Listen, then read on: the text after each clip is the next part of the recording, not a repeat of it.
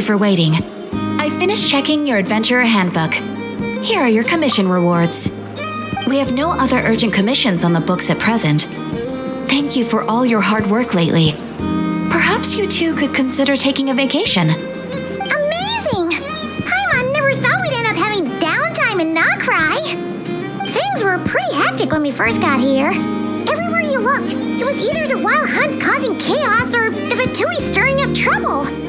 It felt like this whole region was one giant slime in a barrel, ready to go boom at any moment.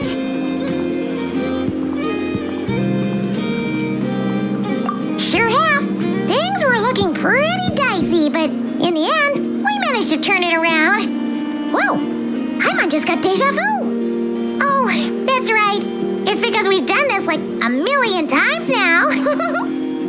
Yes.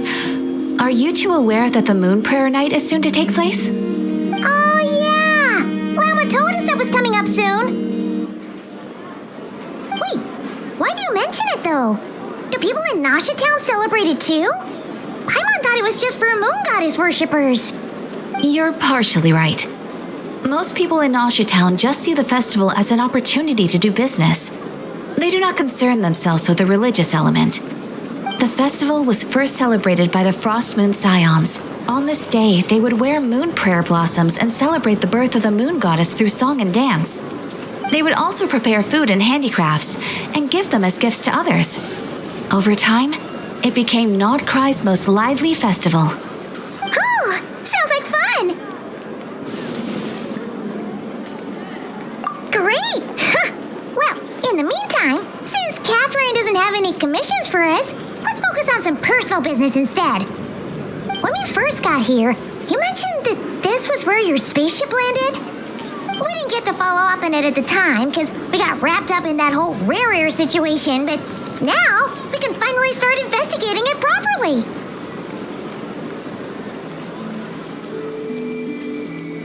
Well, there's a saying Paimon's heard around these parts, which goes, if you lift up a rock, you'll find something you weren't looking for. By that logic, you'll never find what you're looking for while you're searching, but the moment you stop looking, it'll jump right out at you.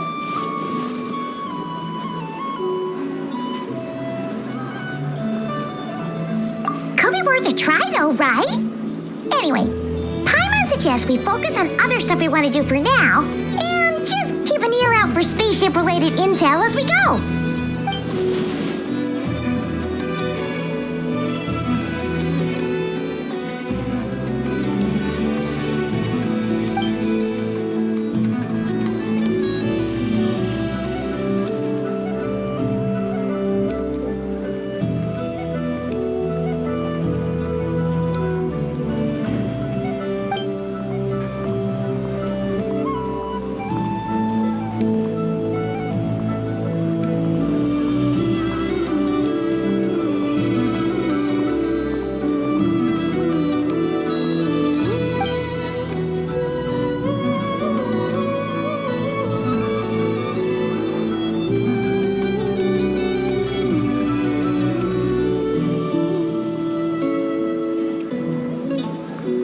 What's wrong? He looks super serious all of a sudden.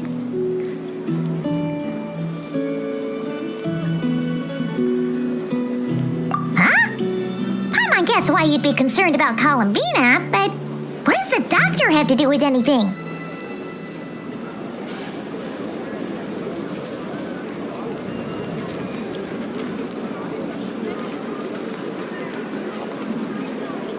Oh, that's true. And now that you mention it, we're definitely overdue for a showdown with the Fatui. It is weird that he hasn't shown himself this whole time. What could he be up to?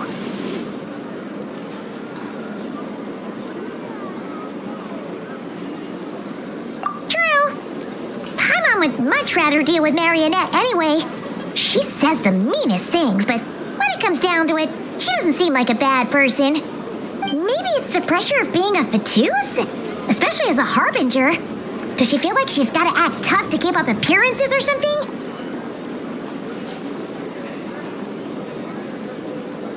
But then, every time we headed out with Rarier, she always wound up having to repair Polonia and her other robots. gotta sting. Losing face always hurts more for people who care a lot about their image. She's probably still furious about it.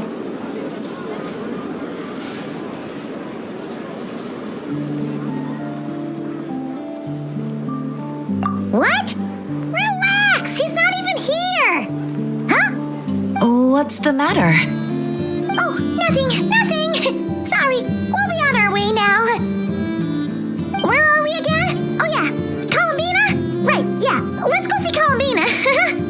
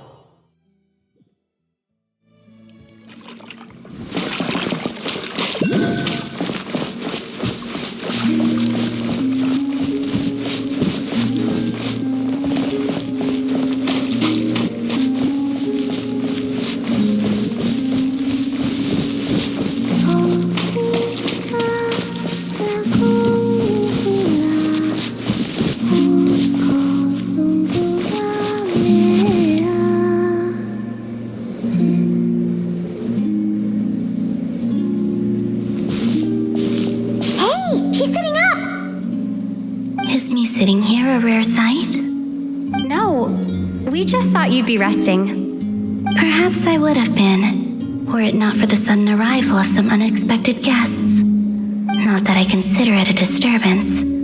After all, you are the only ones who are free to enter.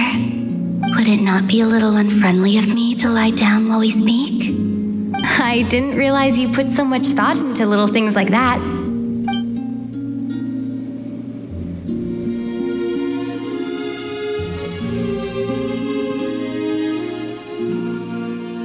Sometimes. There have been moments lately where I think about you and your companions. They are warm, mysterious, and cozy memories. Very few of my past memories are anything like that. They say that travelers return home bearing bags full of souvenirs. But my luggage was empty, and I believed it would stay that way. Return home?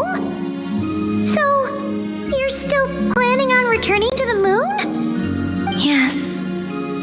This planet continues to reject me, reminding me that I do not belong here. If I remain into that, there will come a day that I disintegrate. And I don't mean reduced to dust or turned into food for the flowers. I mean, I will cease to exist entirely. All right then. Well, we're sure gonna miss you, but it sounds like we'll have to say goodbye. How do you intend to return? The moon prayer night is soon to arrive. On that day, the moon will be closest to Tevat. The Kuvaki in this land will reach its peak at that time. I merely need to grasp the tide, and with relatively little effort.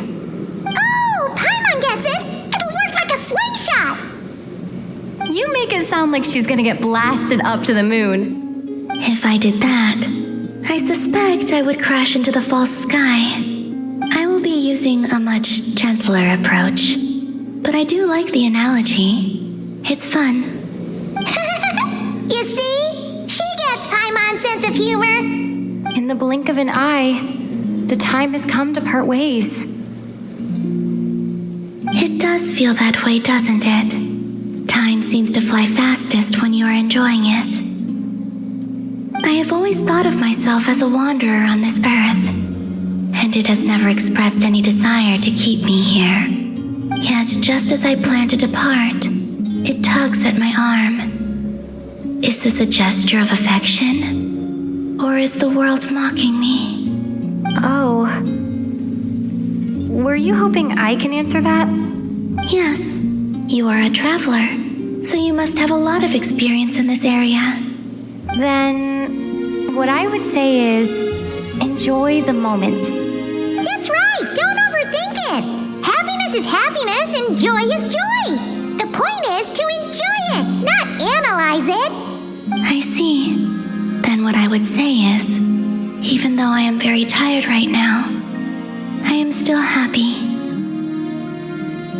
I can't tell from the tone of your voice. Oh, really?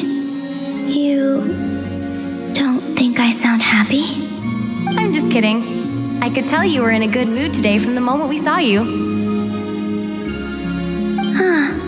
A joke, albeit not a funny one. Anyway, I assume you're here about you-know-what. Give me your hand. Actually, it's not that.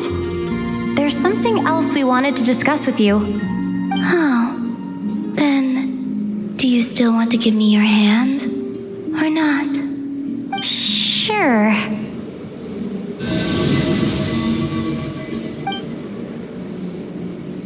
Thank you.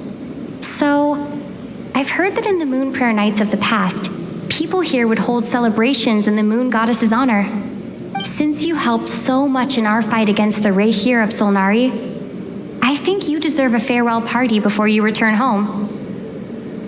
I haven't asked everyone else for their opinions on this yet, but I'd like to invite you to join the upcoming moon prayer night. I've never joined a moon prayer night before. I'm not sure what I would even do. Oh, don't worry about that!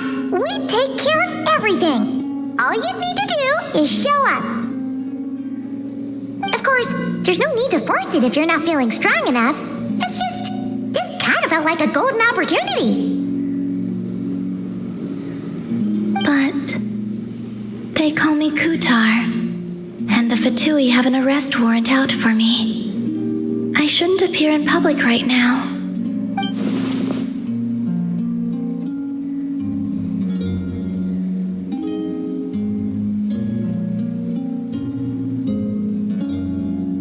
I'll make it work. You have my word. Yeah, we got your back! Well, she does. Paimon's actually not too sure what she's planning. All right, if you're sure. I will not refuse your invitation. I suppose it wouldn't hurt to pack a few more sights from this world into my suitcase before finally learning what my homeland looks like. Oh, if you see Lauma, please tell her that my answer to the question she asked me is neither yes nor no. Rather, it is, there is no need. That was kind of cryptic, but sure. Guess it's between the two of you. We'll pass along the message. Bye for now.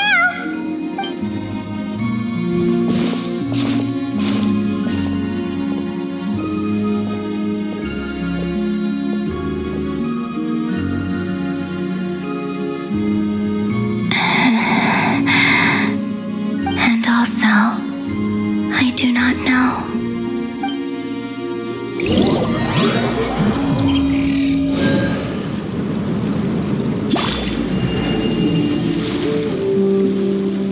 Since she's agreed to join the festival, let's go see who else wants to take part.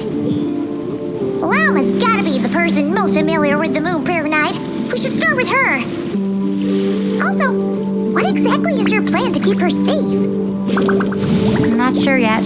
I'll figure something out. What? Are you serious? And Paimon even gave you her vote of confidence back there. When did you become so sneaky?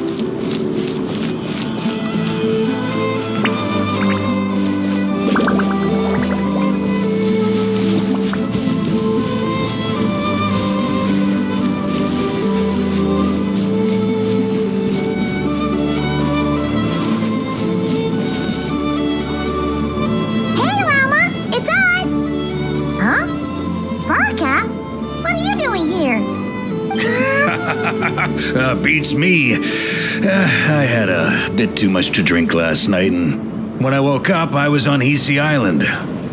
Mr. Varka is helping to oversee Nasha Town's preparations for Moon Prayer Night. He is here to go over some details regarding the decorations and custom cloth designs. Right, yeah, that too. What do you mean, that too?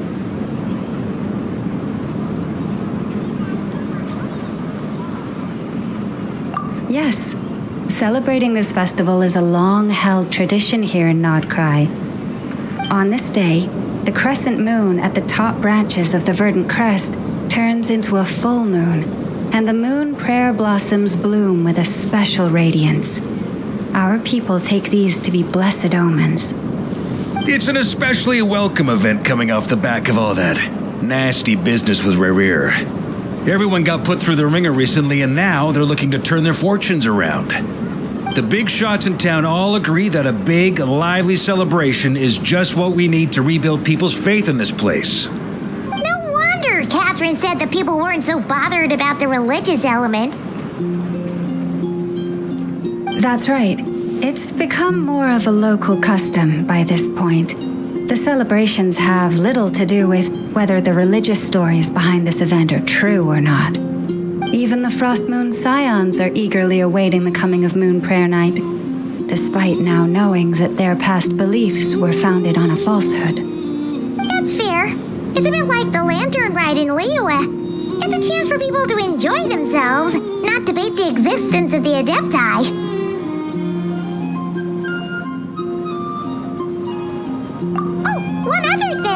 We just went to see Columbina.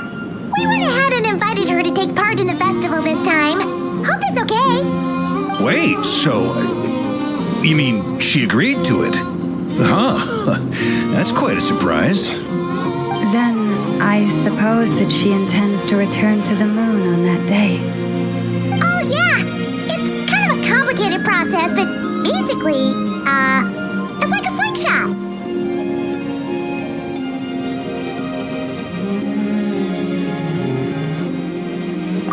Understand. In truth, I had a feeling that she might make such a decision. Well, if Kuthar has decided to participate in the festival, we should prepare accordingly. Yeah, exactly.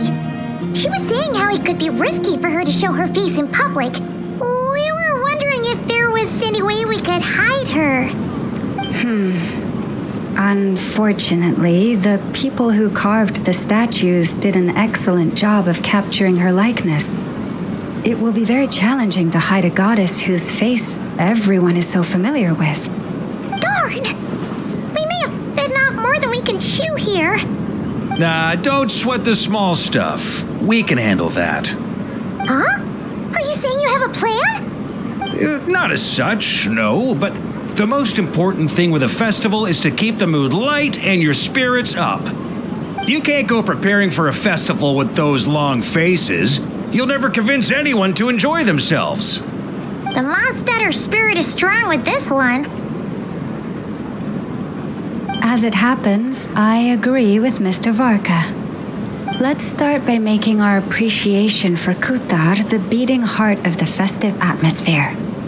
And who knows? Once we get the ball rolling, perhaps everything will just fall into place. Hey! Did you catch that? Lama said the thing! Or close enough, at least. I'm looking forward to the Moon Prayer Night already. We have a festival in Mondstadt called Windbloom, and you can always tell which couples are celebrating it for their first time by the smiles on their faces. Big, beaming smiles like their whole face is glowing. And I have a feeling we'll get to see that same smile on the moon goddess's face at this festival. Not quite the same, surely. Anyway, I'll take care of business in the city, but I'll have to leave the decor up to you and the Frost Moon Scions. No one else can capture that traditional aesthetic quite like you guys. But lastly, there's the final key element that brings the festival to life: companionship.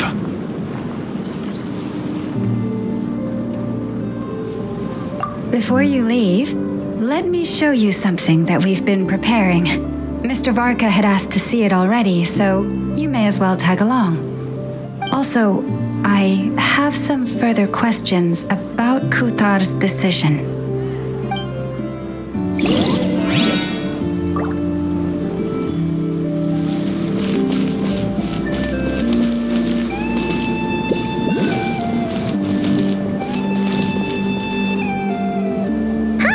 What's this? They sure look like they're having fun. I believe so. Kuhenki seem very skilled at playing drums like these, although I'm not sure where they learned it from. Maybe it's an innate talent? In their eyes, they're probably just playing with toys.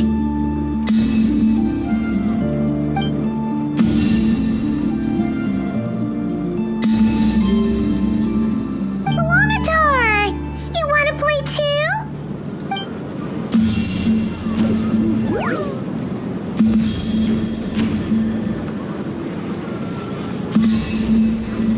Yeah. She looks more confused than anything. Maybe we can teach her next time if we get the chance.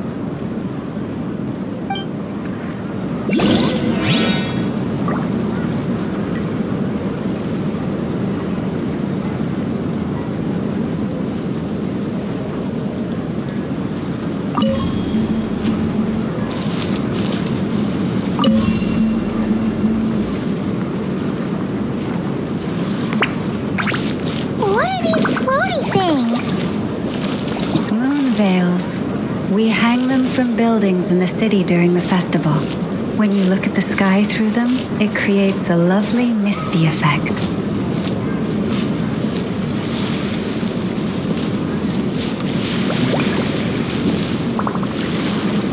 Everyone seems hard at work. They're preparing items for Moon Prayer Night. For instance, the sculpture being made over here, Mr. Varka and I were just finalizing the details of where it will be placed. Ah, there she is. I didn't know the finished article would be so large. Not to worry, though. All the necessary arrangements have been made. Just let me know once it's ready, and I'll get some people to ship it over. You have my thanks. And over here, we are preparing a very traditional confection. Oh, look at all these colors. It looks great. Can Paimon try one? Of course. I have a feeling you'll like it a lot. You bet. Sweets and treats are Paimon's favorite. If you included those in the Feast of the Moon, I bet Paimon would have joined the Frost Moon Scions by now. There will also be verdant crests like this present in Nasha Town during the festival. The timing of Moon Prayer Night is not completely set in advance. We make a rough estimate, then observe the changes in the verdant crests and moon prayer blossoms to guide us. As such, the wait itself is a fun feature of this particular festival.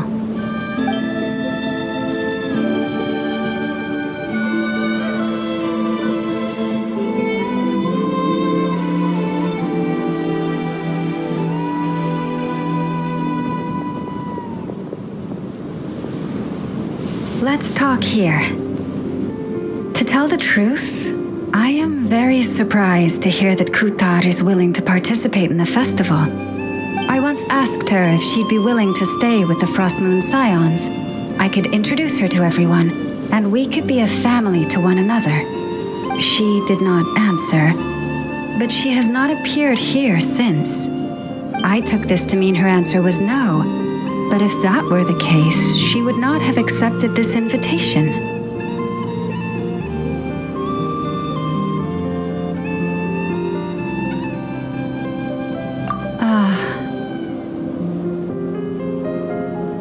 I see. Maybe she is right. Maybe the Frost Moon Scions of today no longer need a moon goddess. But my wish was not for her to come here and be worshipped as a deity. I simply wanted to offer her a place to stay. I'm sure she believes that showing herself here might invite Fatui intervention, and as such, she does not wish to cause us trouble. what really pains me about all this is that this is her birthplace. She ought to belong here, yet no one has been able to grant her shelter. I think I'm qualified to weigh in here. When someone's about to depart on a long trip, what they need is blessings, not burdens. We should wish her the best, not make the journey harder than it already is. Anyway, she's agreed to attend, hasn't she? All we need to do is simply respect her decision. I see your point. Yes, she will soon depart after all. Our job is to leave her with some happy memories. Besides, who's to say her journey to the moon is a one-way trip? It's not like she can't come back and visit if she wants, right? Paimon agrees wholeheartedly. Festivals are all about having fun, so let's keep it simple. All right, I'm gonna head back to Nausea Town soon. Want to come with? I'm guessing you have some other folks to visit there. Sure thing, let's go. Bye for now, Wilma. Thank you all. Goodbye.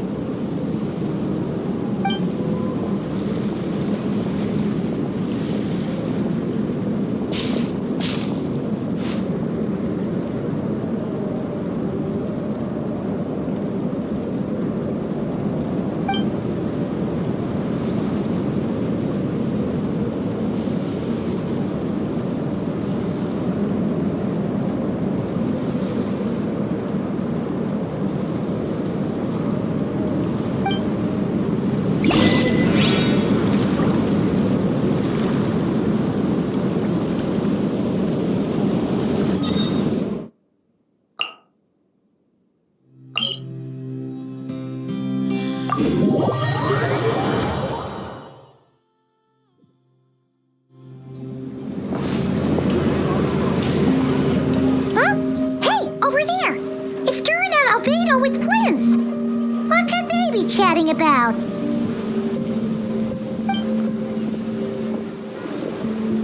Your guess is as good as mine. Ah, Grand Master, and the Traveler and Paimon. Hello there. It's been a while. Perfect. We have some new volunteers for our investigation.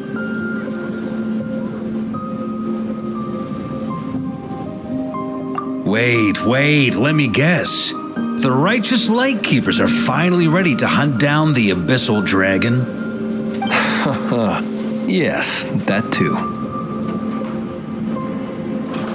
Yeah, right! Wait! Why does everyone keep saying that too? Well, to be precise, the facts match, but not the causality. Wait, so I guessed right? Half right! Don't act so impressed with yourself. Maybe I can explain. We ran into Mr. Flint's north of Nausea Town. At that time, we just noticed a few abyssal creatures out in the wild, but the strange thing was, I didn't detect any traces of abyssal energy on them at all. On closer inspection, we realized that they were not real monsters, but something akin to reflections in the water, or perhaps a mirage. Huh? What do you mean? Like, you could see them but not touch them? Exactly. It was very peculiar. They roared and tried to attack us, but we could not make any physical contact with them. I think I've heard of things like that happening in Nodcry before, but I don't know much about it. Yes, it's a known phenomenon. Mirage-like illusions tend to appear in Nodcry in the run-up to Moonprayer Night. From a distance, they appear quite real. I myself thought that Misters Durin and Albedo were locked in battle with abyssal monsters when I first arrived. But after sharing intel and investigating a little further, we can confirm that these illusions are harmless. There is no great cause for concern.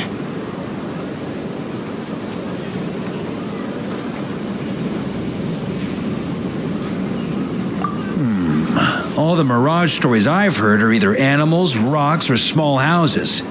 Abyssal monsters, though? That's a first. It's a first for me, too.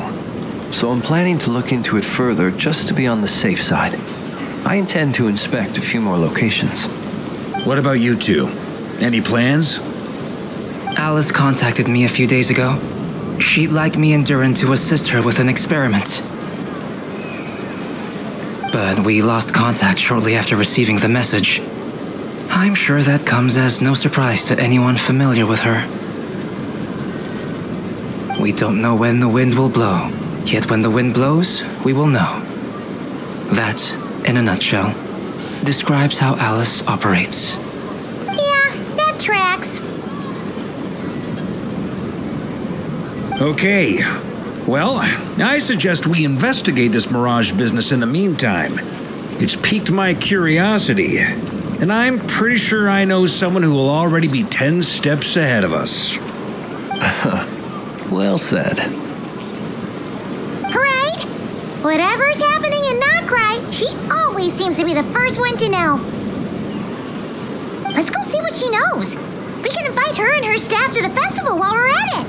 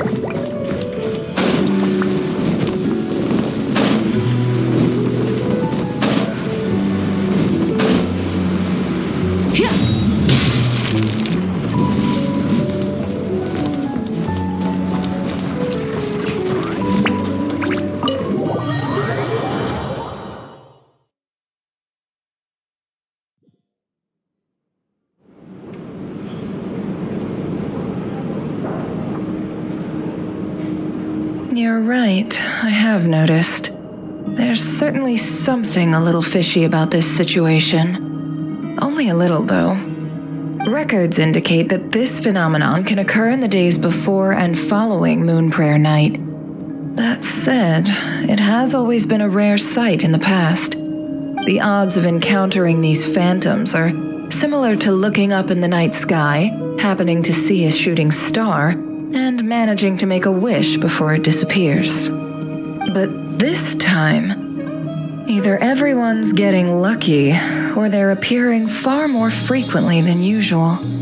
Yehoda's out gathering intel as we speak. In the meantime, let me check off some points of interest. First, the Abyss. The ones we saw seem to be abyssal monsters. Indeed. But we have identified one location where many more of them have made an appearance. And not just monsters, but human phantoms, too. Given the scale and nature of the phantoms, it's almost as if someone's last memories are coming to life.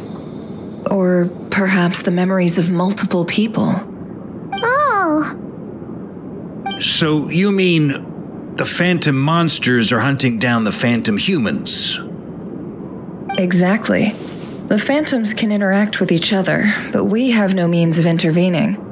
In addition, some of the human phantoms would seem to be from the very distant past.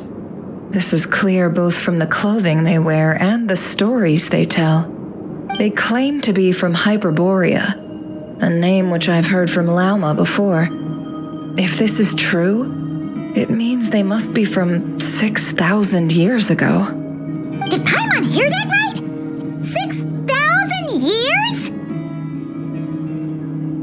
It sounds like this merits further exploration. That'd be a big help. I'll leave it with you, Albedo. My knowledge of ancient history is non-existent. I used to doze off every time the pre-Knights of Favonius era came up in class. It's quite a miracle that you were able to understand these phantoms' speech, given how long ago they lived. I suppose you're right.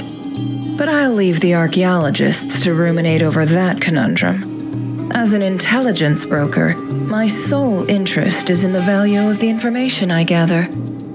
Which, in this case, hopefully means earning myself some good favor with our dear Lady Moonchanter. So calculating. Whew, this intel Intel broker logic always catches Paimon by surprise.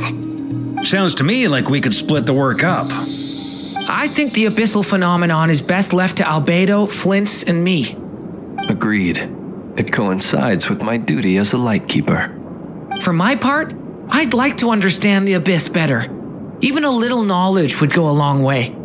This is certainly a rare opportunity to study the abyss. But even rarer, perhaps, is the chance to make contact with the ancients. The Curatorium will take the lead on investigating the Hyperboreans. We put in the work to learn what we know so far. It seems only fair that we get some quantity of exclusive intel. That just leaves our trusty team of 2 unassigned.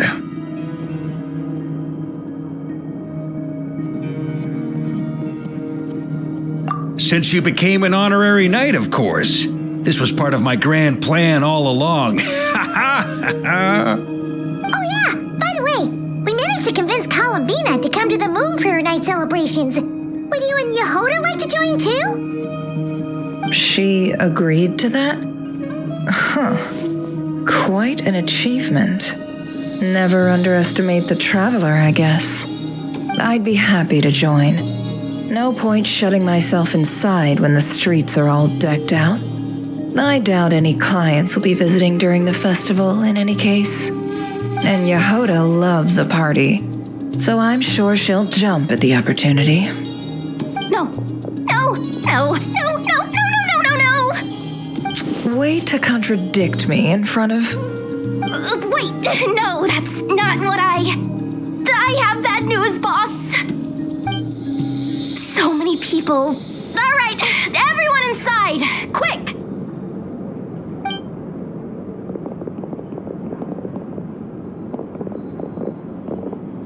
This is gonna sound crazy, but hear me out. I saw one of those phantoms at Star Sand Shoal, and it was some sort of flying ship. Like a spaceship?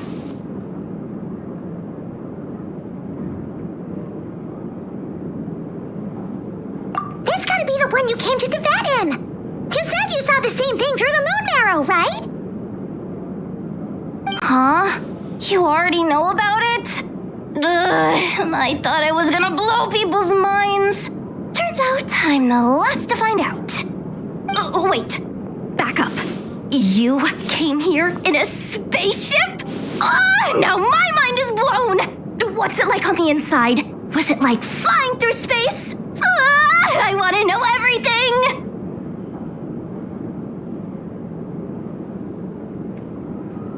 Yep, exactly. Huge discovery. You're the best. Second best intel broker in the world. After your boss, of course. Wow. Really? Well, I don't know if I'm all that, but... I guess that decides where we're heading next.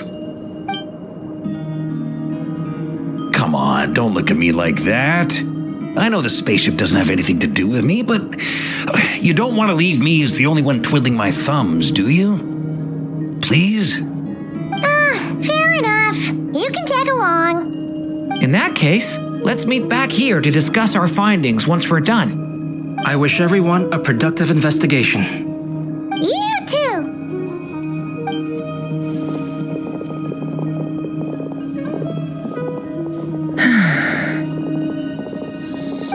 What's up, boss? Aren't we gonna head out? Tell me, Yehoda, when did the Curatorium start giving out intel for free? Oh, sorry, boss.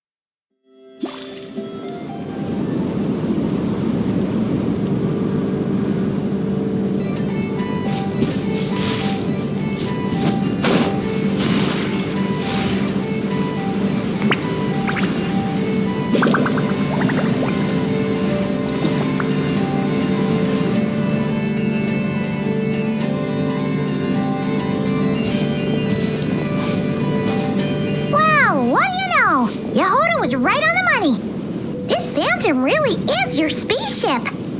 But that's so weird. Why would it show up here? Is it some kind of projection? Or a ghost? Like, maybe it no longer exists, but somehow it left an afterimage?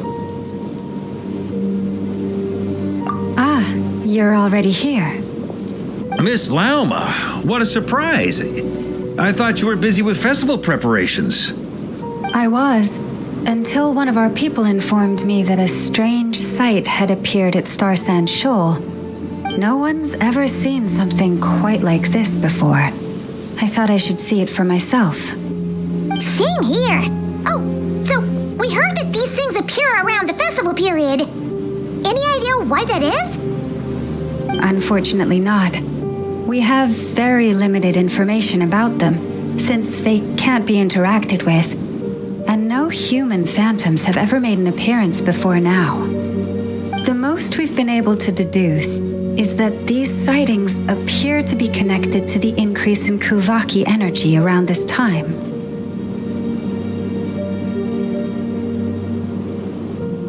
Yeah, seems like that's all we can do. This is all so confusing. Allow me to lend you a hand.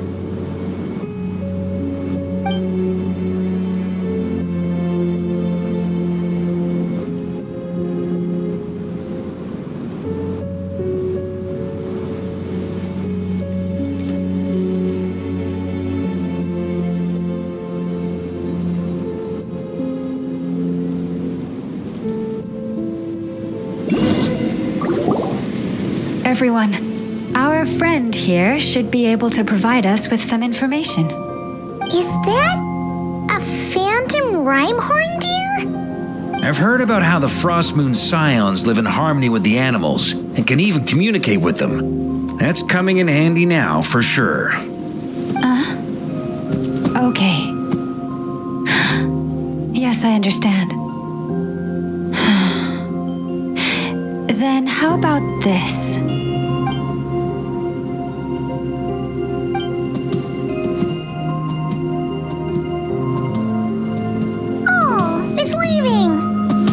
It appears to share our curiosity about this giant spaceship, so I asked it if it wouldn't mind investigating along with some friends. In return, I told it about some nearby spots where the wild fruit grows abundantly. We may live in a different era from these phantoms, but I trust that the terrain, climate, and ecology here are more resistant to the effects of time than some things are. Let's give them a moment and hope for the best.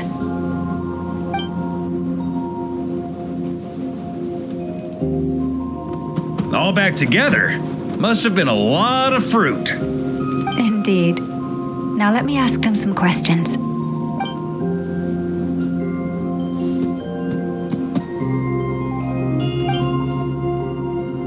It did find a lot of wild fruit, enough for them to feast for a long while. This puffin circled in the air several times, but didn't spot anything out of the ordinary. Certainly nothing to do with the spaceship. Huh. Well, it definitely makes sense to get a bird's eye view. Indeed. Other than that, I was also thinking that the world these phantoms see is also different from ours. Oh, I get what you mean. The wild fruit exists in both times and spaces, but there might also be things that only exist in that space-time, which we can't see.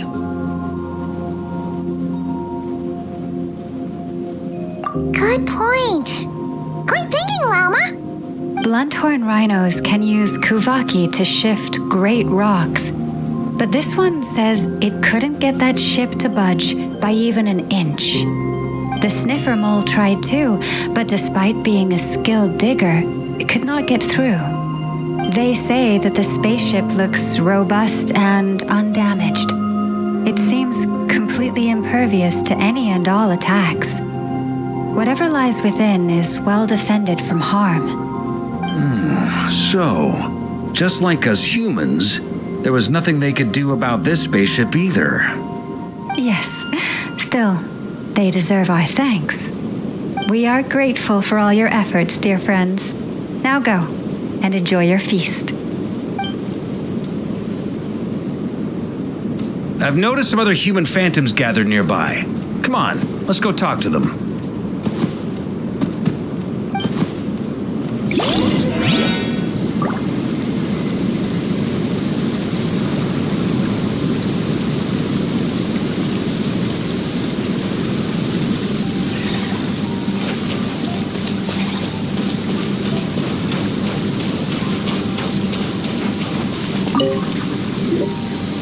What is this thing?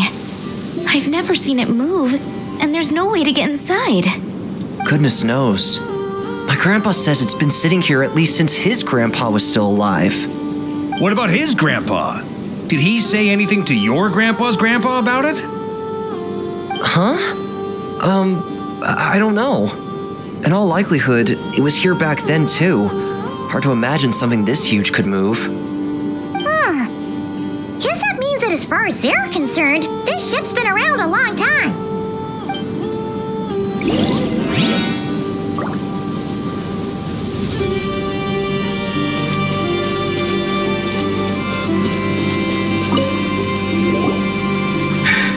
Come on, brothers.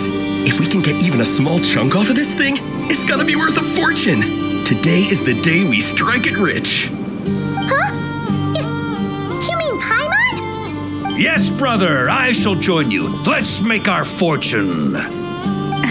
We should go with them. What the? This thing is crazy tough. I can't even scratch it. What's it made of? Sorry, brother. Looks like we'll have to seek our fortunes elsewhere. Enjoying yourself?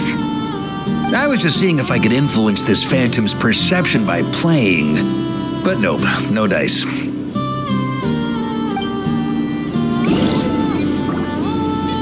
I'm sure we're all starting to build up an idea of what's going on here now that we've spoken to some of the people. These phantoms are reenacting real historical events in Nodcry. It's almost like we're in some kind of interactive stage play. We can talk to the actors, but the plot is fixed and we can't influence it. It makes sense. History is set in stone. The objective facts of the past cannot be changed. Paimon totally thought you were just goofing around earlier. But actually, you were doing some serious investigating. Of course I was. Anyway, at this point, I think we're forced to conclude that although the Phantom spaceship is right there in front of us, we aren't going to learn much about it from these people.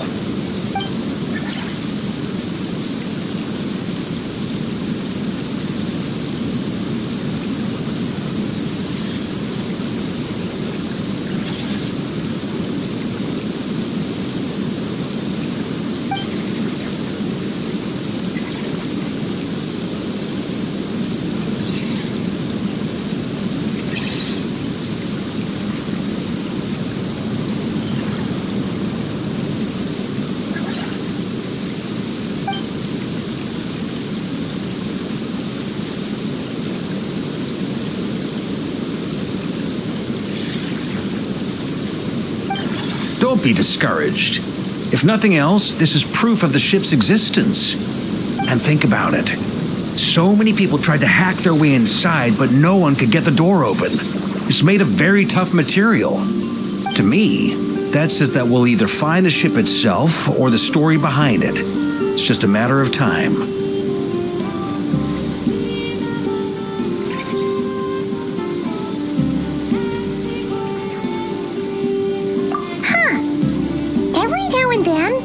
Gets serious? He actually does seem like Grandmaster material for once. I wonder how the others are doing. Let's head back for now. Sounds good. Also, drinks are on me if Team Knights of Favonius is the first to finish. Wait, we have a team name now? Am I in Team Knights of Favonius as well? You're very welcome to join. We've even got a cathedral ready for you. Isn't that technically blasphemy? You wouldn't dare make a joke like that if Barbados was in earshot. Nah, I'm sure Barbados doesn't mind a little harmless blasphemy once in a while.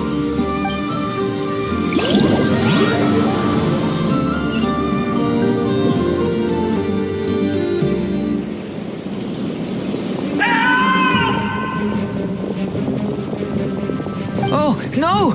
Get away! Oh.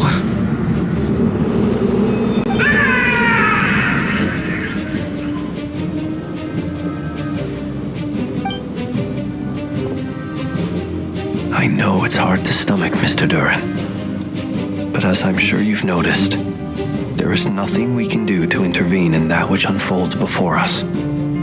But we have to at least try. And try you have. But are you aware of how many unsuccessful attempts you've made now? I wasn't keeping count. I'm afraid this is the 39th failure so far. Or the 5th if we're only counting this particular victim. There are no indications that these phantoms may be altered in any way. You seem to have calmed down a little. I'll make us a fire. You should rest and have some water. Feeling any better now, Mr. Duran? May I ask a few questions? Be my guest. What exactly are we witnessing here? What happened to those people? My guess would be that we are seeing Nodcry during the Conrian Cataclysm. Would that be accurate? Conria. That is correct. As you know, once the Abyss senses even the tiniest crack, it floods in and spreads like wildfire. There was a time in the distant past when it permeated all of Nodcry, causing immeasurable harm. The people paid a terrible price to heal this land. Then 500 years ago, the whole of Tevat suffered an abyssal disaster. Once more, Nodcry was dealt a devastating blow. I see. In the face of the abyssal onslaught, all were like grains of sand tossed around by a tidal wave. Be they human, fae, or god. The moment you witnessed is but one drop in a whole ocean of catastrophe. All right. I guess that answers my second question, too. I wanted to know why there's nothing I could do to help them, and that's because what we are seeing is history. That would be my guess as well. As I understand it, history and fate are not all that dissimilar.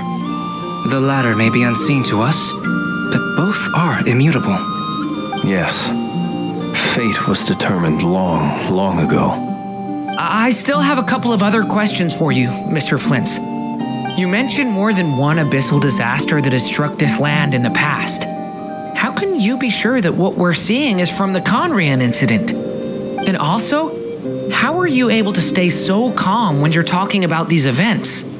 From everything I know about you, you're not cold or ruthless, and you're not indifferent to the suffering of others. Alas, I am forced to show my age. I must be 600 or 700 years old by human measure. Wait, so you... One is not easily moved by history when one has witnessed the truth firsthand. I'm sorry. You needn't apologize. Your passion is a good thing to have. Treasure it, because someday you may find it in terribly short supply. Now, at the risk of offending you, I have a question in return.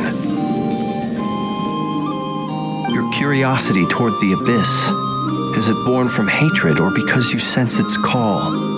I only ask because I kept a fragment of Rere's body in my lantern for a short time. Specifically, his heart. So I know what a burden it can be to carry the Abyss with you. And I hear its power growling from somewhere within you. In my eyes, your mere existence is a miracle. My honest answer is... I don't know. I don't think I have the confidence to say for certain. What I will say is the Abyss is not the only issue that haunts me. Even before I became who I am today, the question dogged me constantly. Should I even exist at all? My doubts remain unresolved. But when we fought Rerir, something became a little clearer to me. Sometimes it is the darkness within us that allows us to achieve the impossible. I certainly got the sense from your 39 attempts that you were trying to achieve the impossible. It sounds like you've resolved to see the truth for yourself. Absolutely. In that sense, he and I are quite similar. Then I wish you every success. I look forward to the day of your transcension. Well, if everyone's caught their breath, I suppose we should head back. Oh, and one last thing. I'd appreciate if you kept our discussion about history a secret.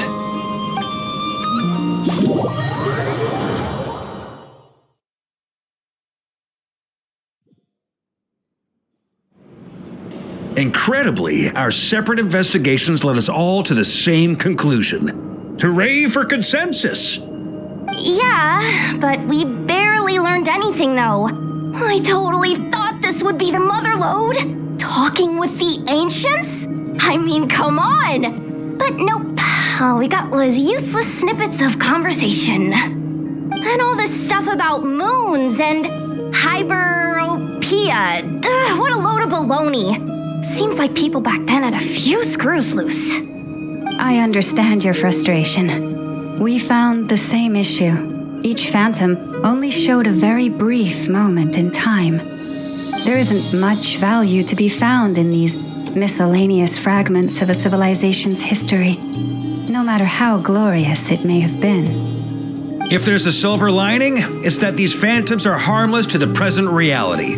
They shouldn't get in the way of the festivities. Paimon agrees. And not just because it's the first thing she understood in this whole conversation. You look disappointed, Nefer. Is something the matter? What do you think? We all worked our tails off, but the only one to gain anything from it was you, Lady Moonjanter. Well, please do share the Hyperborean records with me. I will gladly inscribe them in our people's documents. Oh, duh! Yeah! That was it! Hyperborea! Hyperborea. I'm serious. Only an expert in the Frostmoon Scions and their history can turn these records into valuable research material. The alternative is to let them gather dust on the curatorium storage shelves until the pages turn yellow. Nefer, you're wise enough to know that cooperating and sharing the profits is the best course of action here. Well, that goes without saying. Sure, let's do that. Huh? But didn't you say we aren't supposed to give out intel for free? Sorry. Shutting up. Now is not a good time to push Nefer's buttons.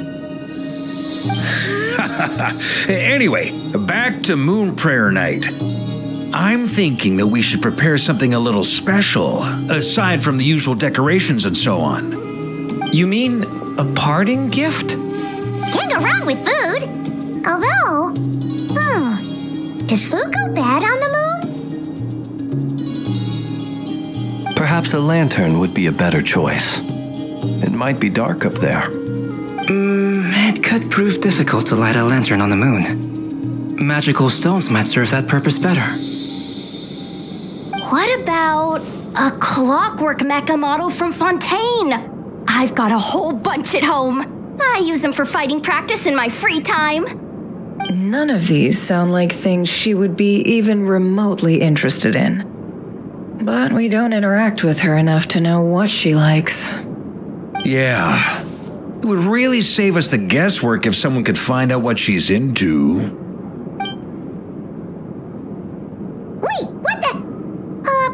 Traveler? They're all looking at you.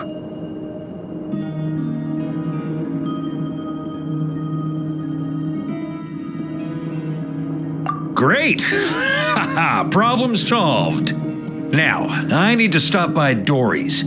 Gonna need her help sourcing a bunch of stuff for the festival. Then let's leave it there for now. We all have our own business to attend to. Traveler, if you find out what Kutar likes, let us know right away.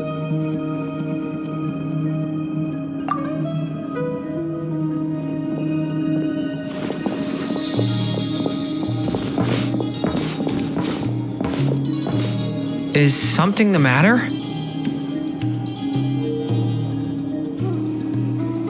I'm fine. It's just... I'm still feeling a little rattled after witnessing the horrors of the abyss. But it's okay. This is something I have to work through. I'll be alright. Thanks for your concern. Well, don't put too much pressure on yourself. If you ever feel like something's wrong, physically or mentally, we're here to talk. Come on! Stop treating me like a kid.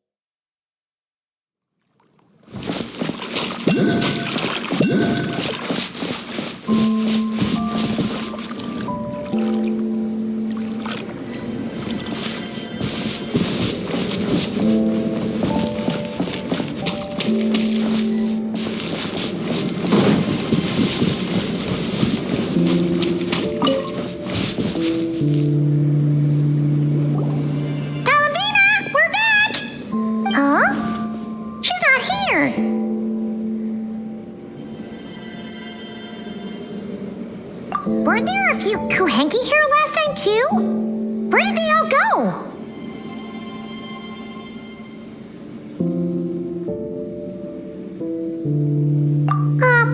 Walkies? For Kuhenki? You're not pets, you know. Oh well, looks like we just came at a bad time. Let's try again tomorrow. There's still a few days until Moon Prayer Night, so we're in no rush. Besides, she needs time to rest anyway.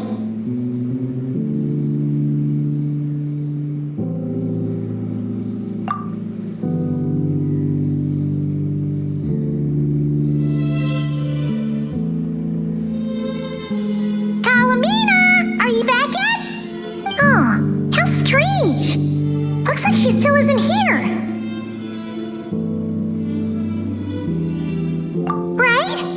It's not like her to spend so much time outside, especially since she's worried about attracting unwanted attention.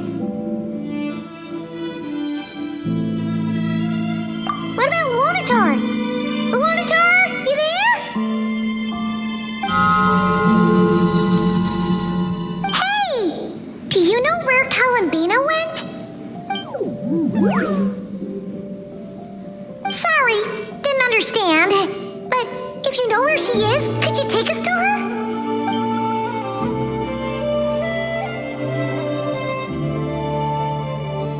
Yeah, that's even stranger.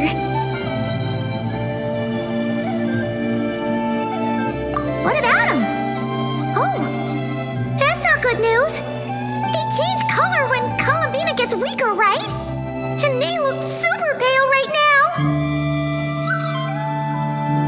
Good idea. She might know what's happening.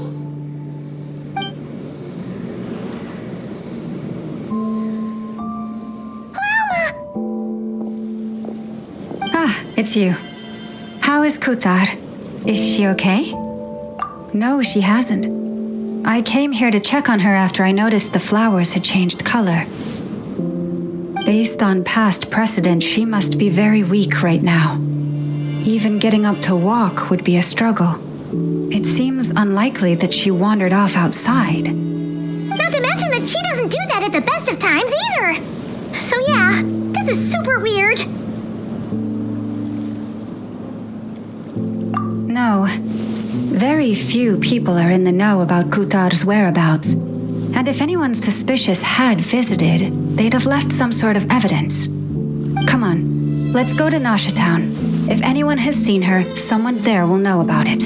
It's not Cry's information hub after all. Makes sense. Let's go.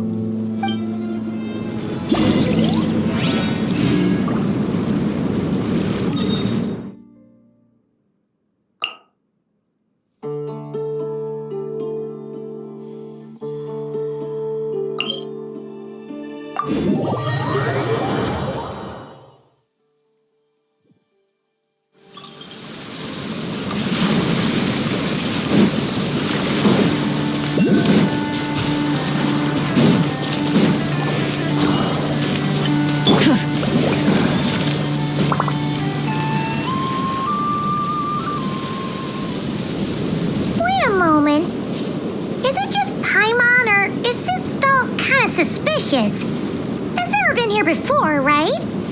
No, I don't recognize it. Alas, your free and easy adventure time is over. Now, prepare to face the final boss of Nod Cry. Whoa! Where'd that voice come from? Not sure, but it's definitely hostile. No, not that way. The final boss is right here. The sniffer mole? That's the final boss? Surely not. Also,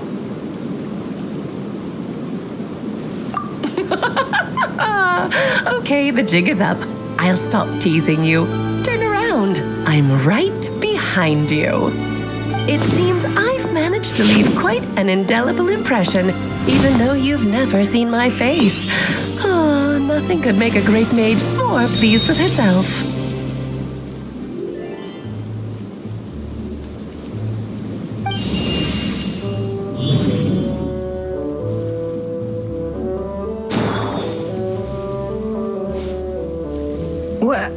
What is going on? I've heard that all the big shots in Teyvat have long, wordy titles that stun people speechless when they make their entrance. Unfortunately, none of them are affiliated with the Hexen Circle, and we ourselves keep a very low profile. The notorious name-dropping doesn't quite work for us. Still, I, for one, think I'm really quite amazing. So that didn't stop me from coming up with a title anyway. Alice! It's really you this time? Not a lantern or a dodo but Alice in the flesh? Oh, that's right. So, what do you think? How does it feel to finally meet me? You look like... Oh, that's the first thing you thought. A little surprising, but that actually makes me very happy. Because that means that when Klee grows up, she'll be just as stunningly beautiful as her mother. So she's a friend of yours? Kind of. This is actually the first time we've seen her in person. I see. Madam Mage, that was, quite a powerful entrance. I certainly won't be forgetting it anytime soon. It's okay, Lalma, don't force it. Paimon will do the honors. This is Alice from the Hexen Circle. She's a friend of ours. And of Arcus, too. That's right. She's a good person. Just kinda unpredictable.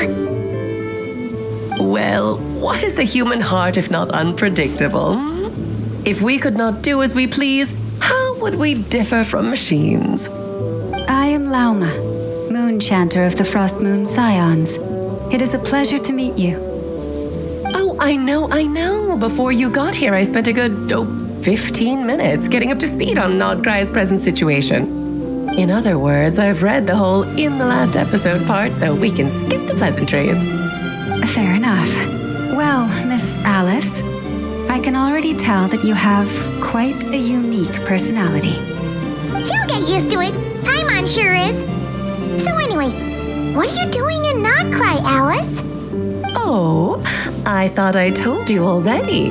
This time, I'm the final boss.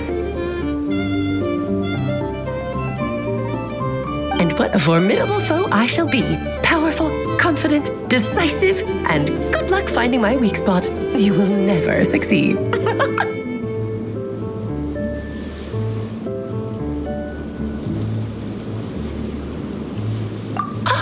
Oh, drat! My one weakness, and you found it in an instant.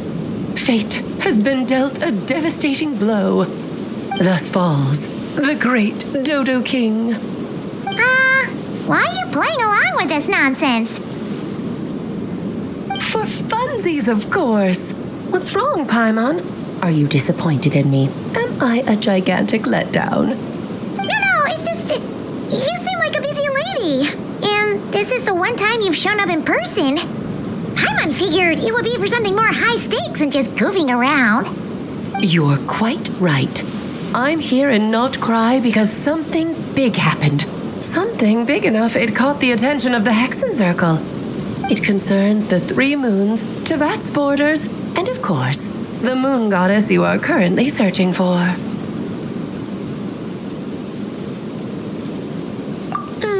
Kind of. Why don't we discuss this over a pot of tea? My main reason for coming on this trip to Tevat was, of course, to have some fun. But I do technically have a job to do as well, namely, maintaining the stability of Tevat's borders. I'll skip over the complicated parts, but to sum it up, abyssal energies are all that lie beyond Tevat's border. We'd find ourselves in a real pickle if they ever made it through. And the phantoms you've been seeing are a sign that the border has been disturbed. Ah, no wonder they tend to show up around Moon Prayer Night. Is it because the real moon is now so close to us that its power can cross the border? In part, but only a negligible amount passes through. Just enough to influence the verdant crests and so on. And as you've noticed, there has been an unprecedented number of phantoms appearing this year. The influence of the moon beyond the border cannot explain this. No, there is another far greater factor at play. The trilunar syzygy. A trilunar syzygy. Eons ago, before the heavenly principles came to Tevat, it was the then 3 moon goddesses who controlled the laws of this world.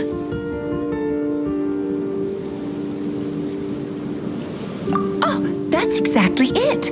The 3 goddesses split these powers amongst themselves, promising never to consolidate them into one singular body. This was meant to keep the world stable. But, fast forwarding to the present, the eternal moon's marrow is with you, while the iridescent moon's marrow, which should never have appeared in this world, has been retrieved. Add that to the presence of a moon goddess in the flesh and... the power of all 3 moons is gathered here in Notcry.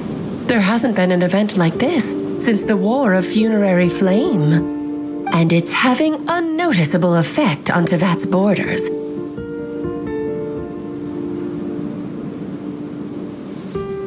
Because I wish to give my darling daughter a peaceful, sunny environment to grow up in. Is that a good enough reason? Kinda sounds like you're dodging the question, but it does make sense.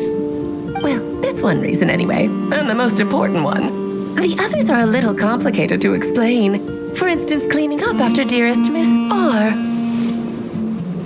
Albedo could tell you more about that if you're curious, but right now, I have a more important question to ask you. Why are you collecting the moon marrows?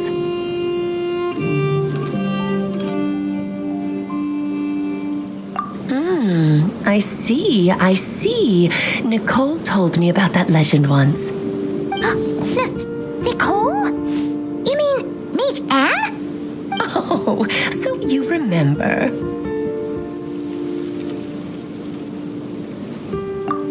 Yes, of course. That was a story about fate, her area of expertise. But back to the story of our dear moon goddess.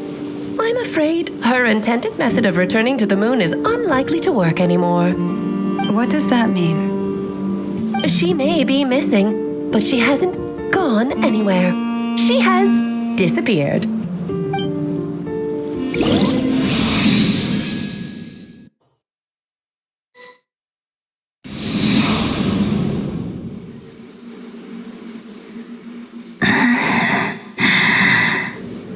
My body is so heavy. Wait, no. It's my mind that's heavy. My arms and legs are as light as a feather. What's happening to me? I feel drowsy, like I've been asleep for too long. Is it daytime or nighttime? Is the moon out? I think I'll go for a walk.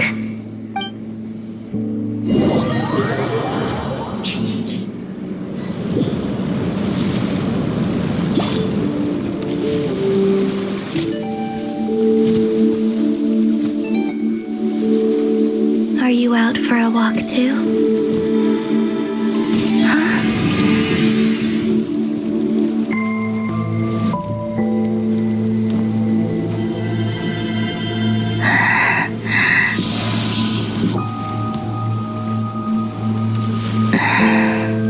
The day has come at last.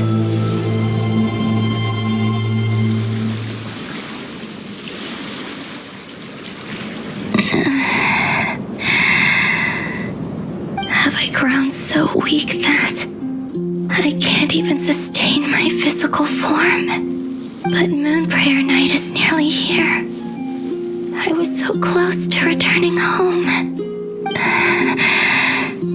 Death is near.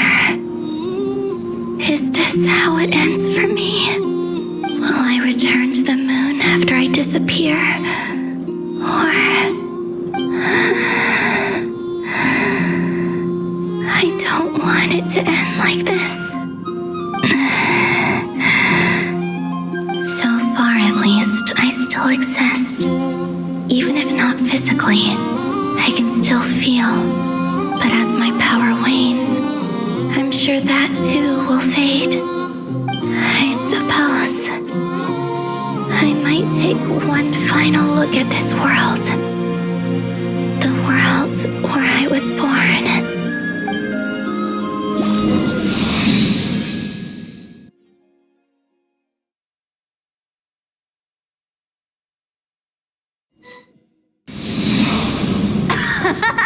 Come on! Come on! Wait for me! The Frost Moon Enclave. How much it has changed since I was born. These decorations, they're so heavy. It's times like this when you kind of wish men could be priestesses and acolytes. How fascinating. I've never had the chance to be privy to people's private lives in this way. In the past, people would get so solemn and serious the moment I showed my face, like they were frozen stiff. Karina, Lametti, it's time to eat. Coming! I want to watch them a little longer.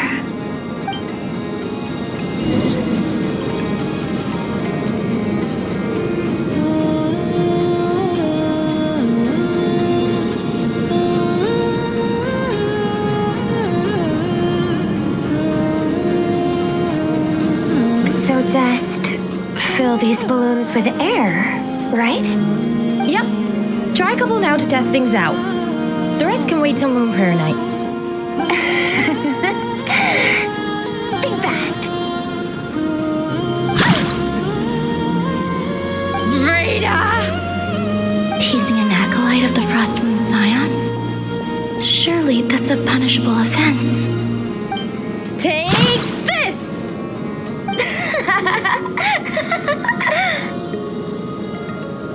Huh?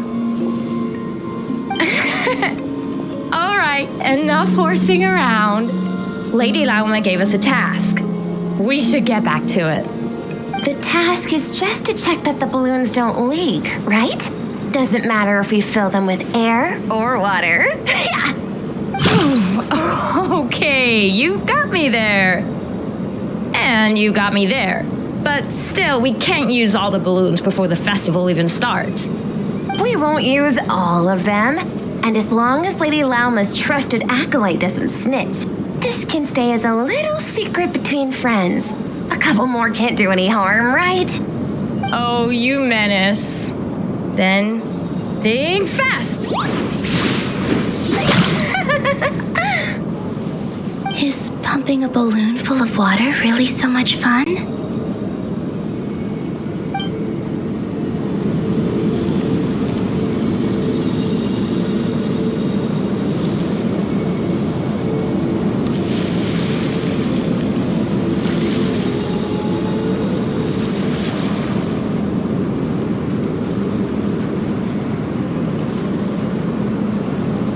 I'm sure you're both tired from playing all day. Come on, eat up. A plain, humble meal.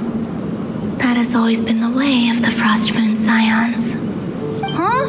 How come Lamatti got a midsummer berry dessert? Oh, I always get Lockaberry. I don't mind sharing. You can have a bite of mine if I get to have a bite of yours. They're sharing food? I've never shared food with anyone before. Even at the Harbinger tea parties, everyone just ate off their own plate. And when I couldn't finish my food offerings from the Frost Moon Scions, they'd leave the leftovers out under the moonlight for the animals to claim. Hey! That was 2 bites! Then you can have another bite of mine. Oh, you too. Oh, don't fret now. Here, have some of Granny's too. So this is what it means to be family.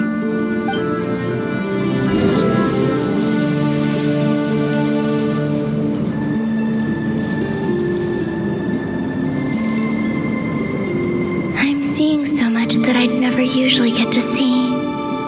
They'd never act like this when I was around. It's nice, being able to just watch people in peace in these final moments. What a rare opportunity. I think I'll go take a look around Nasha Town, too. Maybe the Traveler will be there.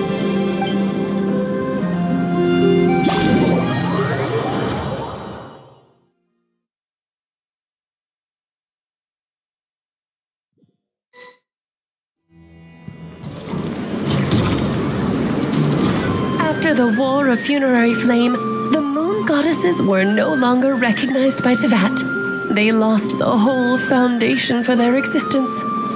That's why the Moon Goddess's strength is fading. She cannot withstand the world's rejection of her.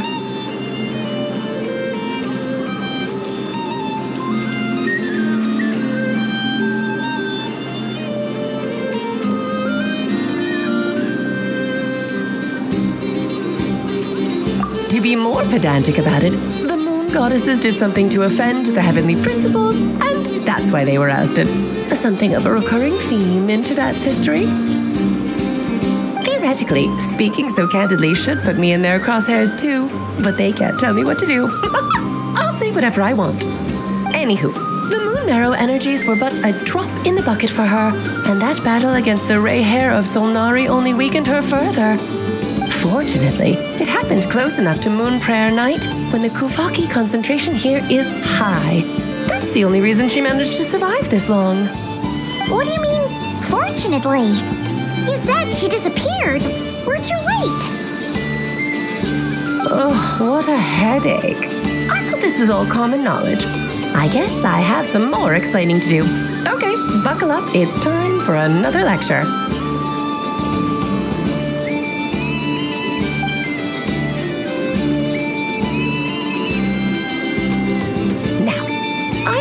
Earlier that the Moon Goddesses lost the foundation for their existence.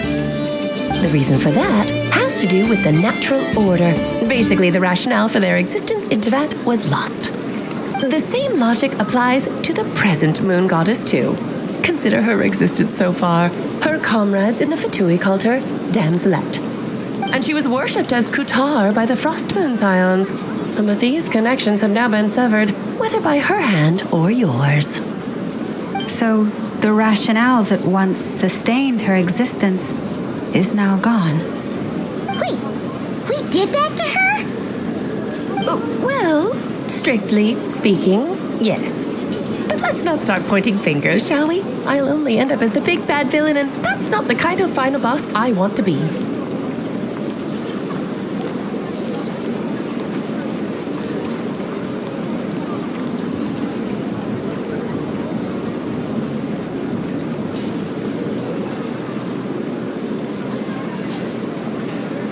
Of course I do. I'm only the greatest mage in the whole entire world. Now, if you wish to find your Moon Goddess, there are 2 problems we need to solve. Firstly, we'll need to strengthen the connection between her and Tevat, at least enough to sustain her until Moon Prayer Night. Strengthen her connection. But does that mean I'll have to rally all the Frost Moon faithful behind this? I'm afraid a bygone faith and a former home won't be of any help to her now. Do you know her name? Her name? Yes. Names are very important things. A name is a fundamental concept that anchors one's entire existence.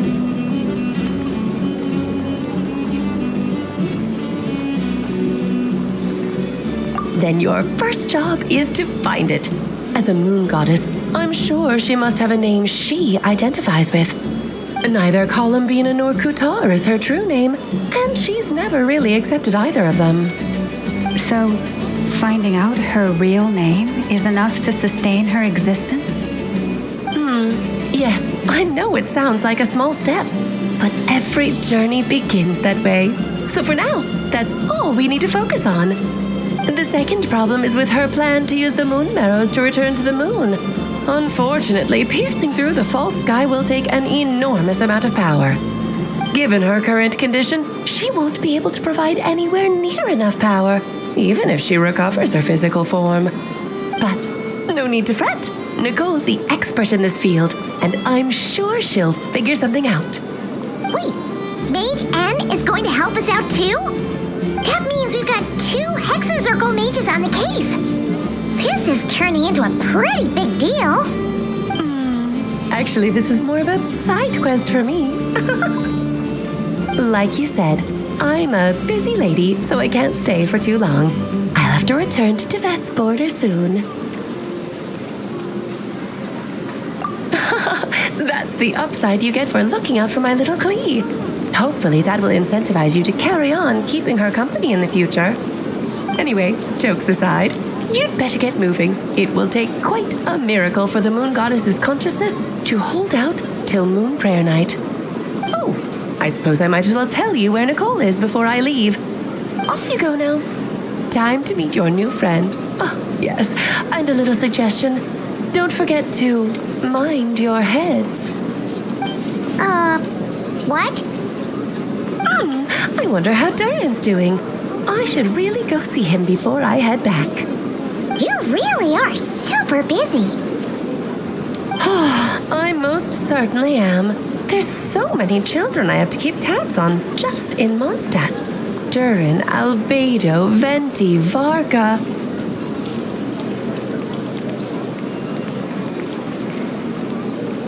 Klee didn't make the list, huh?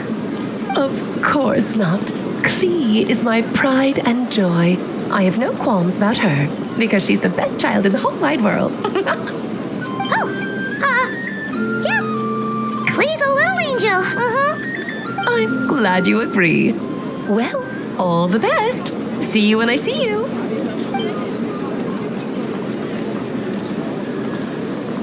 She left in a hurry. Yeah. She didn't pack up her stall. Should we handle it for her? I must say, I'm now very curious about her daughter. Klee, wasn't it? What's she like? That's a long story. Come on, we'll fill you in as we go.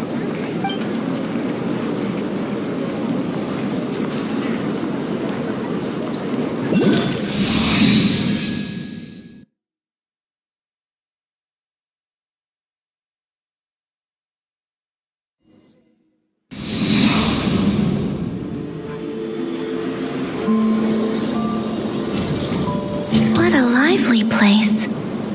I've never experienced Nasha Town like this before. Hey, you old geezer! Your hammer's rusted through! Who are you calling old geezer?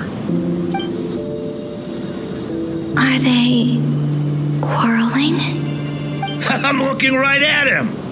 You've really gone downhill since giving your daughter free rein in the workshop. Can you even swing a hammer anymore?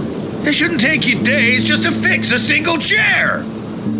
You might as well use that hammer to massage my back for all the good it's doing. Don't run your mouth, or you'll get a back massage that'll put you in bed for the rest of your life. Look, the materials haven't arrived yet, all right? You know how busy it gets in the days before Moon Prayer Night. I'll bet you send all the materials to your little princess. Blood's always thicker than water, huh? All right, you've made your point, Uncle Koski. As soon as the materials arrive, fixing your chair will be the #1 priority. And Dad, if you've got time to chat, why don't you lend me a hand, See? Lolka knows what the score is. I guess they're friends. But the way they spoke to each other was so ugly. Then again, it wouldn't be the first time I've seen something like this. Columbina! Sing outside my door in the middle of the night one more time and I'll unscrew your vocal cords. You hear me? Oh, Sandrone. So that was her way of trying to be friends with me. What a pity. I won't get the chance to say any ugly things in reply.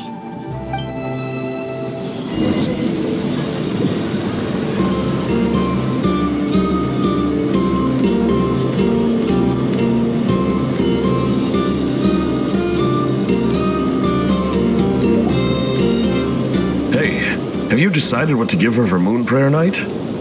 I sure have. She's gonna get the surprise of her life when she's least expecting it. Then I'll whip out the ring and pop the question. The surprise of her life. What a fun turn of phrase. Cool, I get the picture. You can spare me the gushy details. Ooh, looks like we have a customer. Hello there, ma'am. Would you like some Moon Prayer Night candy? Huh? Is he talking to me?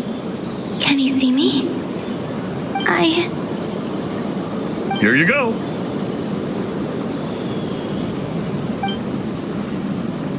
Oh.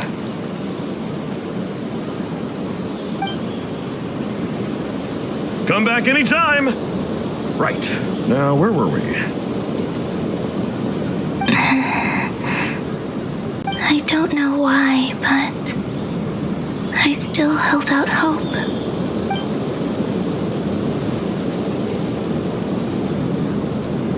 The most important thing right now is to find that mage.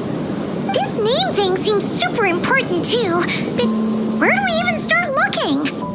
I'd better go pay the Fatui a visit.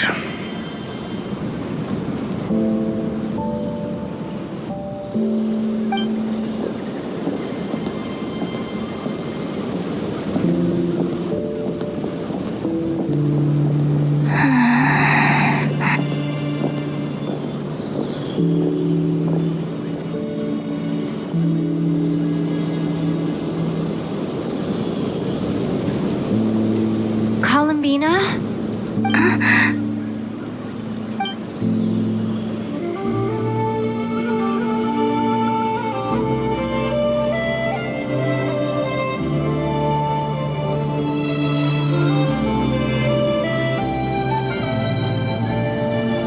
Traveler?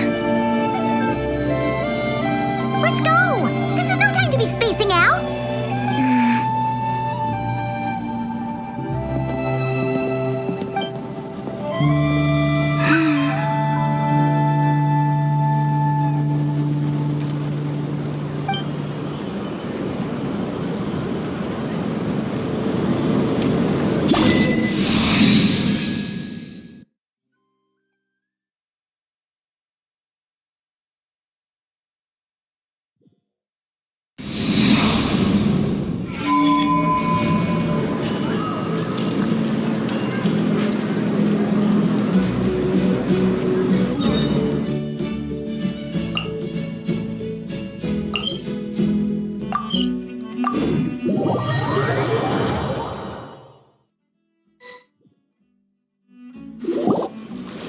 Where are they going? They mentioned a mage and a name?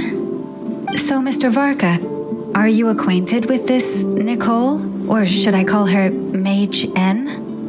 Not really. We've never met, though she has come up in conversation. From what I've gathered, Alice kinda took Nicole under her wing. Taught her how to speak in a more ladylike fashion, that kind of thing. Huh. Hard to imagine Alice as an etiquette coach. Yeah, Alice is a larger-than-life personality, I'll give you that. But then again, that's why she's able to draw such an eclectic mix of people into her inner circle. If I remember correctly, being an interesting person is actually one of her main entry requirements. So, if you ever wanted to join the Hexenzirkel, I'm sure you'd both be eligible to apply. Hey! Don't go around making promises on Alice's behalf. I wouldn't dare. I'm just trying to paint a picture of the Hexenzirkel for you. Okay, sure. Anyway, since none of us have ever met Nicole, how are we supposed to find her? We can't just go up to every woman in sight and ask, "Hey, are you Nicole?" Maybe something she's wearing will give it away? Like a wind bloom pinned to her chest or something. Wait a minute. Alice never said Nicole was from Mondstadt. Oh, true.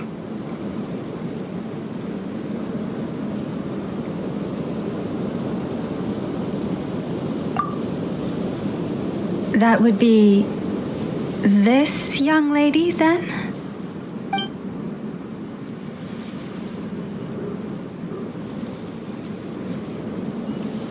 Hey there.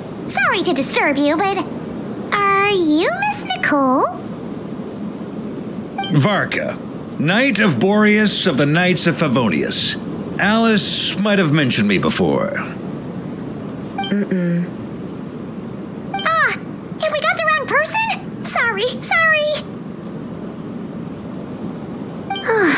Well, this is awkward. When I shook my head, I meant, no, Alice hasn't mentioned you before.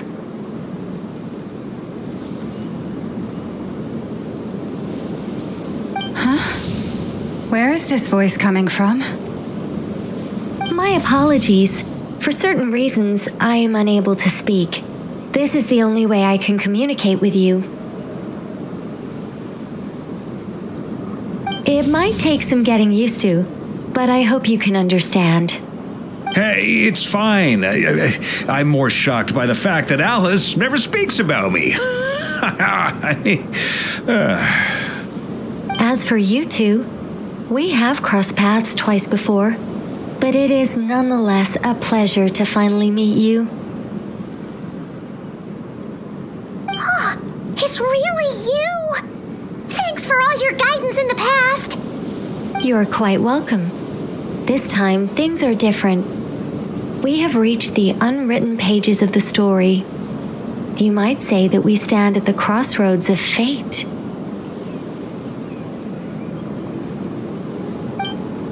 Now then, allow me to formally introduce myself. My name is... No, stop! Alice! I can't believe it! I had a whole speech prepared. I'd agonized over every single word. She always picks the worst moments to ruin other people's plans. I'm so sorry about that. Alice took the liberty of devising some bespoke self-introduction magic for each member of the Hexenzirkel. But I could have sworn I deleted all of the triggering conditions for it. How did it bypass everything? Oh gosh, this is so embarrassing. This is a very different side of Nicole than what we're used to. Is she not used to face-to-face interactions?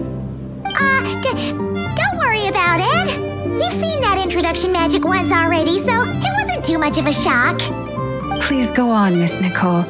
We'd love to hear what you have to say, or, well, communicate. Huh? Are they talking to this lady? But... Will you all promise to forget that horrendously embarrassing introduction? Sorry, embarrassing? When?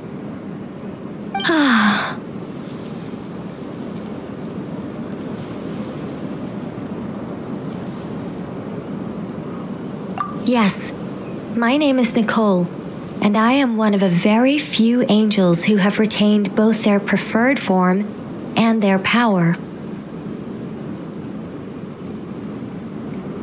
The Traveler and Paimon should be no strangers to this concept.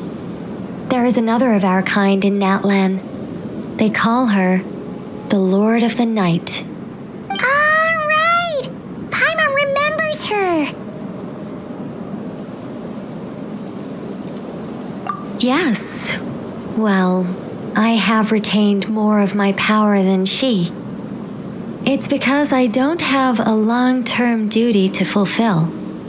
To be more specific, no. We'll be here all day if I get into the specifics. Moving on. If I'm not mistaken, you are here because you wish to learn how one might reach the moon beyond the sky. That's right.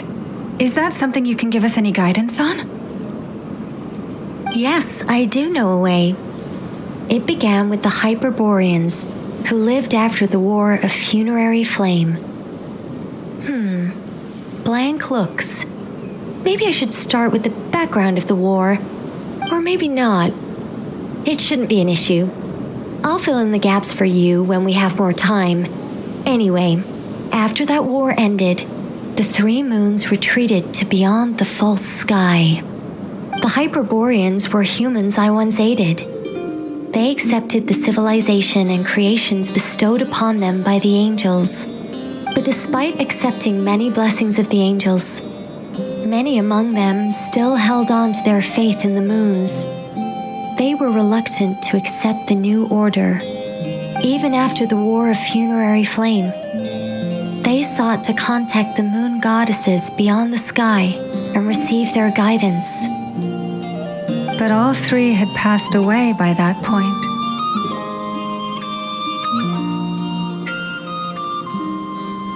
This mage has a unique method of communicating. Is she talking about the moons? Yes, but they did not know. And so, still they prayed for the moon goddess's mercy. After building titanic structures that consumed vast amounts of Kuvaki, at last they glimpsed the moons and heard their voices. But of course, they were gravely disappointed, for it was then that they realized the three moon goddesses were dead. Oh, that's such a sad story. It is. Humanity was in a very sorry state at that time. The angels who had once aided them were gone, and the War of Funerary Flames had left them homeless and destitute. Just a second, I gotta ask.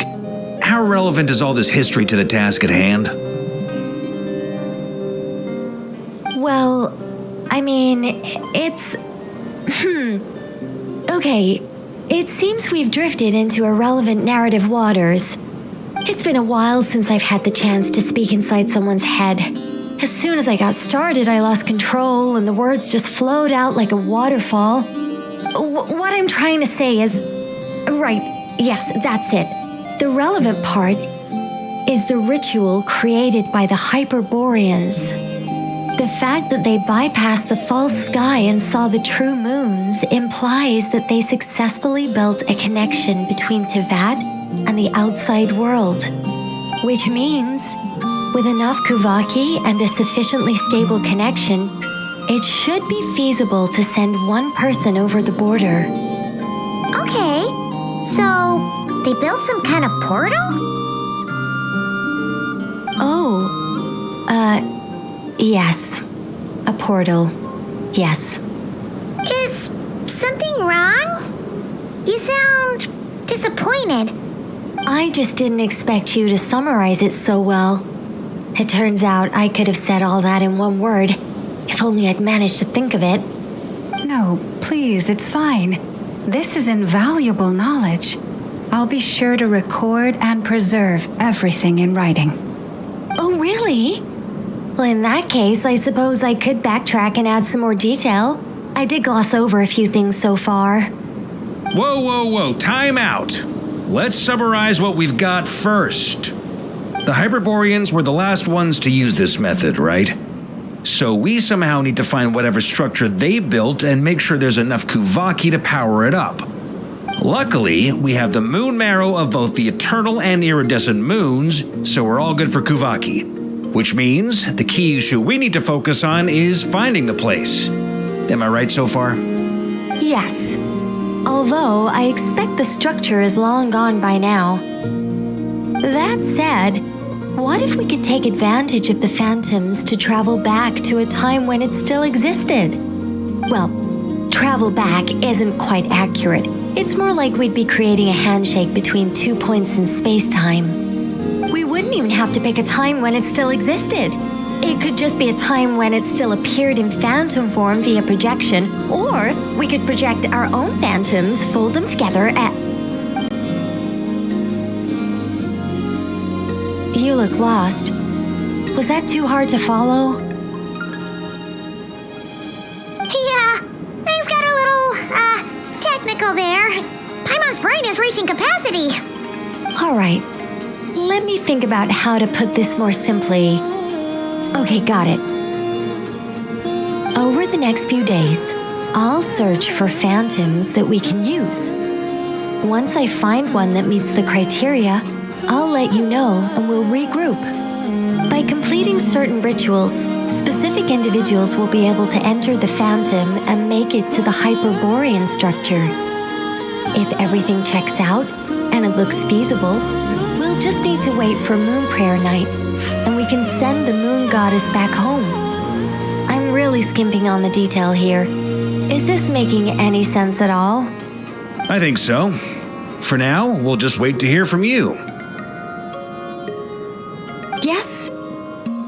Basically, yes. Great. Counting on you.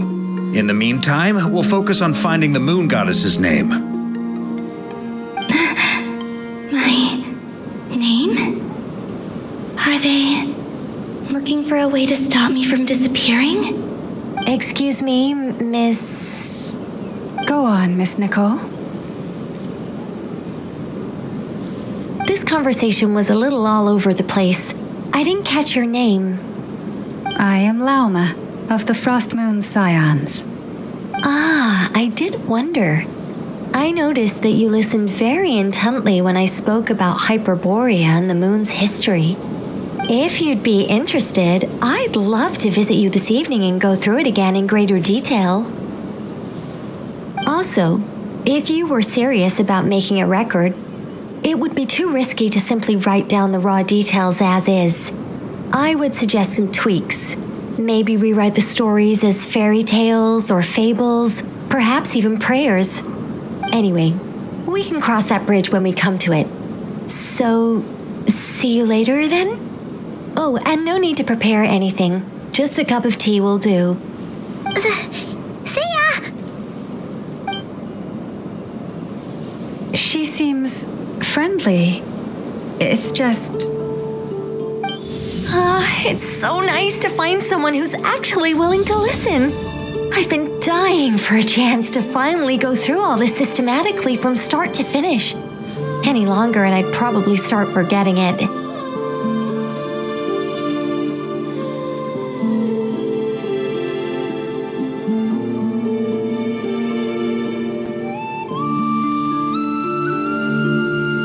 Now Paimon gets why Alice told us to mind our heads.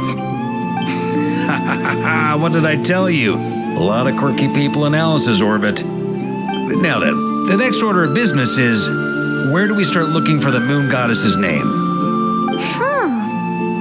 Maybe the rest of what Nicole has to say might give us some clues. Once I've heard her out, I'll summarize the salient points and share them with you all. I'm also inclined to review our other documents. Yes, our faith was first established by our Hyperborean ancestors, but many of the more factually accurate records are from after Kuthar's birth.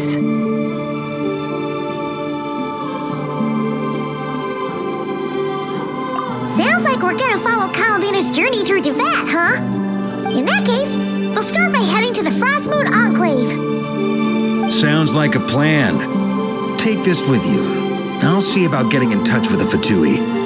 It'll probably just be Arlecchino and Sandroni again. They're the only ones who would want to help. Thank you, Mr. Varka. Don't mention it. Honestly, I'm more comfortable dealing with the Fatui than prying into the details of a young lady's childhood. Catch you later. I should follow them, just in case there's some way way that I can help.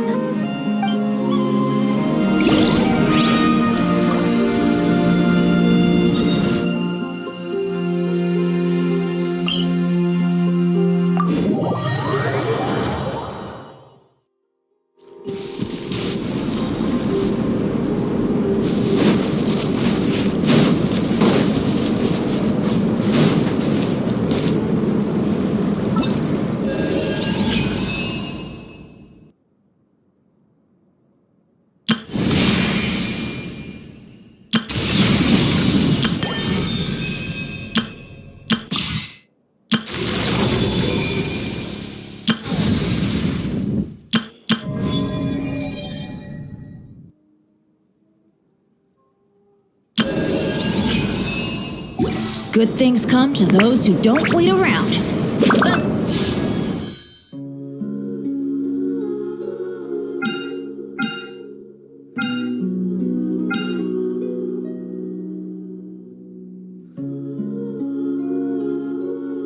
It's Benny's adventure. A while ago, I took the time to organize all documents in our possession that pertain to Kutar. What you see here is the material I consider reliable. You're saying there's unreliable material too?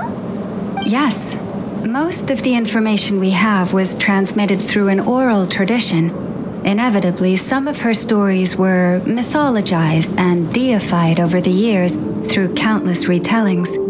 That's why I organized them into reliable and unreliable. There's no sense seeking answers in history unless we can ensure the veracity of the historical record. Makes sense. All right, let's take a look through.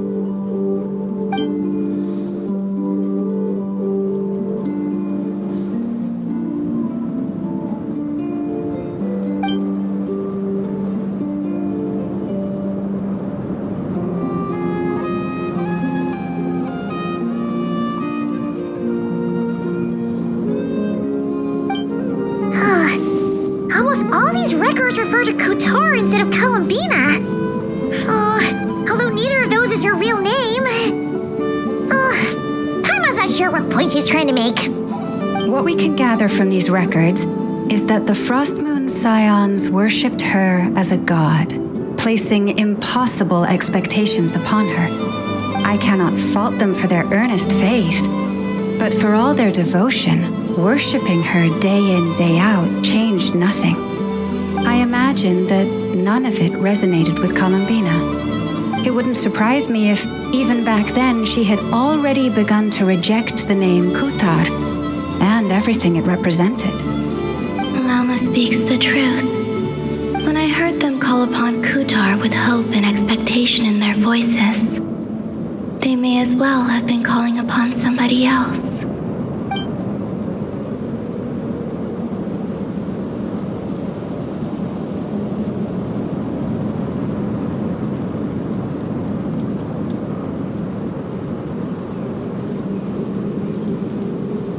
Well, that's a bit complicated.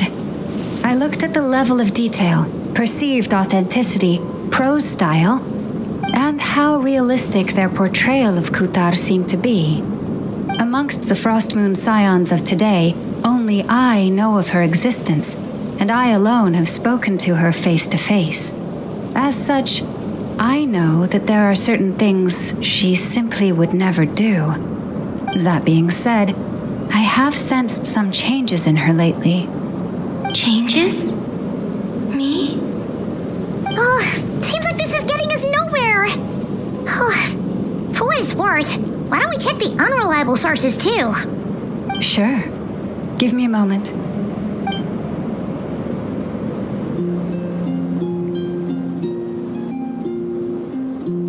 Exerting but a fraction of her divine might, Kutar sheared a great mass from the snow-capped mountain and cast it into the sea, upon whose surface shone the mirror image of the moon. Thus was formed the island of Hisi.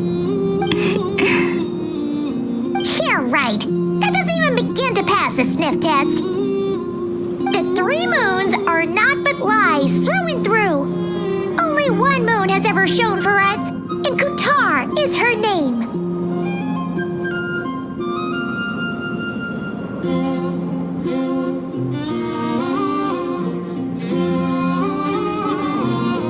The vast majority of ancient texts are filled with fanciful tales like these. I trust you understand my criteria a little better now.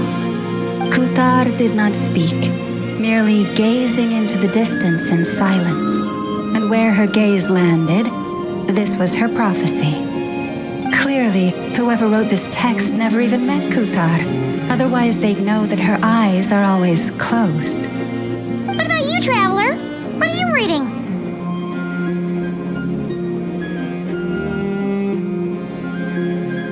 Come on, let Paimon see.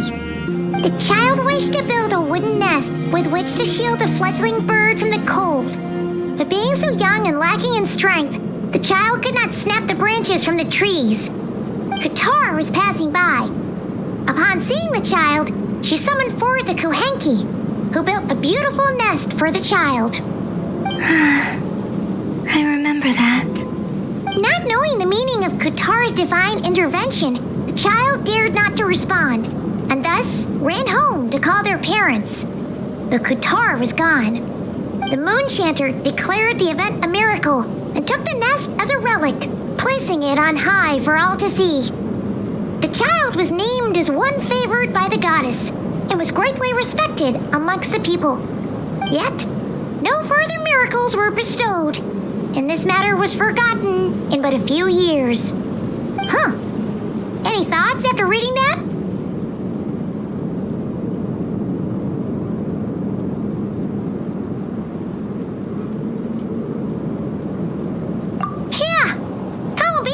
Just wanted to join the kid in making nests. Ah, I'd originally considered this a fabrication because Kutar did not perform any similar actions in subsequent records. But now that I think about it, it does seem like something Columbina would do. It's just that she didn't know how other people would interpret her actions. She was probably worried about making things difficult for people, and so she gradually stopped joining in. Yes. Oh, that's so sad.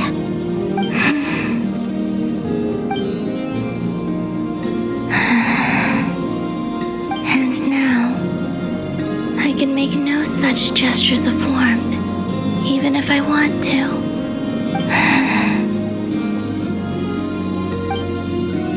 Still no name. That's a bit of a shame. But we did learn some interesting stories. That's gotta count for something. Barca said he was gonna set up a meeting with Arlecchino and Centrone, right? Let's go back to Nashi Town and see how he's doing.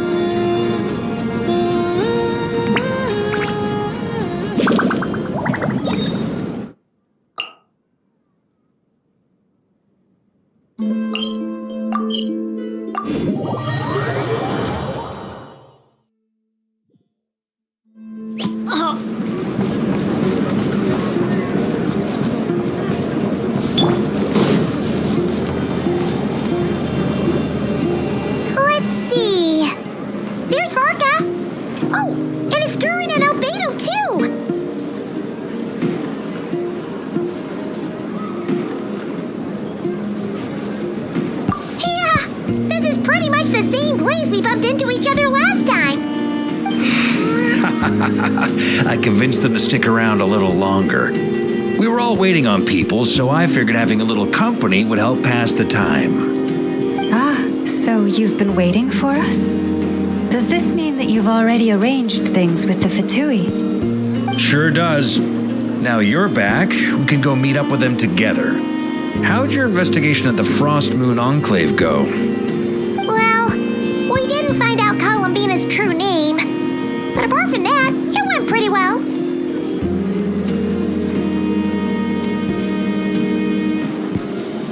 Aha, just as well that I didn't tag along then. I'm sure our moon goddess wouldn't want every man and his dog knowing all about her private life. Still, desperate times, desperate measures, I guess. Someone had to do it. So, Barca was waiting on us, but you waiting for Alice? Oh, no, we already met with her. We discussed that experiment I mentioned to you last time. Oh, and she also handed me this communication device.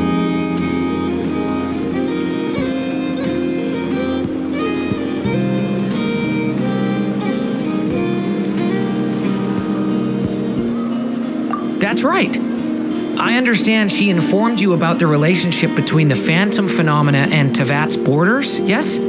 She wants me to help her with some more experiments on that front. She said that she'll contact me through this device with more information. Ah, I see.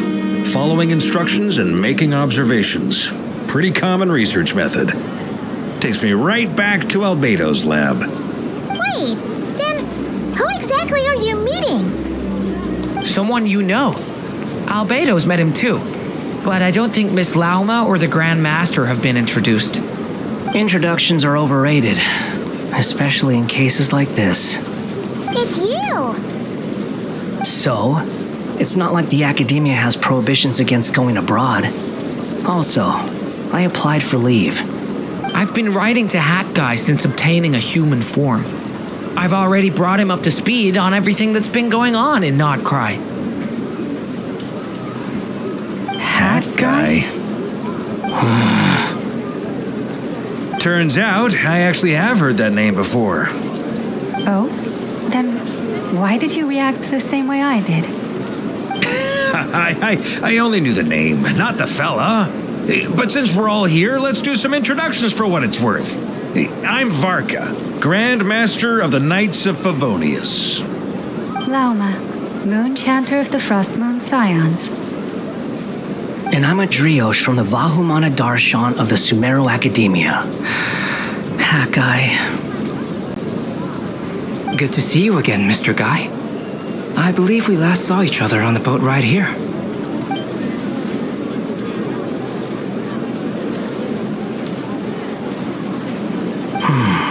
Mind you, the only reason I came here is because there's someone I want to look into.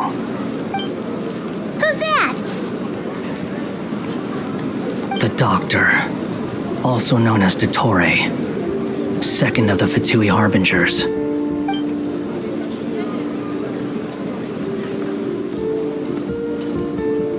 From the tone of your voice, it sounds like there's bad blood between you.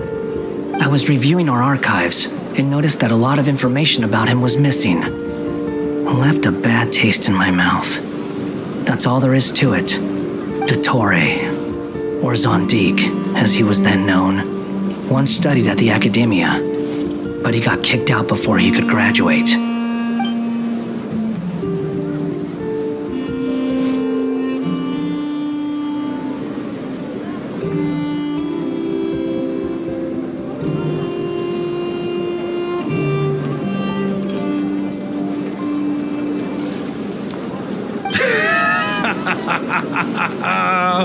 So the Harbinger's #2 man is a college dropout? Ah, how embarrassing for them. Last we heard, he was planning something. We actually heard that a few times before, even coming to Notcry, but we haven't seen a trace of him since we got here.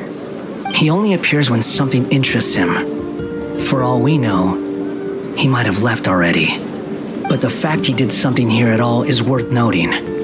It'll fill a couple extra lines in his file. Why does it sound less like a file you're writing and more like a criminal record? Anyway, we were just about to meet 2 of the other Harbingers. Want to come along? You might learn a thing or two about him there. Sure. Even though they're Harbingers, well, they're old acquaintances of ours, so, you know, when you talk to them, try to be...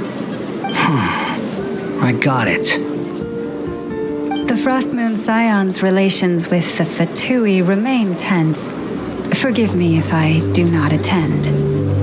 In that case, we'll continue assisting Miss Alice with her experiments.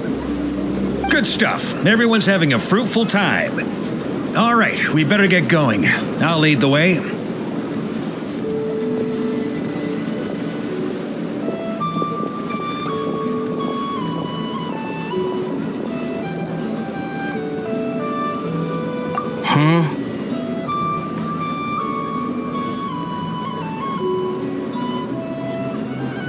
Well, yeah, that's obviously part of it. But I'm not the only one who has a score to settle with him. Neither you, nor Lesser Lord Kusanali, nor I want to see him meddling with things again.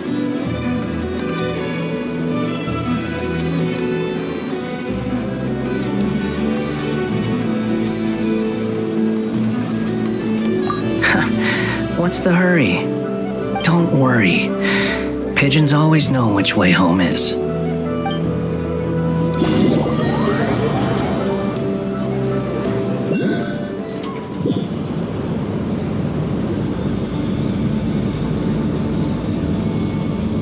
You made it. Who is this? A scholar from Sumeru. They call him Hat Guy. He's an old friend of the Travelers. Wait, this is the academia representative you wrote about? He doesn't exactly look the part. I believe this will prove my identity. You'll notice it bears the seal of the Sanctuary of Surasthana. Well, what do you know? So it does. All right then. My mistake. It's fine. I expected as much. What? So as I mentioned in my letter, the Academia's got its eyes on Dottore. But this matter remains top secret. Apart from those assisting in the investigation, the fewer people who know, the better. If anyone asks, I'm here in Nodcry to pursue my personal academic interests. Gotta say, Barca, you did pretty well to keep all this under wraps for so long. Sounds like you got in touch with the Academia about this way back. You flatter me.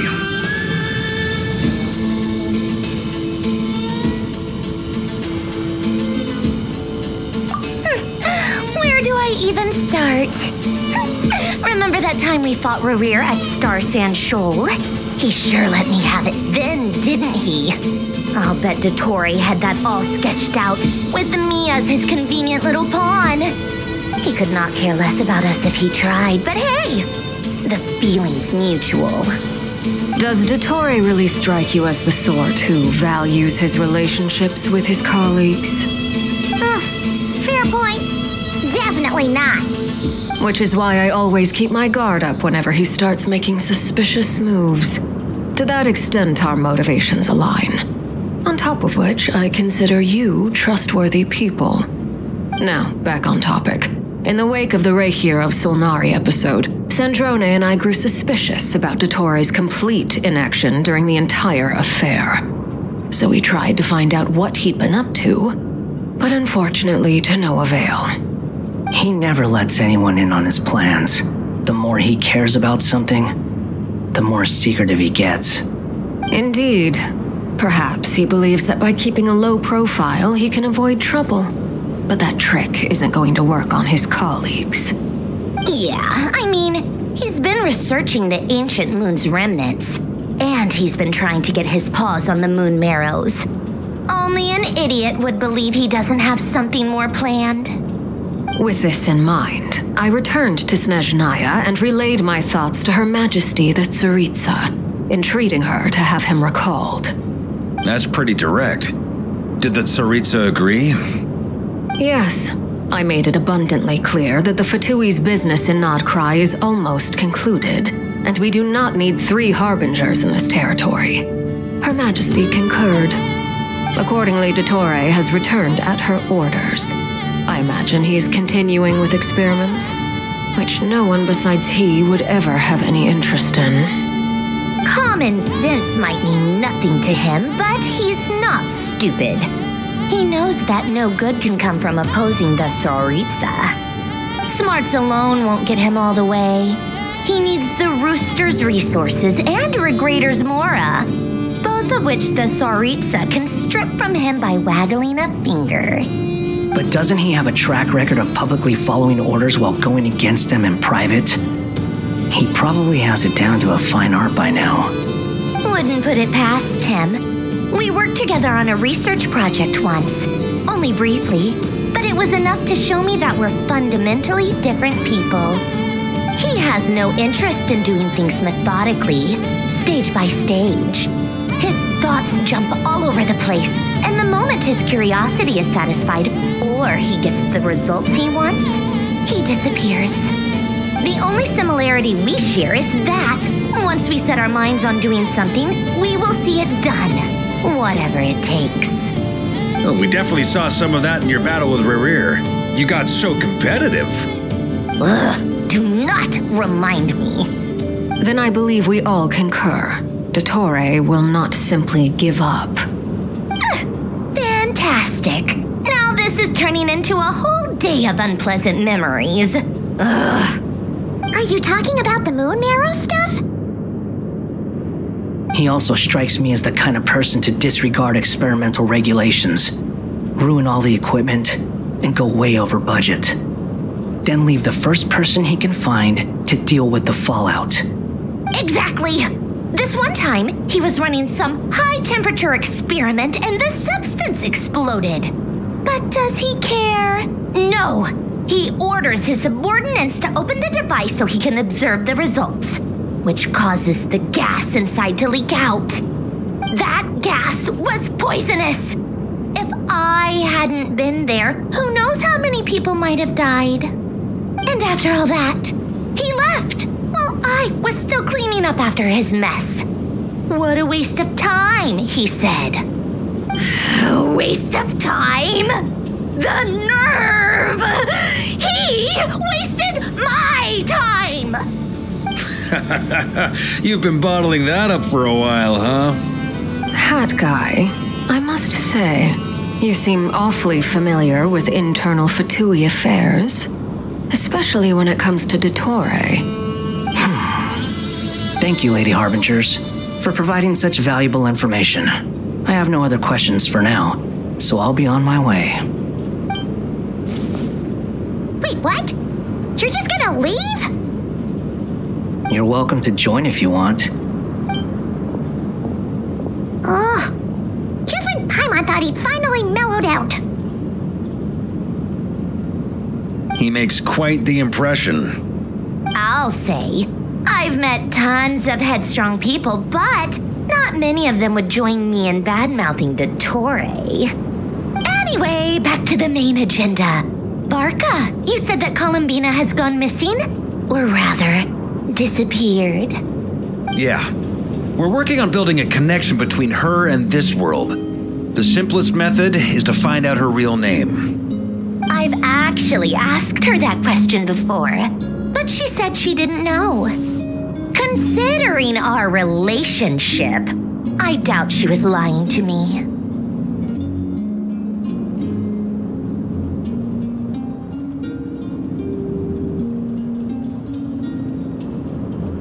As far as I recall, she was never dispatched by Her Majesty to claim a gnosis or anything like that. The Tsaritsa's plans had long contained a place specifically for her. I always thought that was weird. What could she do that the rest of us couldn't? Knowing what we do now, it's probably something related to Kavaki, right? More than likely. When she first arrived, Columbina would often go to Her Majesty and ask when she could start the task assigned to her. But Her Majesty always gave the same reply. The time has not yet come. So she spent her days in Snezhnaya doing basically nothing. The Tsaritsa has summoned a beautiful blind maiden to be a harbinger, giving her the third seat by virtue only of her enchanting voice. It was a dumb and stupid rumor, but the reality of the situation made it hard to refute. And what happened after that? I imagine she stopped caring. She no longer seemed to care why she had been recruited, and Her Majesty never gave her any missions, so she just continued to sing in the flower garden. For my part, I was busy. So busy, in fact, that watching someone be that idol had me fuming. But still, I got the sense that she had long been used to a life of other people claiming she was needed when she wasn't. I just felt that having a place to stay would cost me something eventually. And so I waited quietly for the day that I would have to pay the price. And on the other end of that spectrum, you had me. Someone once told me that I had the lousiest work and the toughest luck. That's a good way of putting it. I forget who said it, but those words have always stuck with me.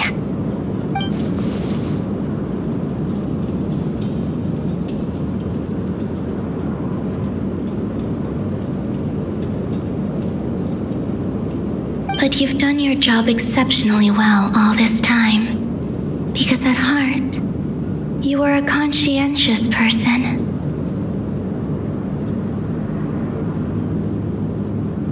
What is it? Something come to mind?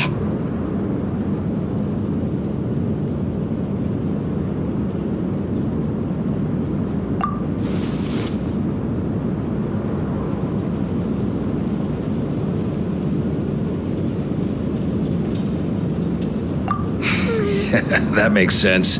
Nothing screams you are needed like your name shouted from across the town. Well, good luck with it. But if you ask me, Columbina is still the most shoutable name. I'm just so used to it now. After all the arguments we've had, I can't be bothered trying to remember another name for her. Nor I. Sandrone. Harlequino.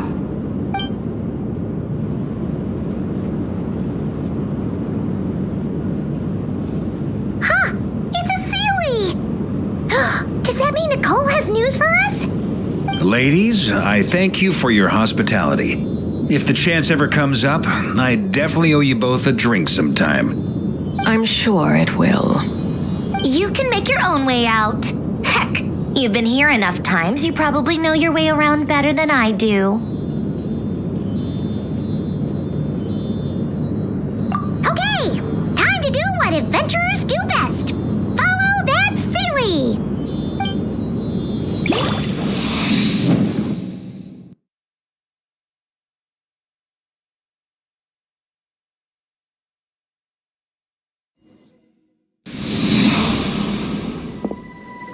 Here you are.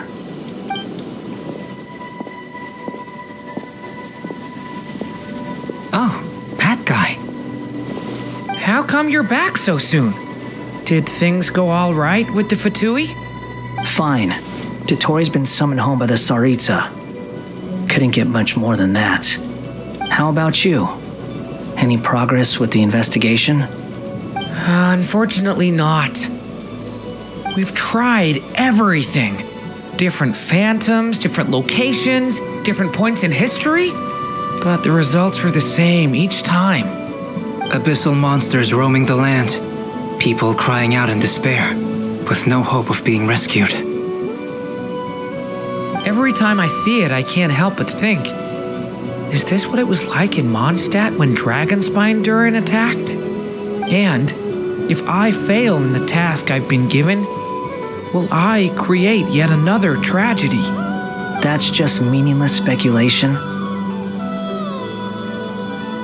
When we encountered similar phenomena previously, I tried to interfere with those illusions, using sounds and lights to guide them. However, we could not change their fates. At most, we were able to extend their existences. The events of the past are like fate that has been written into Irminsul.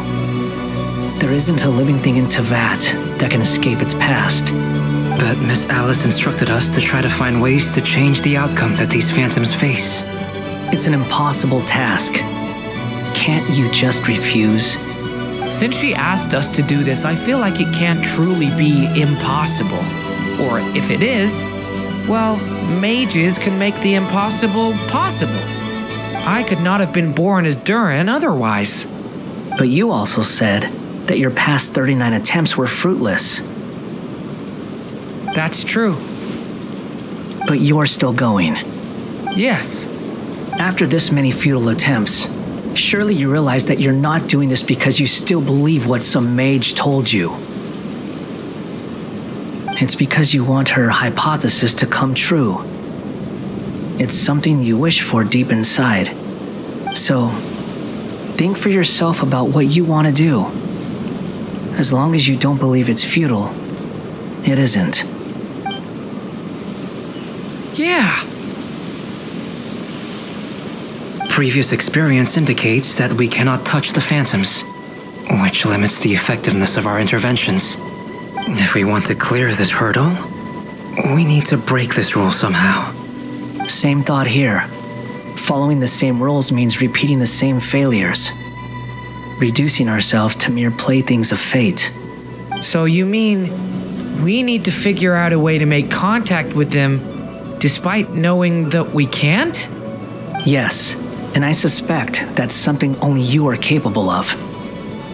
Everything in Tevat is logged in Irminsul, but the withering that once occurred in Sumeru was a sign that the Great World Tree was being corrupted. This corruption allowed things that should not have existed in Tevat to appear. This is tantamount to rewriting reality to an extent. You're saying abyssal power might be able to affect those phantoms? No one's ever tried it before. If you're gonna try it, it'll take courage. And you have to be confident that you can control it. Is anyone there? Has anyone seen my daughter? She's missing. I have to find her. I hear someone inside. Spargana? Are you in there?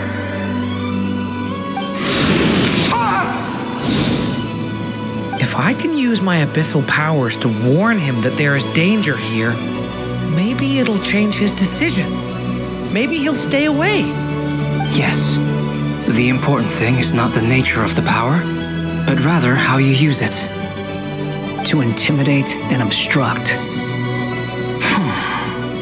Sounds about right for the Abyss. Well, let me try. I should be able to influence that thing. Have you seen a little girl? What? This isn't the time for that! Just run!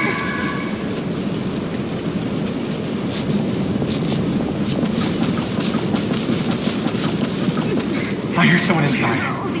Spargana? Are you in there?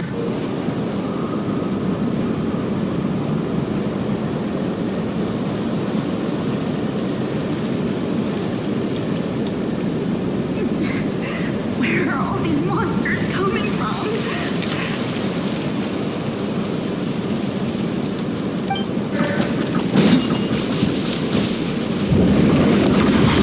What is this?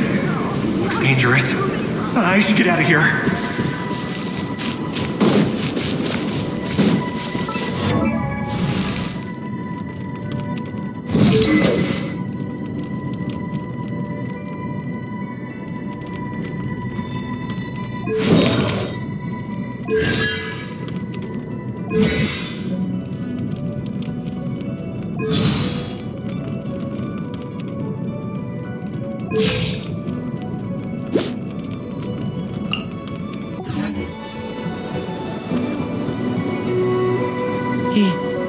He really left. Ha! We did it! Don't celebrate too soon. Follow him.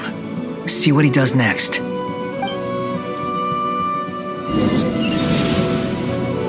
Monsters approaching from the front. You need to stop them and create an opportunity for him to hide.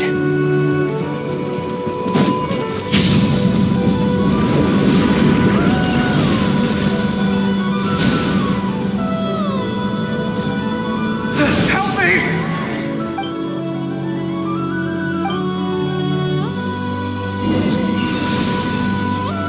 Monsters approaching from the front. You need to stop them and create an opportunity for him to hide.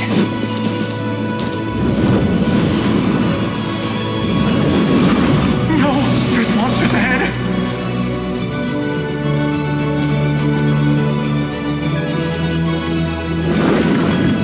Wait, is that the barrier I saw earlier? Why is it appearing now? It's as if someone's controlling it.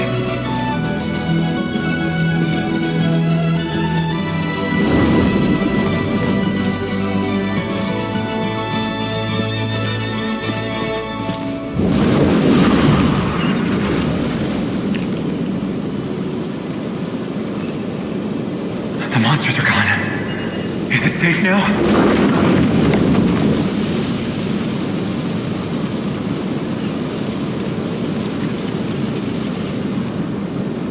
The barrier's gone too. How odd. Anyway, I guess I'll keep going. Quickly, let's keep up.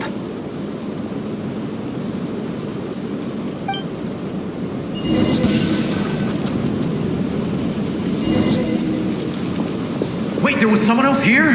Don't go any further. We've got anti-monster traps laid out everywhere. But my daughter must just be up ahead. I have to go. This way's blocked.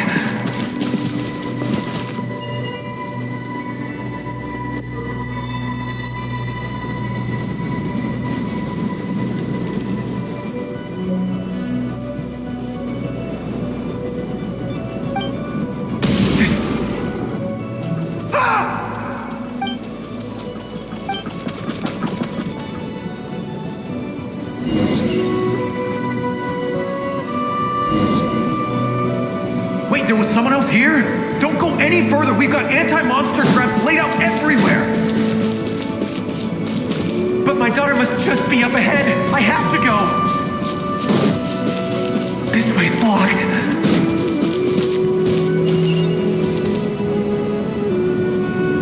We might be able to use the explosives over there, but we need to take care not to hurt him. I'll use the barrier to keep him at a safe distance. This barrier seems to be helping me somehow. Hey, wake up! Oh, no good. Gotta keep moving ahead.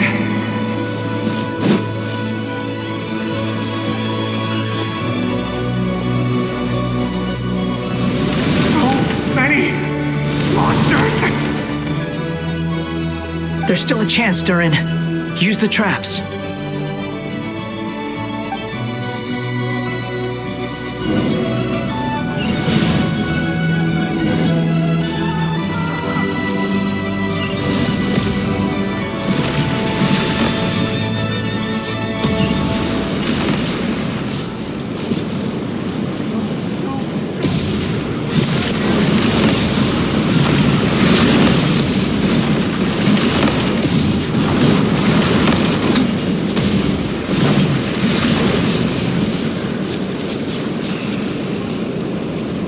This is a new development. I've never seen this happen before. We might just be able to save this person.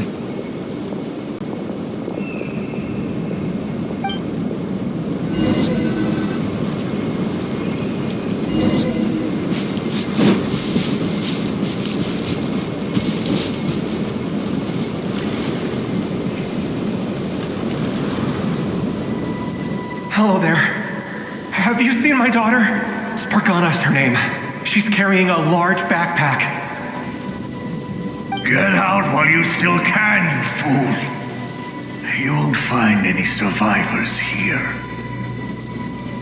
But I can't just leave her here. She must be so scared right now. Sorry. Wish I could help, but I haven't seen her. You'll just have to keep looking. Okay, thank you. If I do find her, I'll get her to shelter and come back for you. Don't bother. I've got nowhere left to go.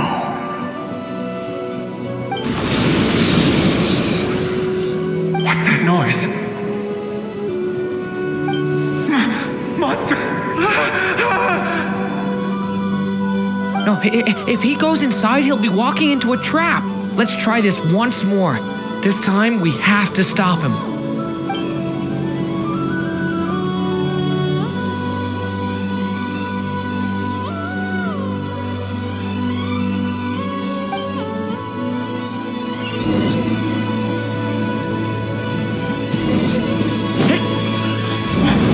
Why?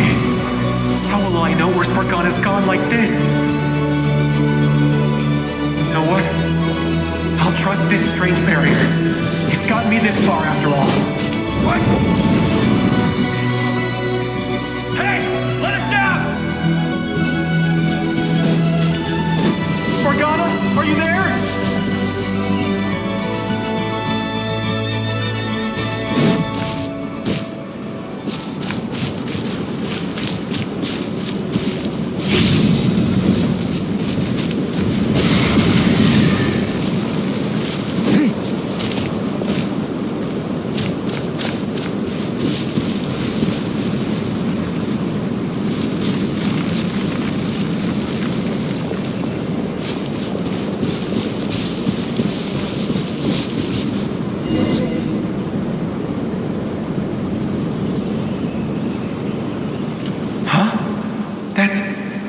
That looks like one of my daughter's books.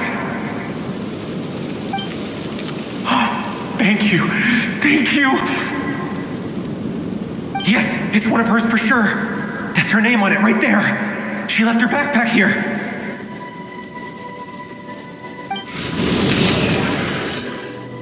Durin, just like last time.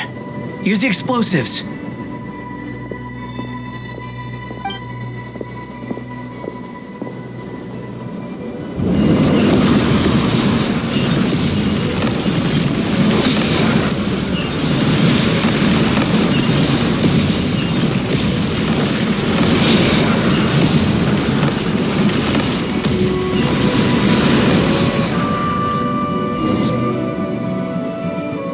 It won't work. There's not enough left. If he makes it in, he'll die. But then, this clue could be the key to him finding his daughter. It might not be the only one. Better he misses that clue than loses his life. I guess so.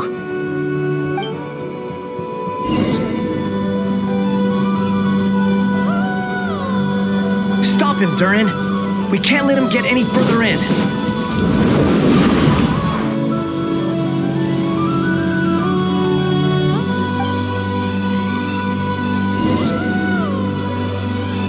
It won't work.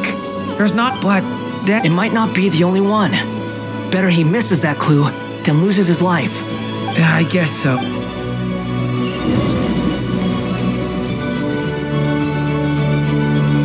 Stop him, Durin. We can't let him get any further in. That's my daughter's book! She's passed this way! Why? Why won't you let me go in? I've searched and searched and searched just for this! But how will I find her without any clues?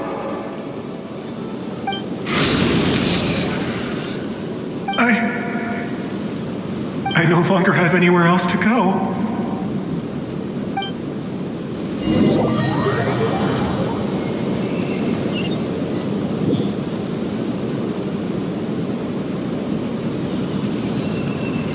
I'm sorry.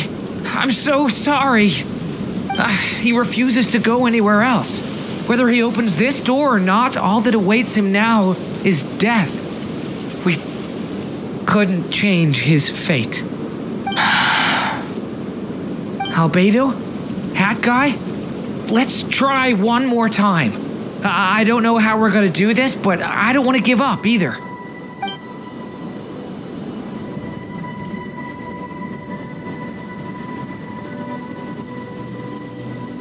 Why am I here? What's going on? All these scenes running through my head. Where are they from? Huh? What's going on? His reactions have changed. How many times have I... What's happening to me? Huh? Wait. Who are you?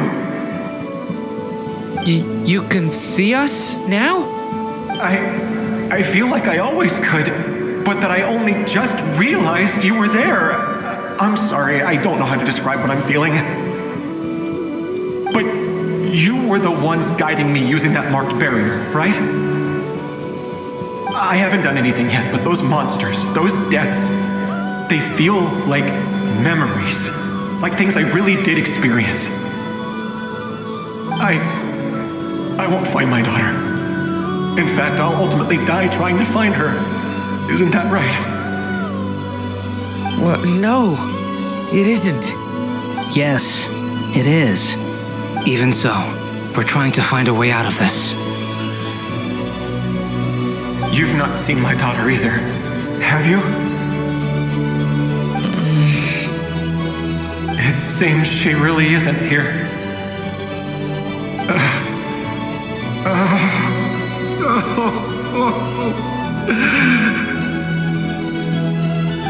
I'm sorry we couldn't help you.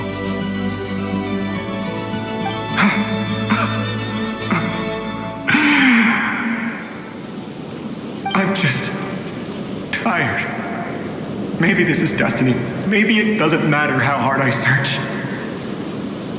How long do I have left? Experience says 15 to 20 minutes.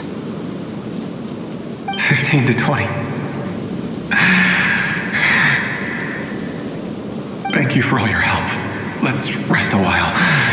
You look exhausted too. Now's not the time for you to start pitying us. It's not pity. I'm just realizing that I've only got 10 or so minutes left.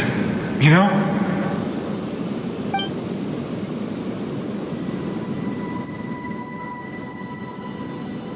You say you're from Mondstadt, yes? A place with windmills, where people enjoy limitless freedom? And you're from Sumeru, where they've built an academy into a giant tree? Yes. It seems you've never heard of either place. Those names are unknown to me, I'm afraid, yes. Have you heard of Hyperborea?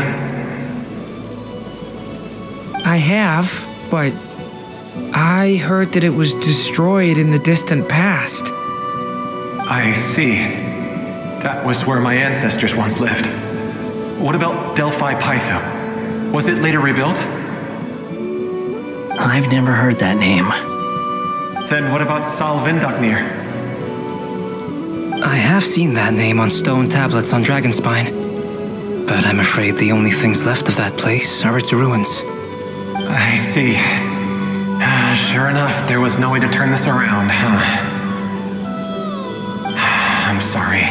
I was the one who asked to chat, but it seems like we're too many ages apart. There's barely any common ground to start from. It's all right. We did hear something new, at least. From how you speak of your lives, things must be going all right for you, I guess. They are. Mondstadt is a place of freedom and happiness. There's a lot of good people in the church and the Knights of Favonius, and even outsiders find that it's an easy place to feel at home. We have festivals a few times a year. Everyone gets together to drink, sing, and be merry. Sumeru is a lot more uptight. Not really the kind of place where you can relax. It's a nation fraught with problems wherever you look. But if all you want in life is to seek knowledge, I guess it's pretty much paradise. That's wonderful. In other words, after this all-devouring black tide passed, humanity did not merely avoid extinction, but rose to build prosperous civilizations anew. I mean, I can see you all right now. That must mean the future isn't a total mess, right? That's true. Well, time's almost up. Let's part ways, I think. Might be best if you don't waste too much time on me. The chances are slim, I know, but I'd like to spend these last few minutes looking for Spargana. If things work out, I'd love to tell her about what I've heard. May we meet again. Well, or not, most probably. In that case, may your wishes come true.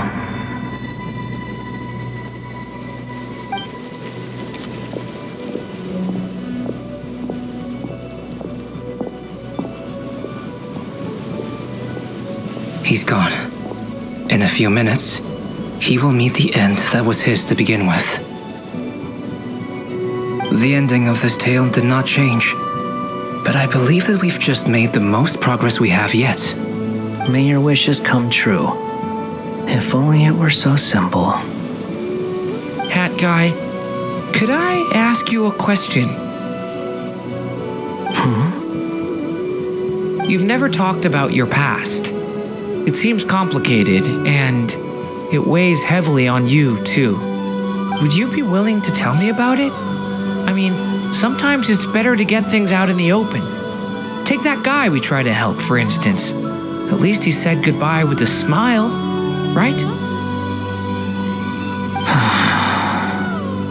I know about Albedo's past. Our experiences are very similar, and he created me.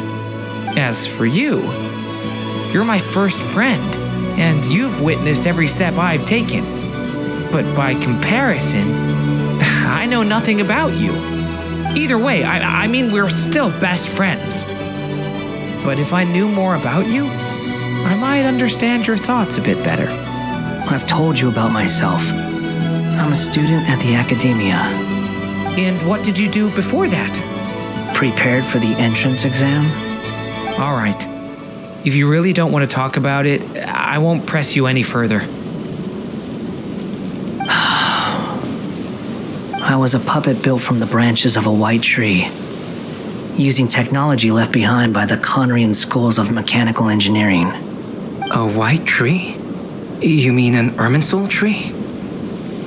Yes, a branch of Irminsul that was once connected to the main tree. So you had a human creator too? Yeah, but my creator abandoned me after deciding that I was a failure. After that,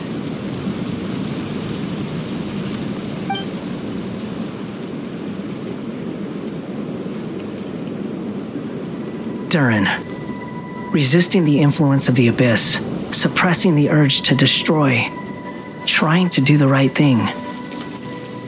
None of these things are easy, but no matter how hard they are, trying to rewrite past wrongs is far harder. You asked me if you would create a new tragedy if you failed. I told you there was no point speculating about that, but the real answer is yes. You absolutely will. That guy. But at least you've got people here to help steer you away from the wrong path. So, just keep aiming towards the light. I will. I promise. All right, break time's over. Hello? Durin speaking. Friends, it's me! What have you been up to, I'm detecting some unmistakable fluctuations here at the border. The amplitude isn't particularly high, but they're completely different signals from the ones before, and the scale is comparable to those I've detected previously. Alice, we were unable to save that person. However, he appears to have retained a portion of the memories gained through that cycle, and was able to hold a conversation with us. I see.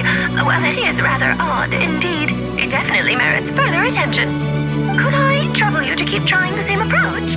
I need to gather some more data. Counting on you. I should probably have Nicole come and check this out as well.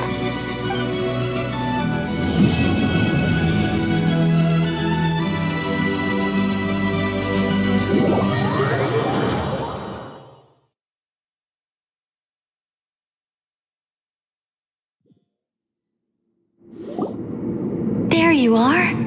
I was worried you might stop to collect treasure chests opened by the Seelie along the way.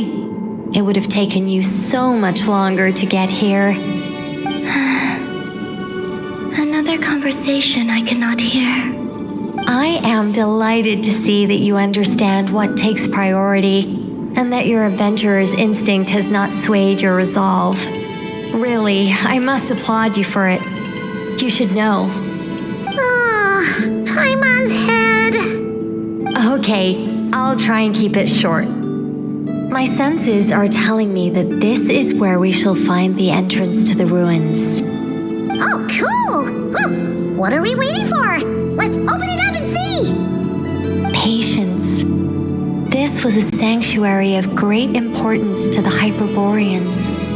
A special process is required to open the gate. Oh! Like the place that housed the Eternal Moon's Marrow?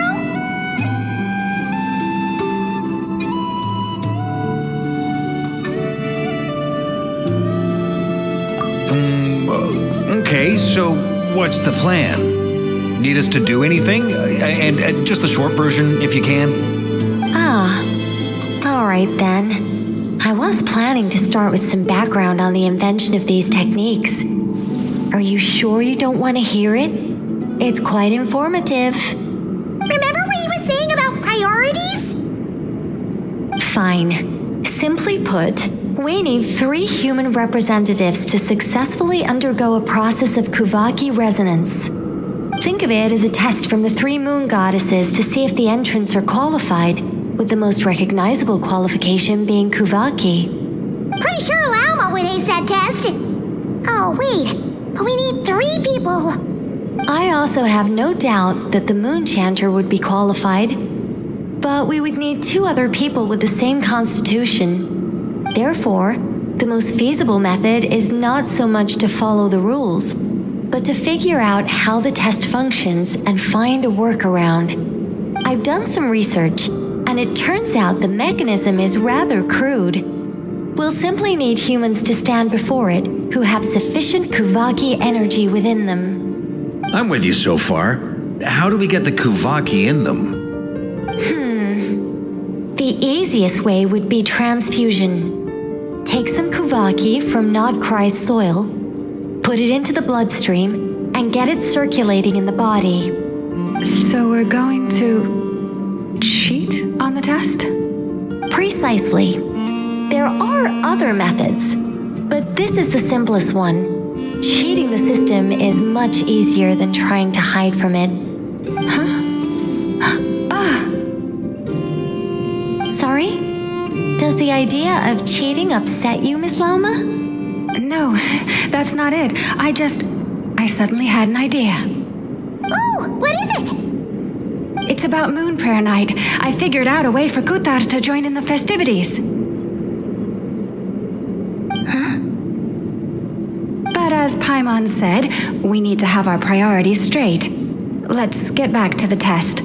I'll follow up with Nefer on the festival arrangements. Okay. Anyway, is this really the best method we have? A Kuvaki transfusion sounds dangerous, no matter how you slice it. If you think that's dangerous, wait till you hear the other methods. I'd be more than happy to go through them if you'd like. There are several. No need, we're good. Let's go with this one. Very well. Kuvaki transfusion it is.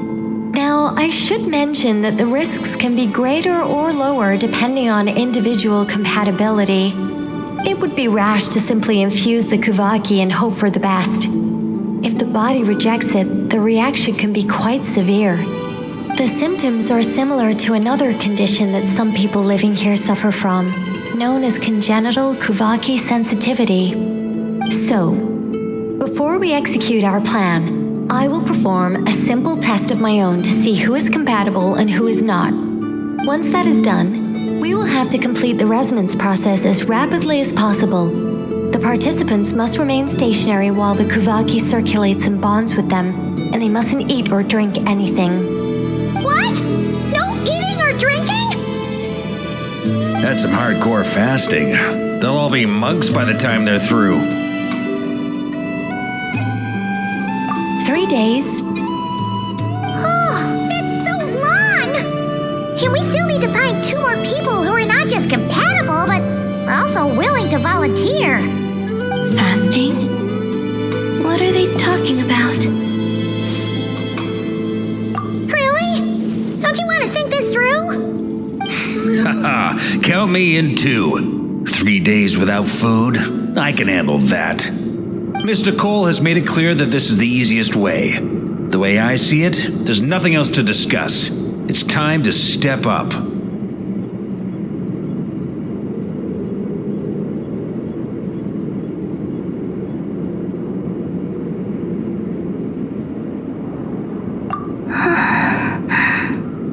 Yeah, you're right. In that case, Paimon volunteers to be captain of logistics. She'll keep the fires lit and grab some spare clothes to keep you comfortable.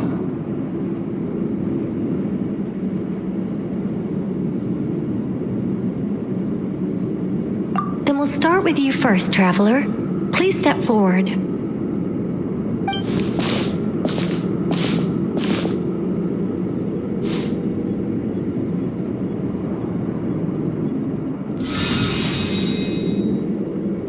How's it going? Do you feel anything? How about now?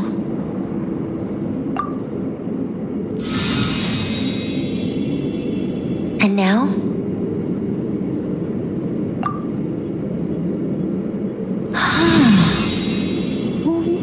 What about now?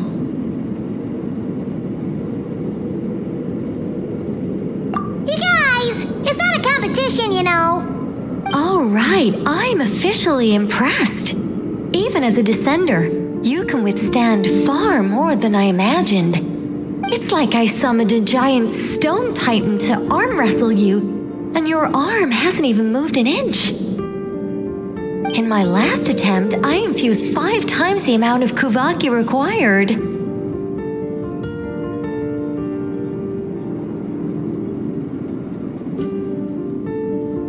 Yes, safe to say, compatibility won't be an issue for you. You're eligible. You're next, Mr. Varka. Sure, here goes nothing. All right, I'll start where we left off. 5 times the required Kuvaki dose. Whoa, whoa, whoa, hey, wait a minute. How's it going? No, not great. I kind of want to puke. Feels like I've been drinking too much. A few bottles of wine, then a big stein of Dark Horse, with some hard liquor from Liyue mixed in. You think this is funny? I just lost to a young lady in an arm wrestling contest. I'm never gonna live that down. My apologies. I'll lower the concentration and try again.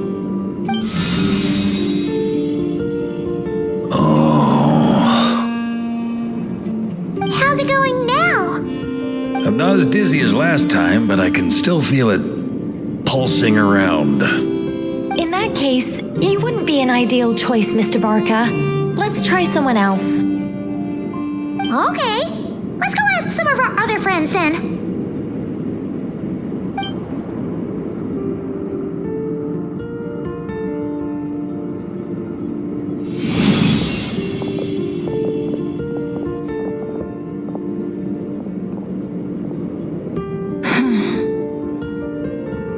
No surprises here, Miss Moonchanter. You're perfectly compatible.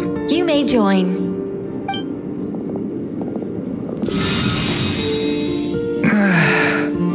I'm getting a slight headache. Shame. You were so close. Whoa! I'm itching all over!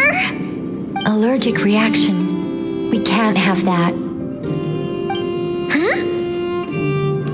Well, are you gonna start a what? The Hexen Circle is an organization that cares for and protects children. We will not have them do dangerous things. Not even tests.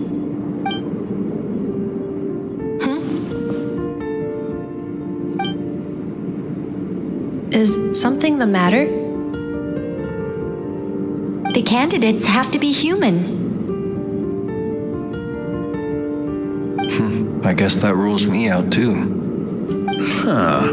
Everyone except the Moonchanter got beaten. Guess I don't need to feel so bad after all. I mean, looks like this isn't gonna be as easy as we thought. Perhaps I could ask for volunteers among the Frost Moon Scions.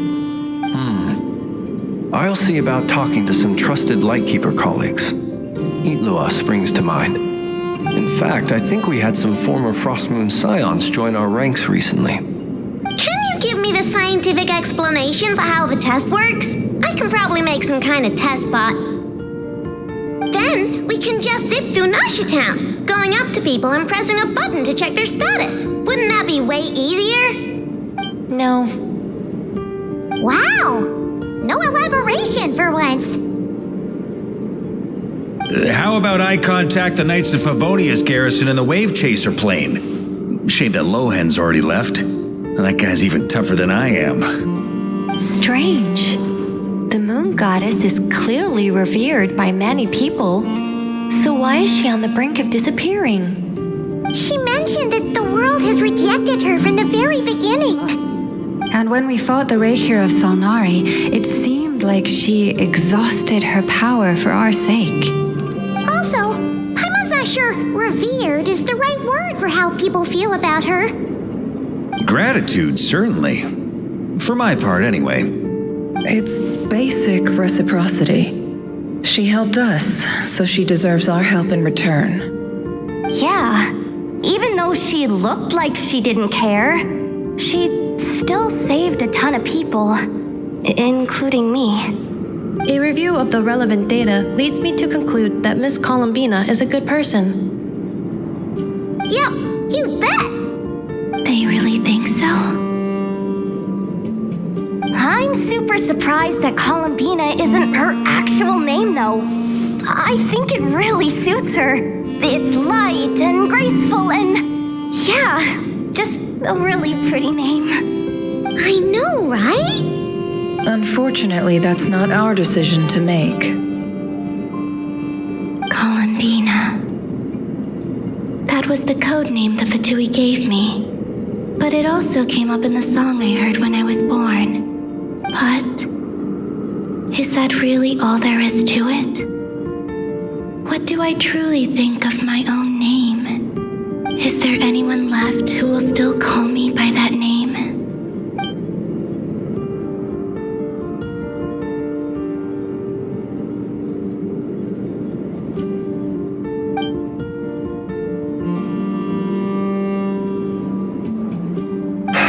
Moon Prayer Night is getting closer by the day. We're running out of time. We need to look for other candidates. Then allow me to try. Huh? What are you doing here? You contacted your friends via the Adventurers Guild. Sandrone has been keeping an eye out for something like that, so she informed me. Since I have the ability to accommodate a moon marrow, I should prove to be a suitable candidate. Arlecchino. When can we begin? I see. We can begin right away.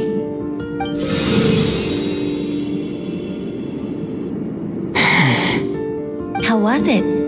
Did you feel any discomfort? Not at all. Then it seems we shan't need to look for additional candidates after all. Great! Cool. All right, like Paimon said, the rest of us can take turns making sure the three of them stay warm and comfy. Then my job is to take care of the caretakers.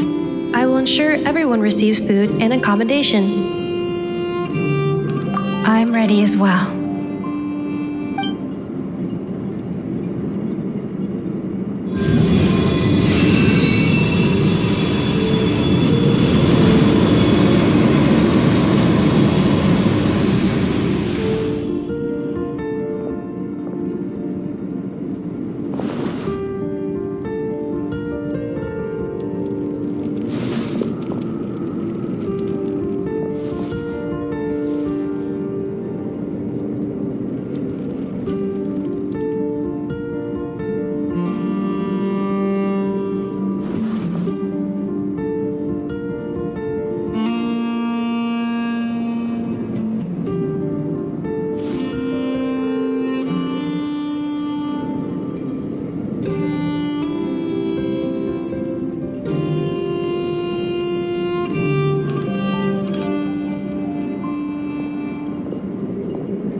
The work is done. The sacred scroll shut. The stars grow dim, the people silent.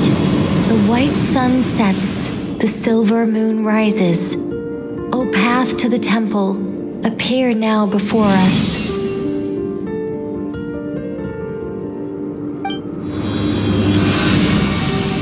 Wow! It really opened! So that's what all this is about. They've been trying to open this gate. Come, let us enter. it might be best to eat something first. Take care to chew properly and swallow slowly. It will give your body time to readjust to the digestion process. They will head in soon. They will need to enter this gate.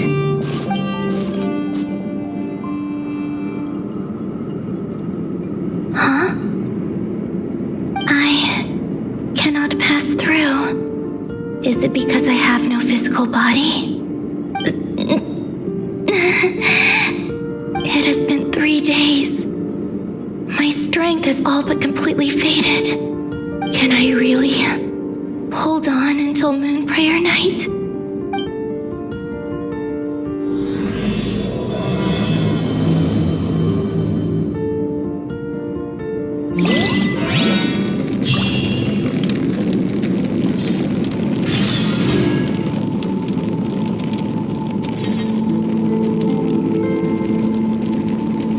Benny's Adventure Team, assemble! I have confirmed that you are all in good health. With that, my work is now complete. Congratulations are in order.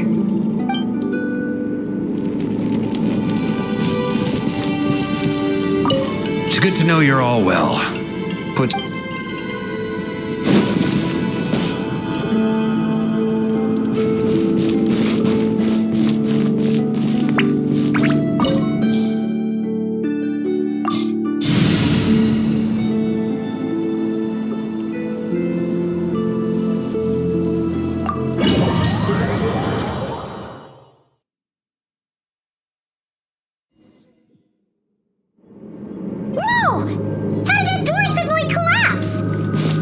This device was maintaining the door's integrity. Remove the core, and the device stops working.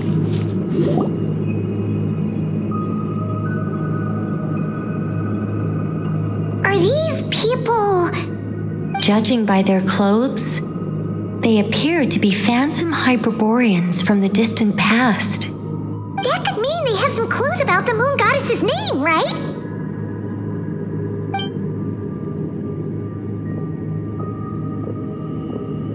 Hey there! Could you tell us what the moon goddess's name is? Sorry. That's probably a weird question, huh? How do we explain this? The moons are long gone, and their goddesses are dead. Their names no longer mean anything. When a new moon goddess is born, we will surely know her name. We have used every last resource at our disposal. All that remains is to wait, patiently and quietly.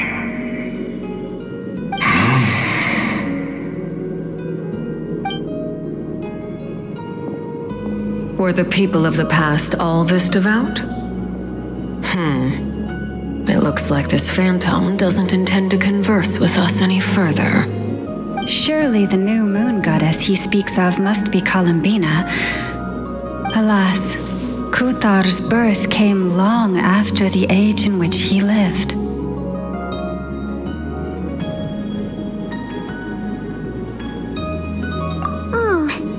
But, maybe if we find a phantom from a more recent age, they might know Columbina's real name. True. Keep an eye out. We should be able to tell which era they're from by the clothes they wear.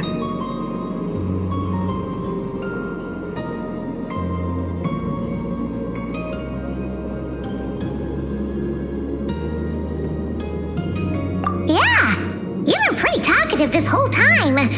What changed?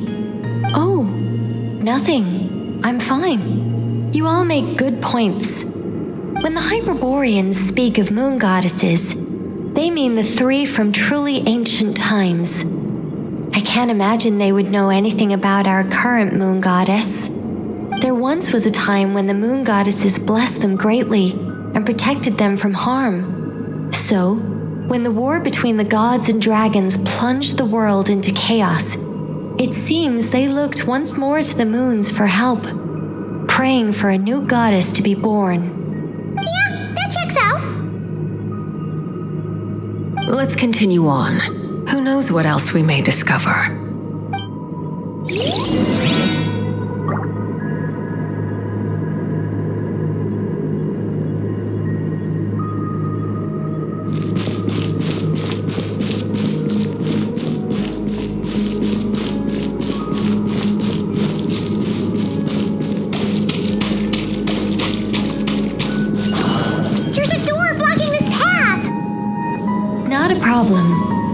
abyss.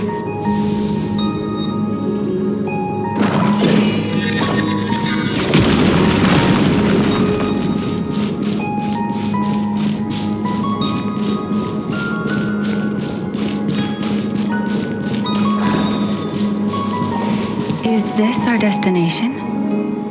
Impressive. More precisely, this is a device that will help us reach our destination. Let's go. We still have a long distance to cover.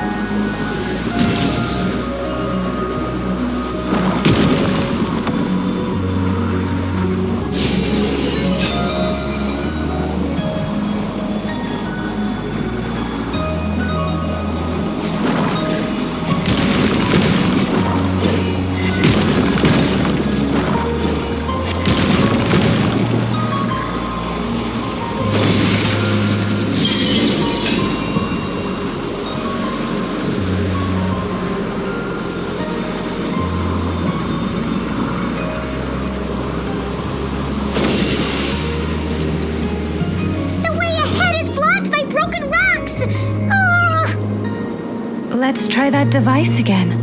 Remember the door from earlier? So it works in reverse, too!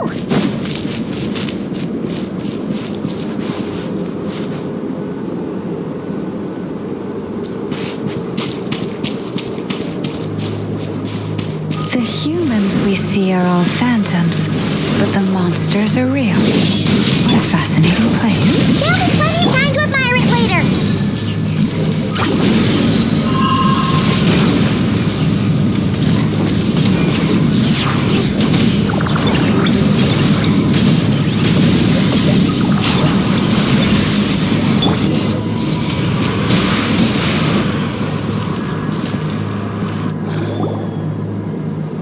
Ooh, there's a whole bunch of artwork in here. Seems pretty old. Nicole, this is probably your area of expertise. What do all these paintings mean? Let me see. To understand these murals requires some knowledge of the history surrounding the War of Funerary Flame. I shared a little of this with Lauma before. Yes, I think I follow. The dispute between the Moon Sisters, the transformation by Nibelung.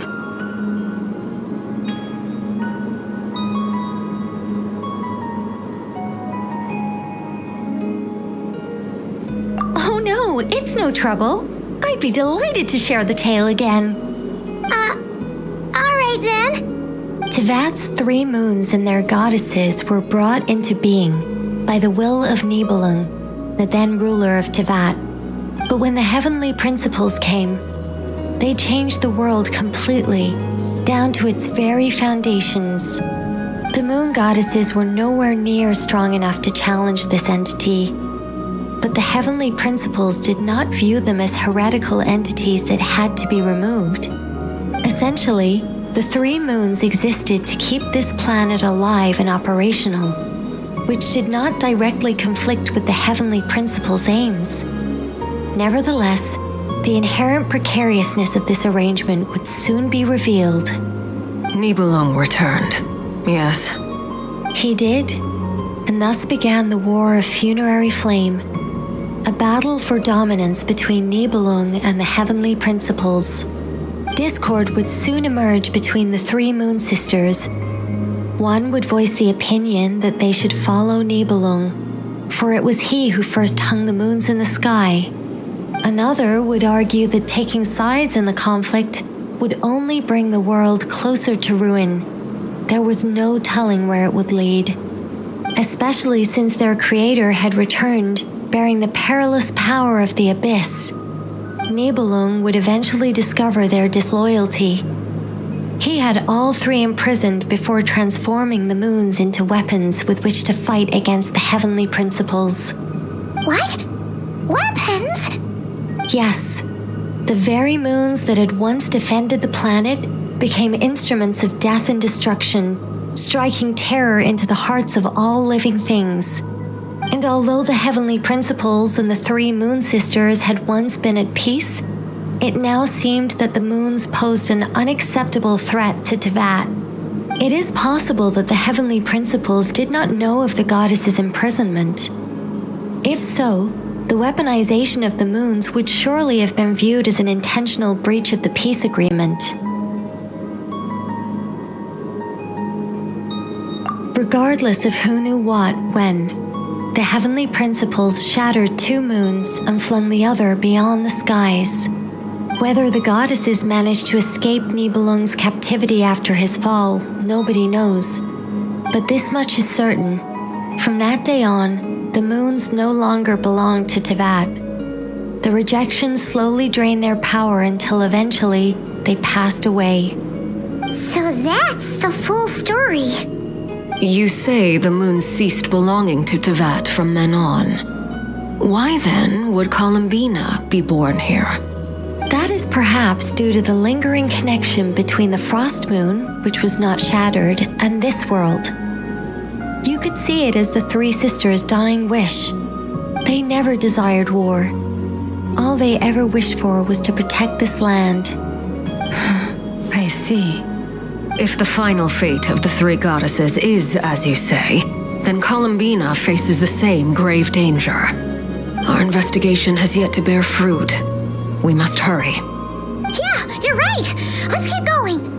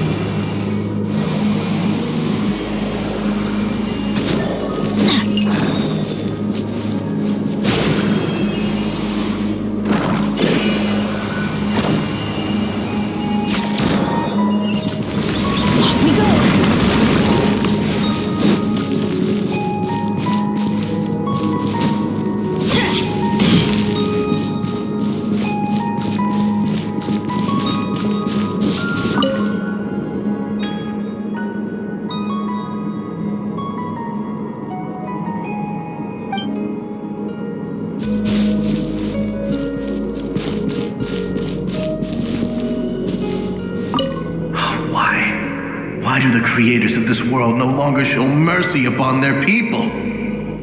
Remember his words. We must change our fate with our own hands.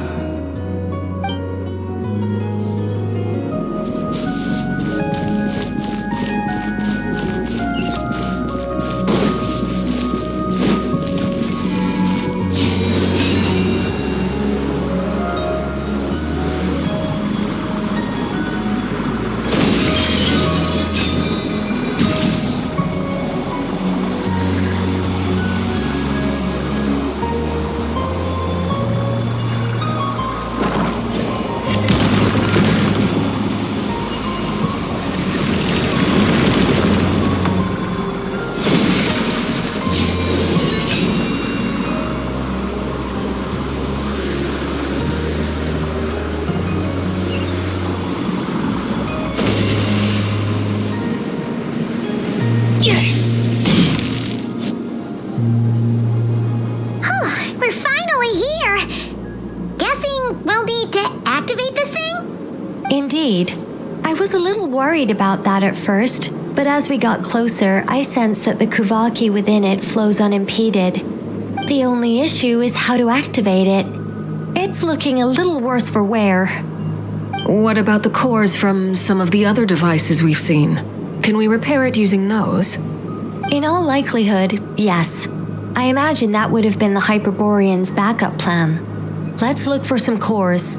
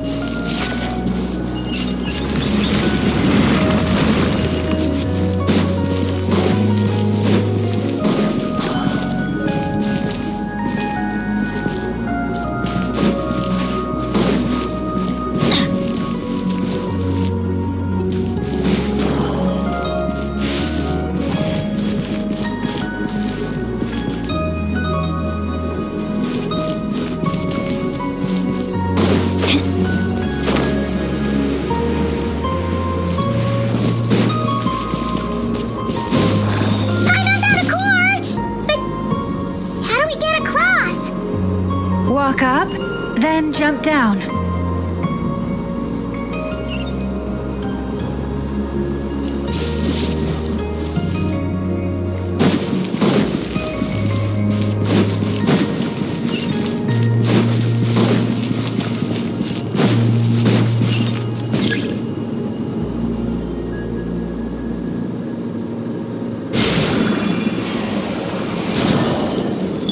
Adventure time!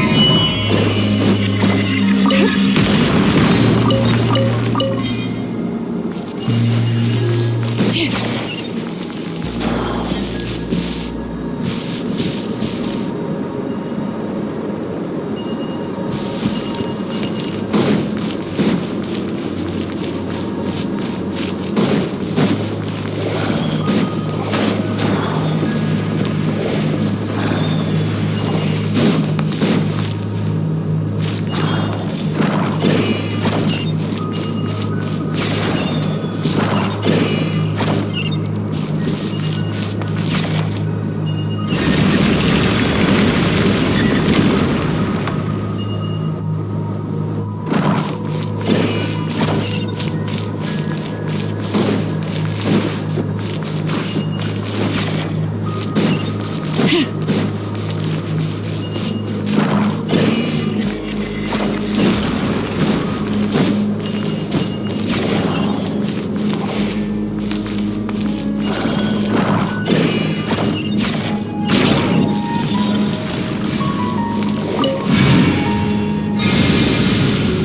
device is up and running. It's hard to believe that the ancients were capable of constructing such things. I'm on Caesar destination! It's right up ahead! Yes, let's go.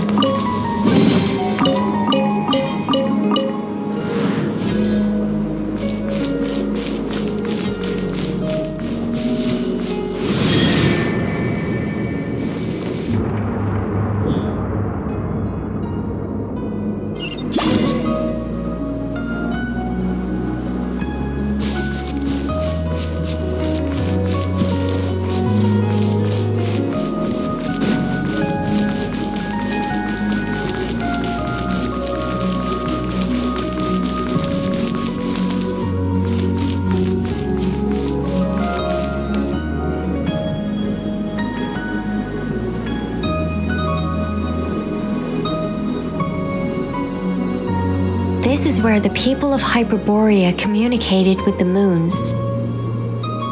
We need only place the moon marrow upon this platform on Moon Prayer Night, and we shall be able to open a portal to the moon and send our moon goddess back home. The assumption being, of course, that we can find her first.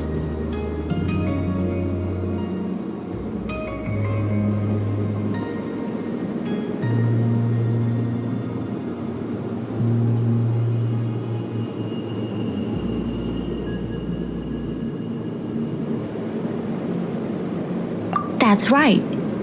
You want to know if it's safe there, don't you? And yet, she has no choice but to return. You know this.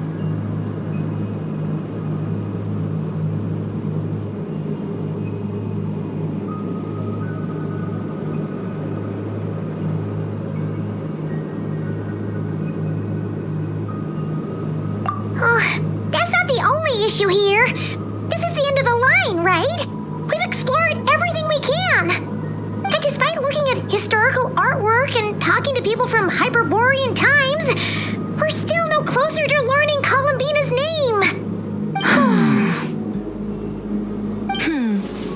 If it's not too much trouble, could you tell me exactly what Alice said to you about finding her name? Oh, sure.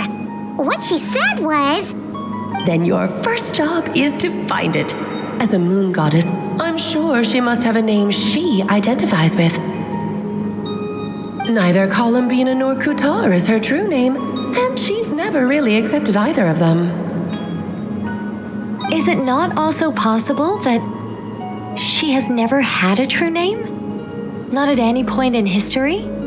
That would be a hard pill to swallow.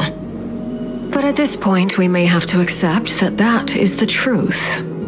No one knows how she came into being, and she certainly doesn't have parents in any sense that we're aware of. Perhaps she was never granted a name at all. But does that mean there's no way to get Columbina back? She's just gonna disappear and there's nothing we can do about it? Huh? Wait, why all this pessimism? Was it the way I phrased this question? You all seem to be taking this in completely the wrong way.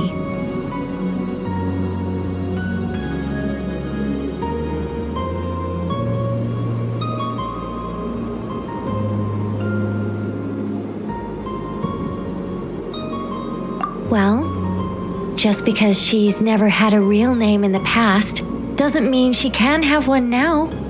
What? Think about what Alice said again. She never once said that you'd have to find a new name, did she? Are you saying what I think you're saying?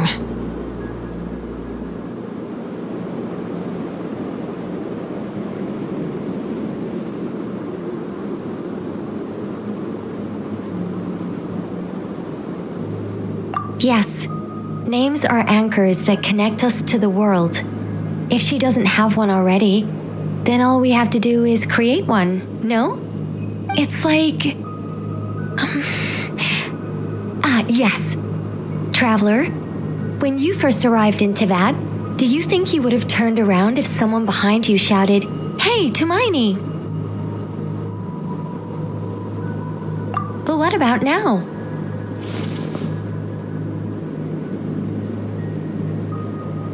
I understand what you mean.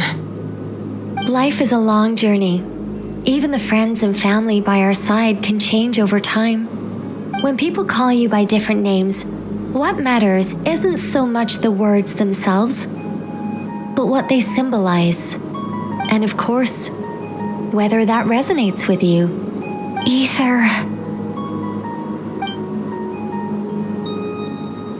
So, close your eyes and picture the moon goddess in your mind. If you were to call out to her in this moment, what would you say?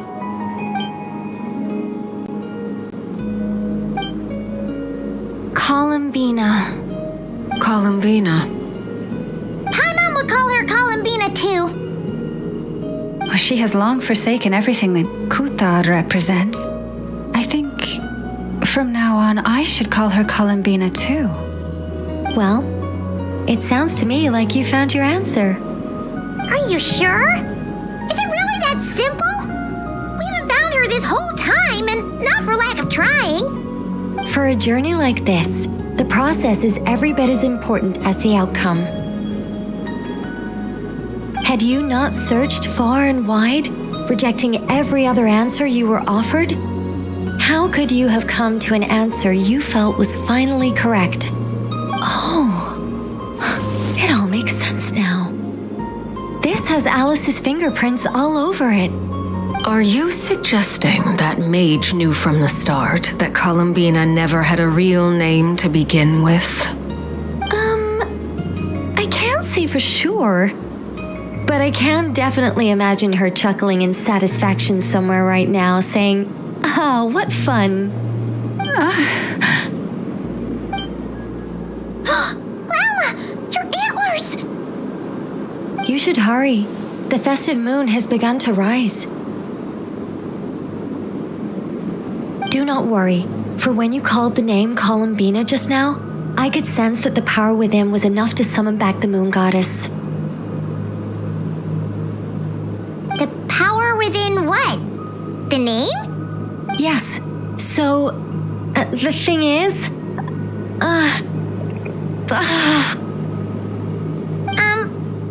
What's wrong now?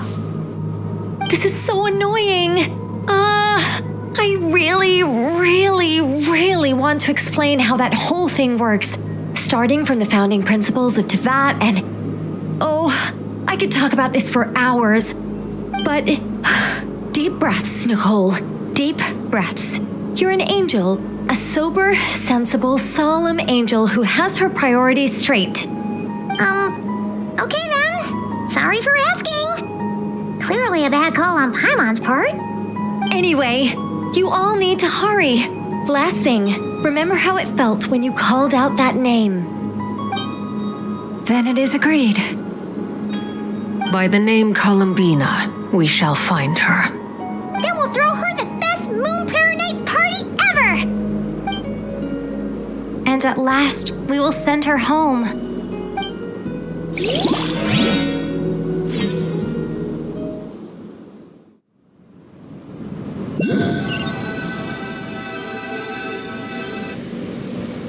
I can barely move anymore. My consciousness is fading away. Have they come back out? I'd love to see them one more time.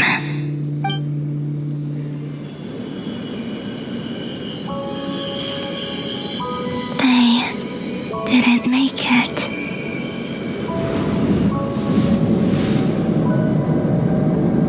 Could you tell me your name? My name is... Columbina!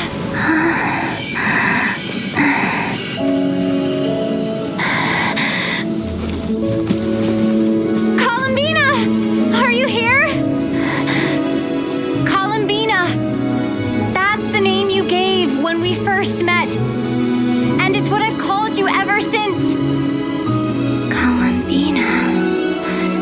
It's a fine name. I have many fond memories of Columbina, and so do all of your friends.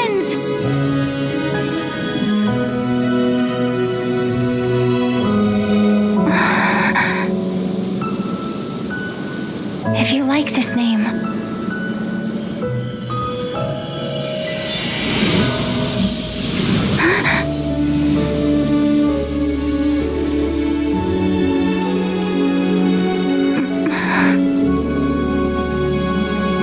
Looking for me?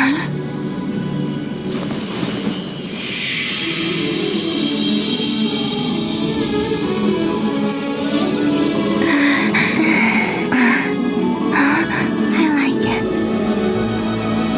You can carry on using it. My name is Columbina Hyposelenia.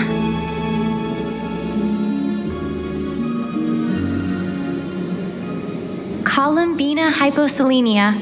That's a wonderful name. I never thought that Columbina would become my real name.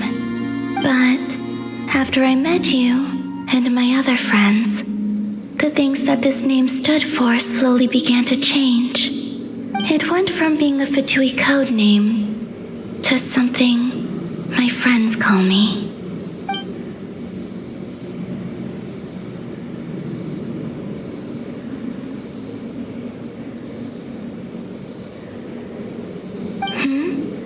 What is it?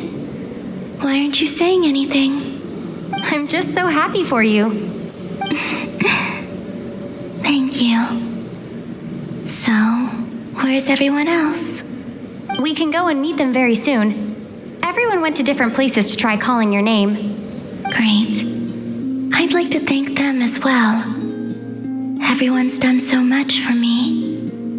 Searching for my name, entering those ancient ruins. Huh?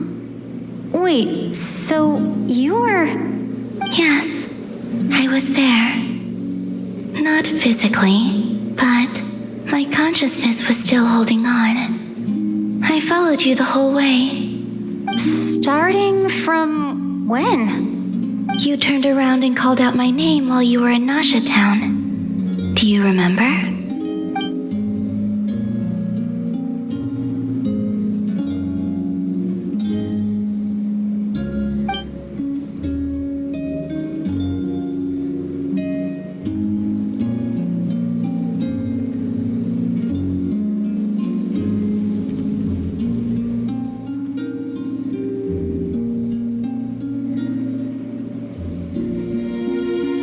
Let's go. We don't want to keep them waiting. Sure. In that case, come with me. But... Before that, could you call my name one more time? Sure. Come with me, Columbina Hyposelenia.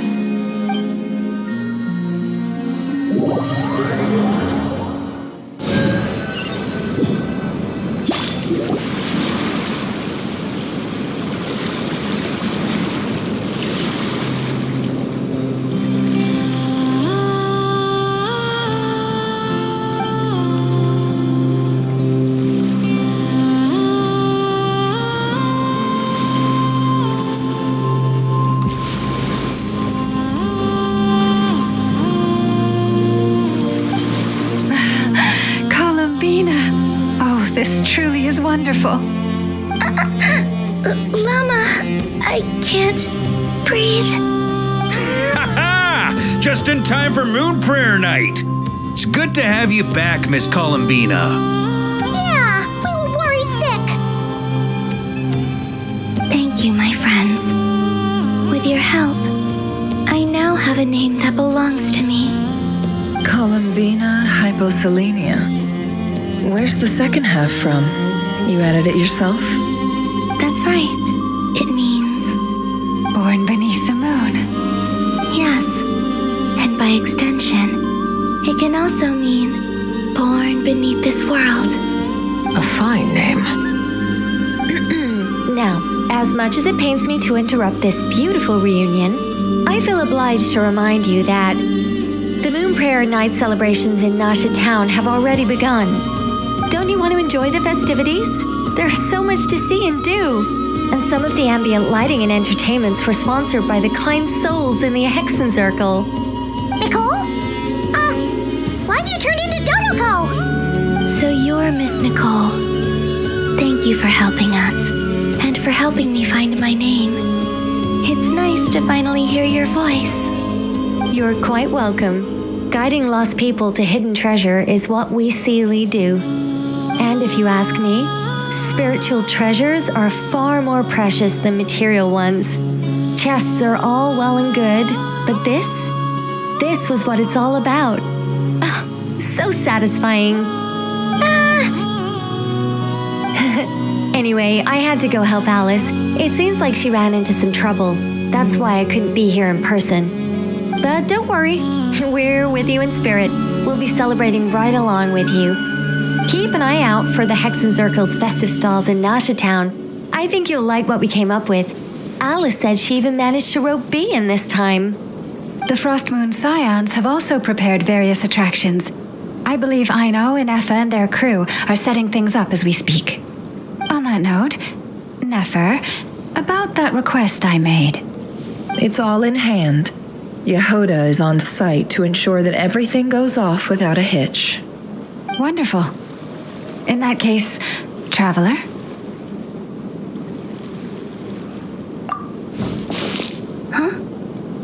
Come on, Columbina. It's time to celebrate the best Moon Prayer Night ever.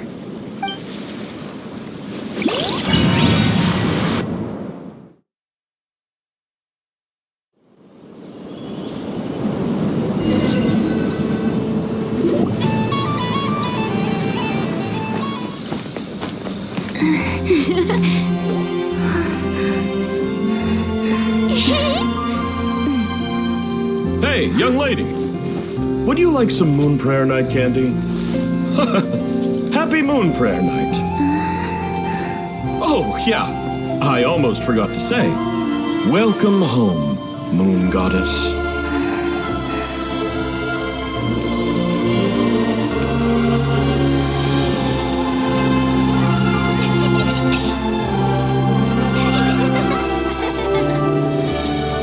Welcome home, Moon Goddess.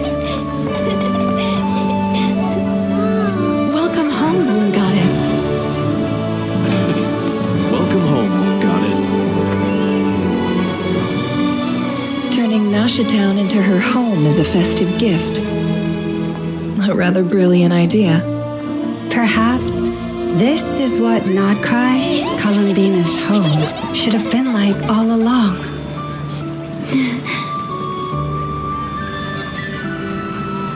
Thank you for the gift. I like it a lot.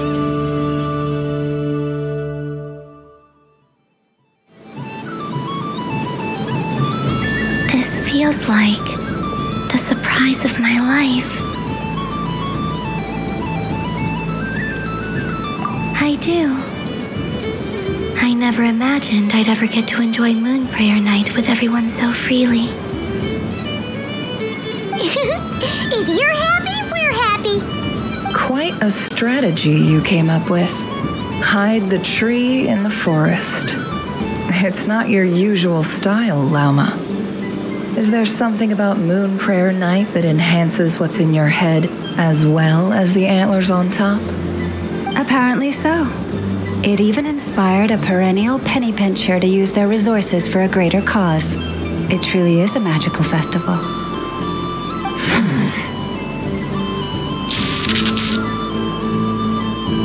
I see it now. This bickering is actually a sign of a strong relationship. Huh? What's everyone doing here? Oh, Miss Columbina, you're back. Yes, I'm fine now. Thanks for your concern. How's your progress with Alice's assignment? Very well indeed. I've never heard her sound so excited.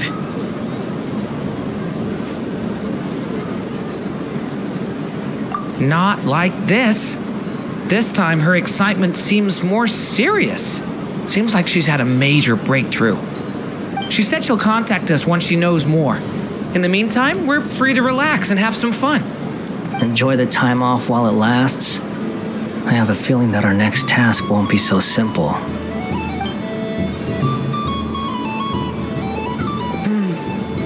I should go. I still have a few things to attend to at the Frost Moon Scion stall. And I think I'll take a look around. With any luck, this once-in-a-year festival will come with once-in-a-year opportunities. Hold up a second. Where's Varka? I believe he made a beeline for the flagship the moment he entered Nasha Town. Ah, that's Mondstadters for you. They know what they want when festivals roll around. Goodbye for now, Columbina. I hope you have a wonderful night. I will.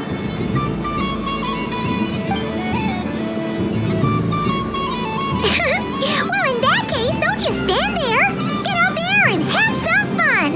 You'll definitely get a warm welcome at every stall. Oh, also, take this map with you. It's a guide to the festival.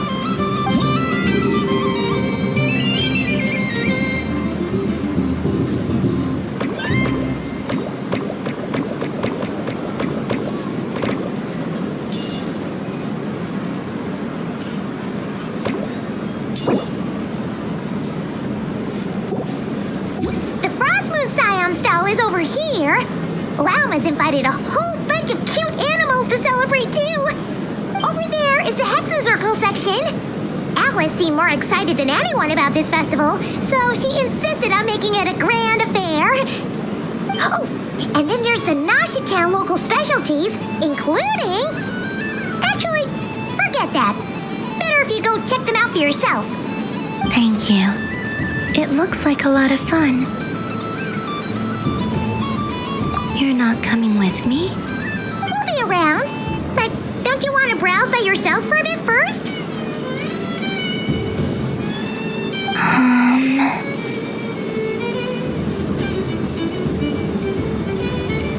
Yep. If you find something you like and want to try it out together, just give us a shout. We'll be right with you. Otherwise, just relax and enjoy yourself. There's so much on offer, so try to experience as much as you can. And don't forget to stuff yourself with all the delicious festival food!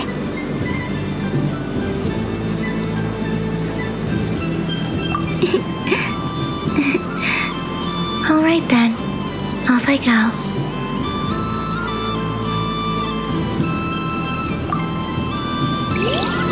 Where should I go first?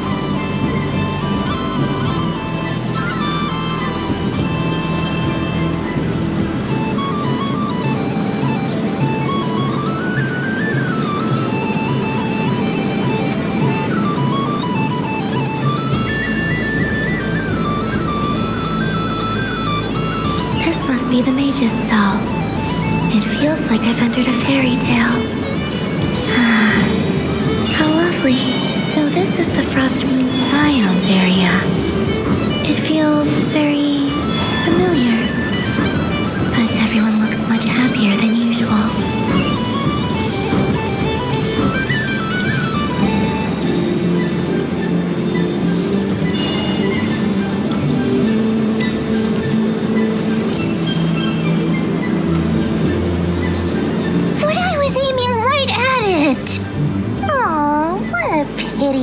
I saw it with my own eyes.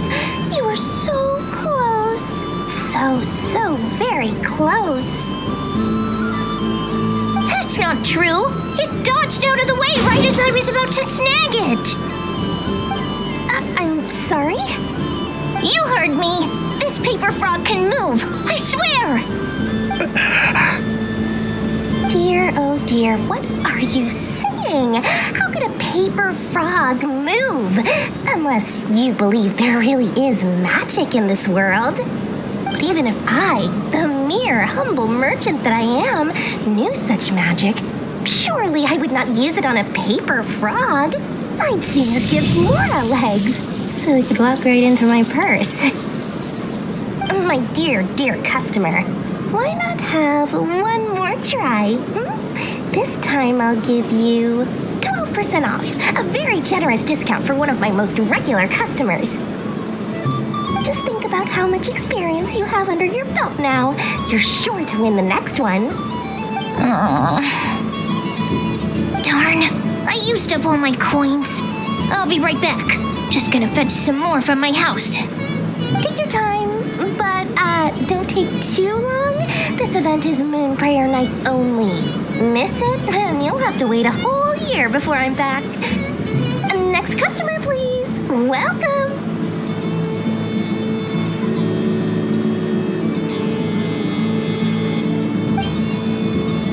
Hello. Whoa, what's this big one doing over here? How do I tell my employees not to go running around this time? Shooting them a glance won't work. I haven't known them long enough. Dory? Why, hello there, Miss Columbina. Would you like to play my ring toss game? The rules are very simple, and it's easy to get the hang of. How much for a round? Oh, first time's free. Not a single mora. After that, well, we can cross that bridge if and when we come to it. But with your sharp skills, I'm sure you'll win all the prizes in one fell swoop. That was an obvious enough hint for them, right? Right?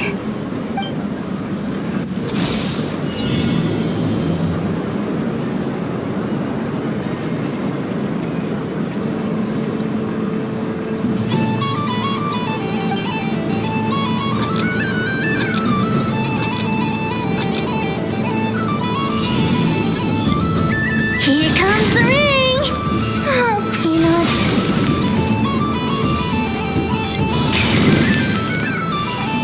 Change tracks. Roselle, should we move or not?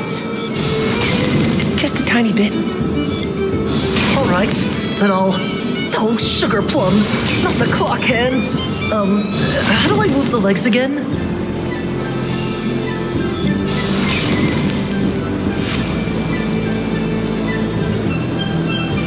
Let's see now. Let's see. Wow, very good. That's the highest score we've had all night. And here's your prize. Now, how about another round? As for the cost... Happy Moon Prayer Night, Miss Columbina. Happy Moon Prayer Night, Durin and Hat Guy. Are you here to play the game? Yes.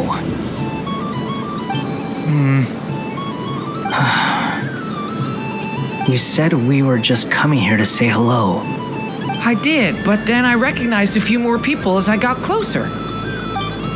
Do my eyes deceive me? Is that... It's our little dragon! He's all grown up! Someone's popular. Well now, since you came all this way, why don't you try out this lovely game we have going? First try is free! He'll have a go. I'll pass. It's only one free try per customer. You can't give your try to him. I'm aware. How has Elder Almond been lately? He's in great shape. He goes for a run in the forest every morning to stay fit and healthy. He tried to go boat racing with Firecracker a while back, but he couldn't even make it onto the Lotus Leaf. Firecracker was in fits of laughter. How about you, little dragon? Can you still fly? Yes, I can. But you've become less chatty. Has growing up been tough on you? We call that maturity. You know, the thing people sing about. The knight wields a sword of stone to defend those hearts that are made of gold. Stone is very heavy. That's what keeps him from talking too much. That's awesome! I want to be a knight when I grow up too. Ring, here I come!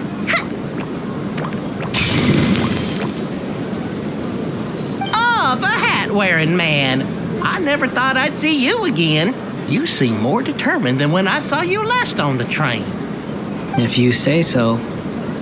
Oh, I do say so. The people you once helped see it clearly. It's because you are once again on the right track. May the engine in our hearts propel us to the station of our dreams. I can move! I can move now, Roselle!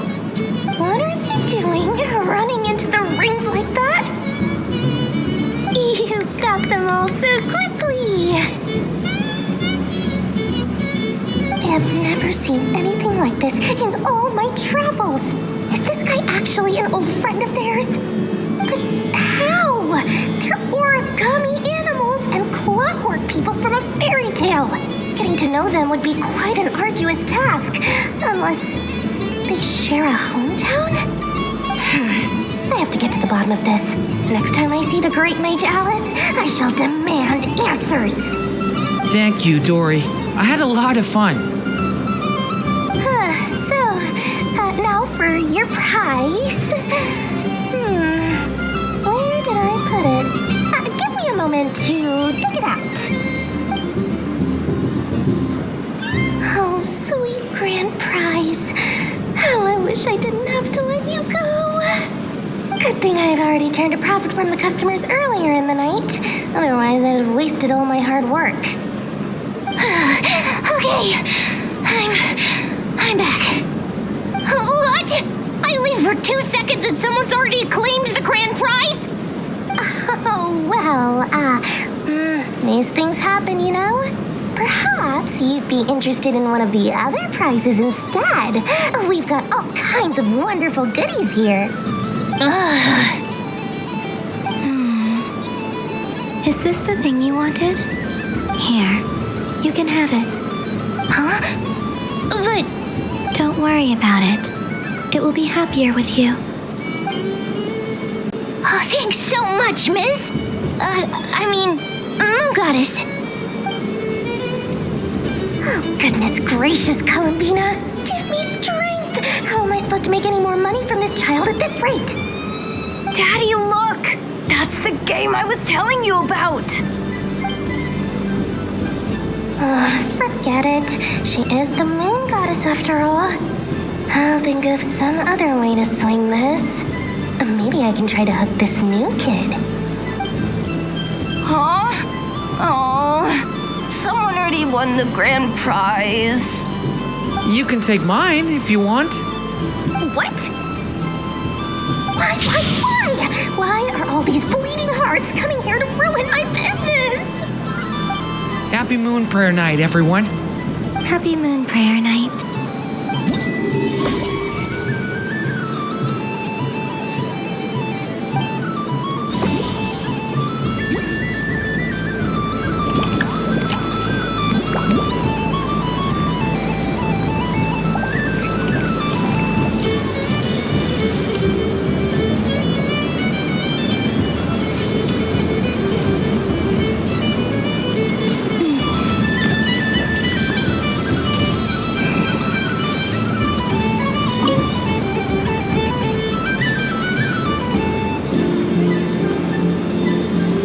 Say it's unfair exactly. I mean, your voice goes right into people's heads. How would you explain that to the kids? You can't just explain it away as magic. Is something the matter? Ah, Miss Columbina. No, nothing you need to worry yourself about. Impeccable timing. Stick around for a second, Miss Columbina. I need your input on something. This self-proclaimed Knight of Justice has yet to give me a satisfactory answer. I, for one, would like to hear your verdict on the matter. Hey, now, I left the flagship just to help you out, Miss Nicole. What's going on? So Alice and I are both using long-range remote control spells that work on similar principles, allowing us to attend this festive fair in Dodeco form. Sorry, let me backtrack a little. While similar, there are some key differences. Alice, being a great mage, wanted her Dodeco to reflect something of her own charm and mystique. So she adjusted the way its tail moves when it spins around. An entirely gratuitous move, in my opinion. I hardly see how anyone is going to notice that. If anything, I'd say that anyone who stares intently enough at a Dodoco's tail to notice such a small detail is someone we ought to be highly concerned about. I only say this to emphasize that my question has nothing to do with tails. Now that we're clear on that, why is Alice's Dodoco permitted to interact directly with the children celebrating Moon Prayer Night, while mine is not? Your voice speaks directly into people's minds. See? Exactly what I said.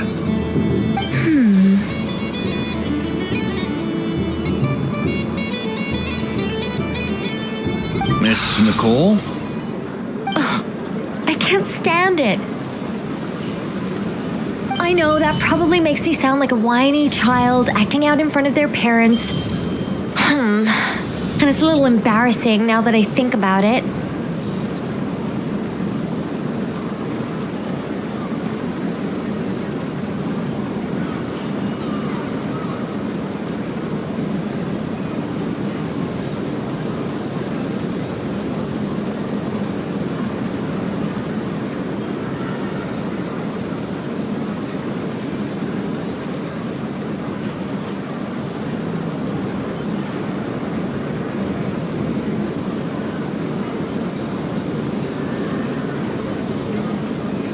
But hey, I said it now, I can't take it back. That would be even more embarrassing.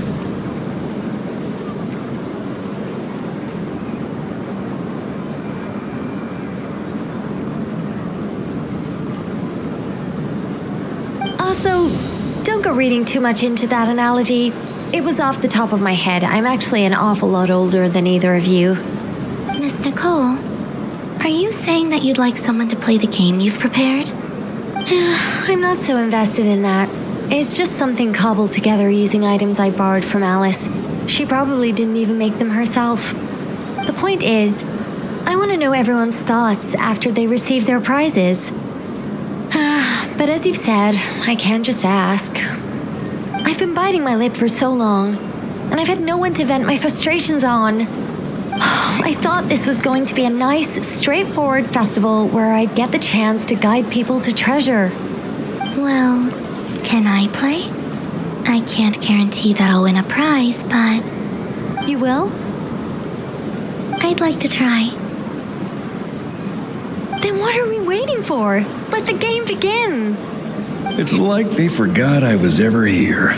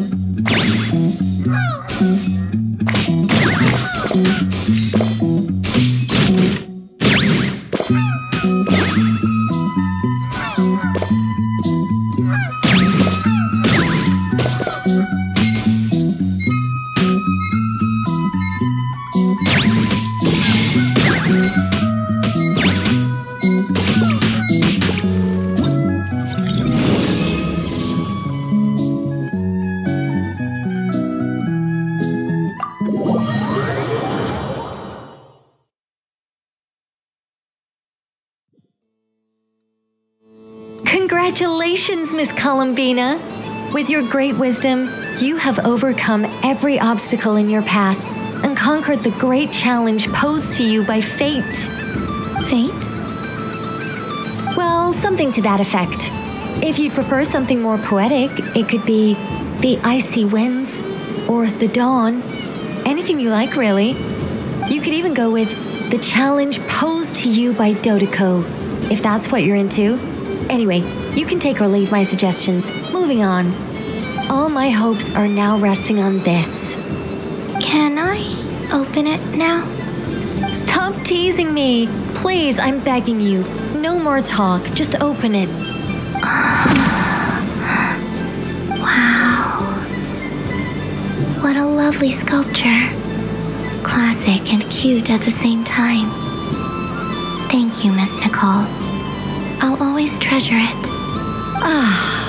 There we go. Music to my ears. You have my sincerest gratitude, Miss Columbina. Thank you for sharing your precious time with me and fulfilling my wish. Don't mention it. You've all done much to help me, and still, I'm the one receiving all these gifts.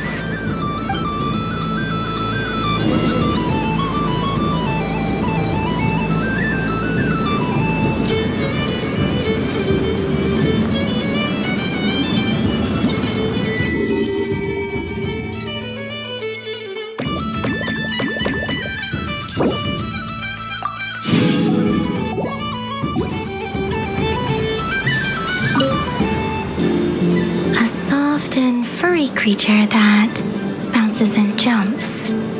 Welcome home, Moon Goddess. This one talks too. Allow me to introduce myself. I am a Dodoko from a distant archipelago, the most mischievous of all my Dodo brothers and Dodo sisters. When the going got tough, I powered through, and when I met obstacles, I boomed them away. That sounds like a lot of fun. Doesn't it just? But then the trouble started. Recently, I found a lovely beach, the same beautiful jelly color as my hometown, and so I dove in to have a look. Only to find it overgrown with seagrass and nasty little spiky fish everywhere, looking to turn me into a Dodoko kebab. I made it back to shore by the skin of my teeth, but my tail was sorely hurt. Couldn't you just boom them away? Oh, I wanted to, believe me. But I've heard that you, Moon Goddess, can understand animal speech.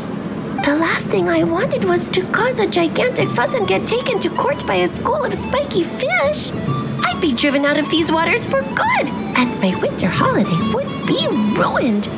And so, dear Moon Goddess, I was wondering if you might lend me your allegiance. Are you roping me into a crime?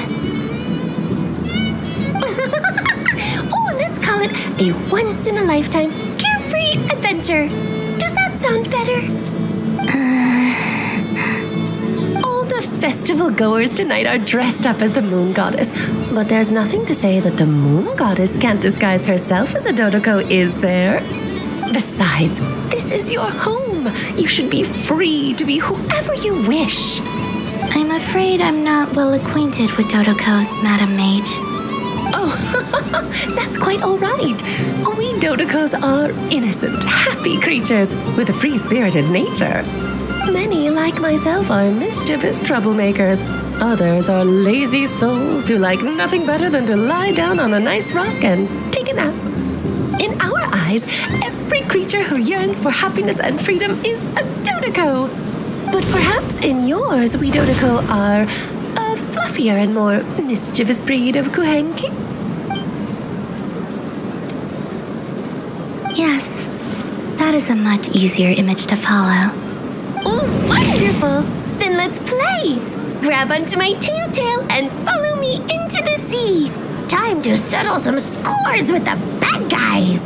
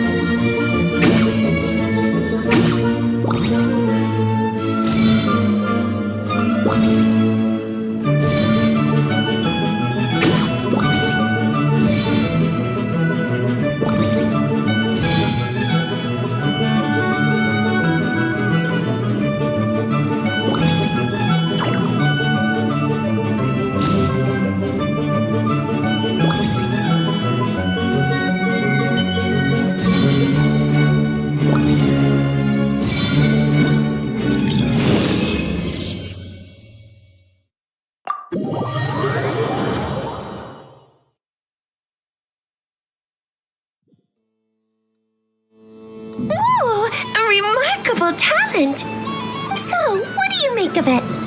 The use of jumpy dumpties doesn't come as naturally to me as Kuvaki, but their unpredictability makes it fun. I think they call this novelty. Indeed! And how did it feel blowing those pesky nuisances away? Not bad. Any guilt? What do you mean? Oh, wonderful! Lovely answers to all 3 questions. You've passed the safety test. Now I can give this special bomb to you as a souvenir.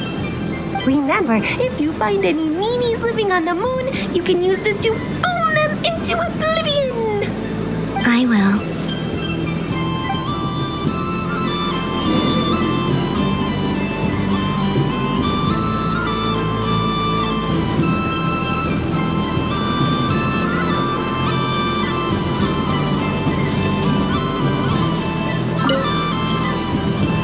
Welcome home, Moon Goddess. Oh, you're the genuine article. Alice was right. This moon prayer night was worth watching after all. Another one that talks. Greetings. Pleased to make your acquaintance. I am the Hexenzirkel member they call B. Barbeloth Trismegistus. Columbina Hyposelenia. Pleased to meet you too. Hyposelenia. A fine name indeed. Now then, Miss Columbina, do you wish to hear a mage's divination? Divination? The Frost Moon Scions used to ask me what would happen in the future. Is this like that? From the perspective of the one seeking answers, perhaps. As you look to your journey ahead, if you seek to understand the unknown, resolve your doubts, and soothe the confusion in your heart, divination could be for you. The unknowns on my journey. Of course, if one wishes to peer into fate, then hydromancy is the more precise option. But that is a complex affair, and to relegate that majestic art to the status of a festive amusement would seem somewhat uncouth. Besides, it is sometimes better to not know fate with great certainty. Hence, I shall use the suitably festive Luna Arcana to tell your fortune instead. It is more popular with the youth in any case. Lunar Arcana. Indeed. Unlike hydromancy, this will only display possibilities and trends. People like to think of themselves as creatures of agency and free will. Peering too far and too clearly into the future is detrimental to both body and soul. I'd like to give it a try. Of course you may. Come then, take a seat, Miss Columbina. Before we begin, are there any specific questions you would like to ask?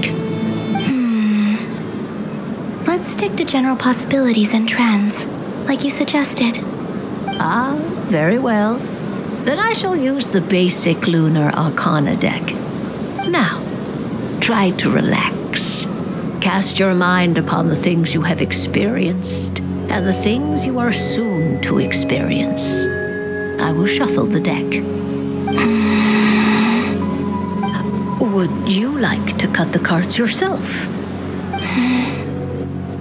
You do it. No problem. Now then, to make things easier for the seeker, that is to say, you, I shall decipher the cards from your perspective.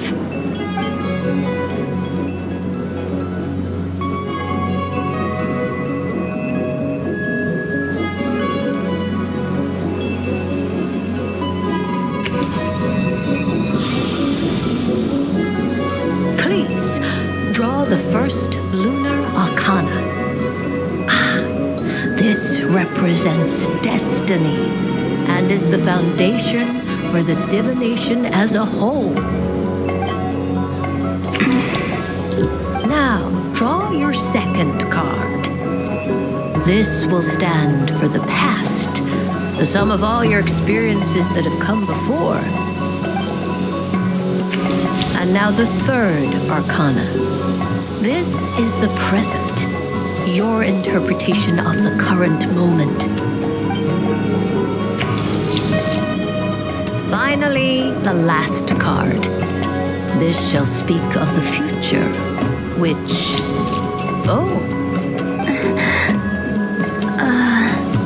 Kuvaki pulse? Fascinating. I've never encountered this before in my role as a diviner. Something has exerted an influence upon this card, causing it to leave its designated position. What do you make of this, Miss Columbina? Perhaps this is the guiding hand of fate in action. Of course, if you wish, you can choose to deny the validity of this card and draw the future for yourself. No, it's fine. Let's go with this one. A bold decision. I must say I'm looking forward to the results. Well then, let us flip the lunar arcana in sequence and see what emerges. Sure.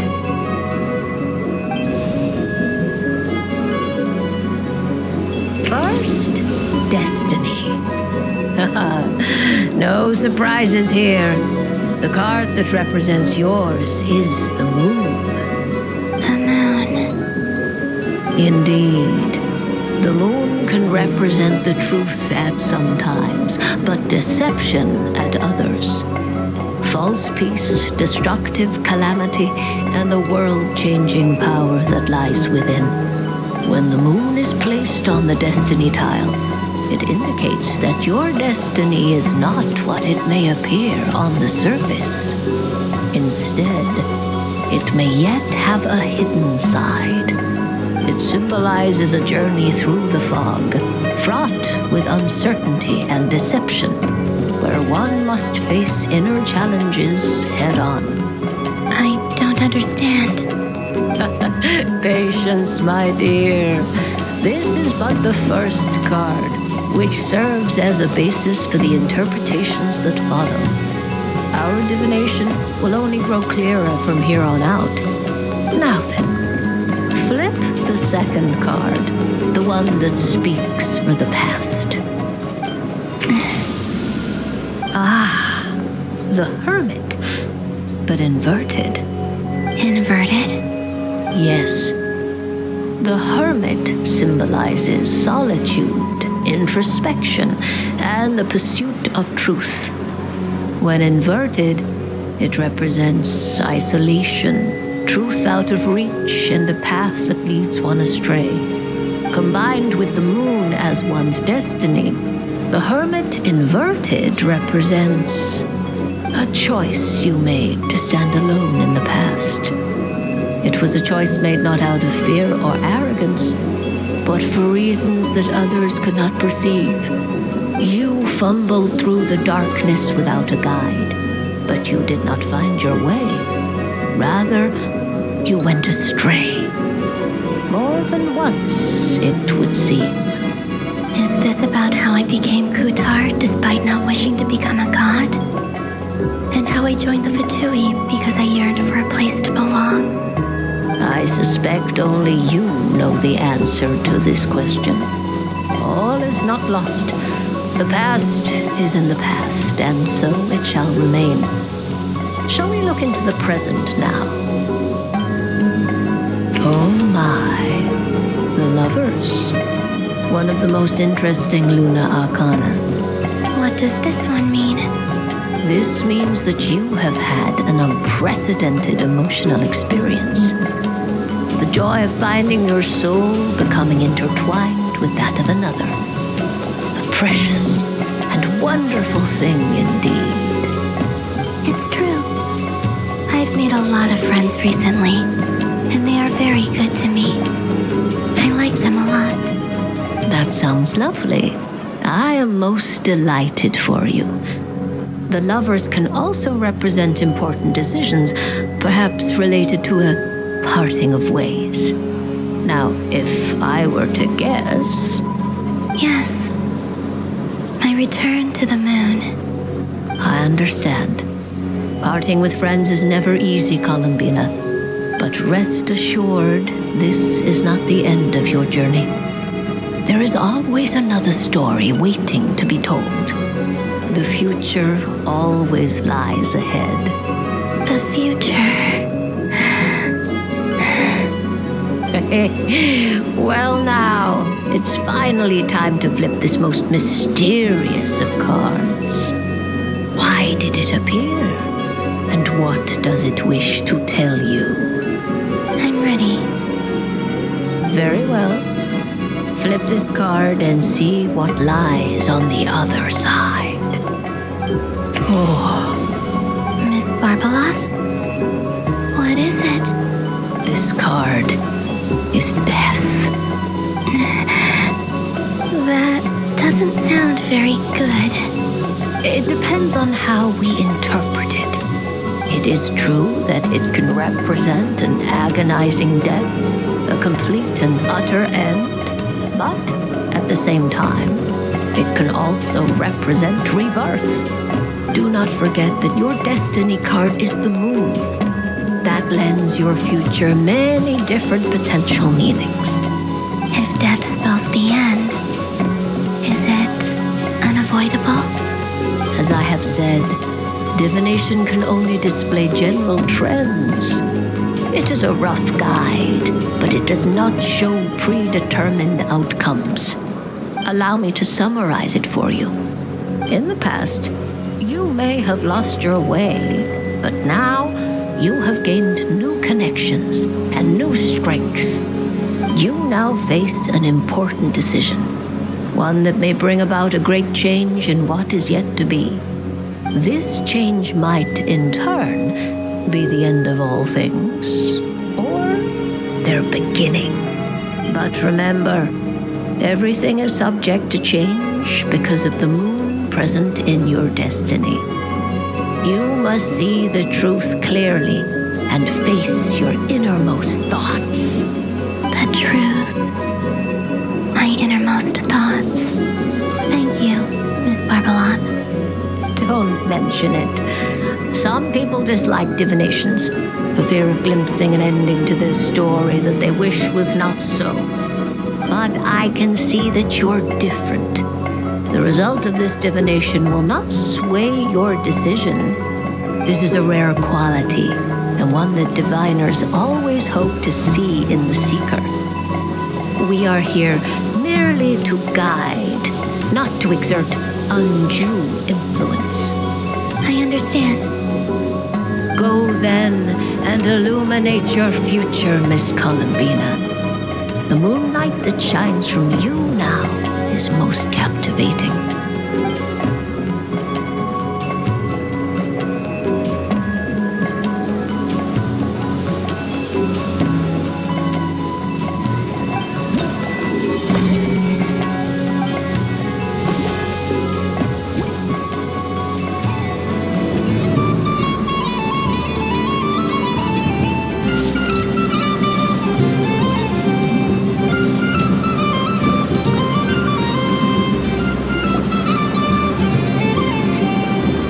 Dodoco's Whirligig! Come check out Dodoco's Whirligig! Ah, welcome home, Moon Goddess. Might I ask what this is? Ah, it's a very special amusement sponsored by the great mage herself. Ride on a soft and furry Dodoco and embark on an unforgettable adventure. I say that, but I'm just following a script here. Who is this mage anyway? And what the heck is a Dodoco? I'd like to ride. No problem. But, are you by yourself? Is that not okay? Oh, no, it's fine. It's just that each Dodoco can accommodate 2 passengers. Would you like to bring a friend along? My friends. That should do it. Now, we just need to get everyone else to draw something on it too. But we gotta keep it a secret from Columbina. traveler.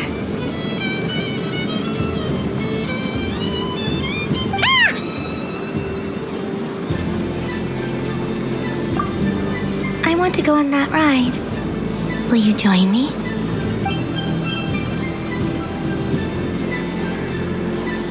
Let's go then. Don't worry.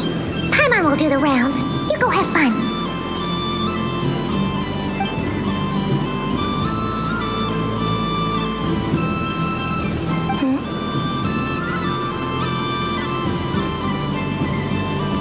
All right. I think we have to wait in line over there. Please take your seats. For safety reasons, you mustn't try to leave the ride before it comes to a complete stop. All right, you're all set. I wish you both a wonderful journey.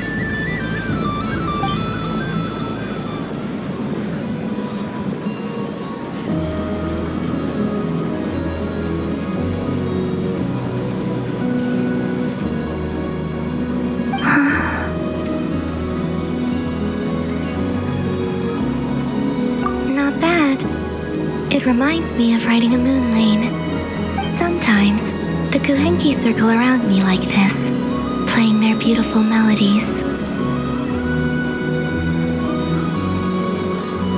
Yeah, I'm going to miss them.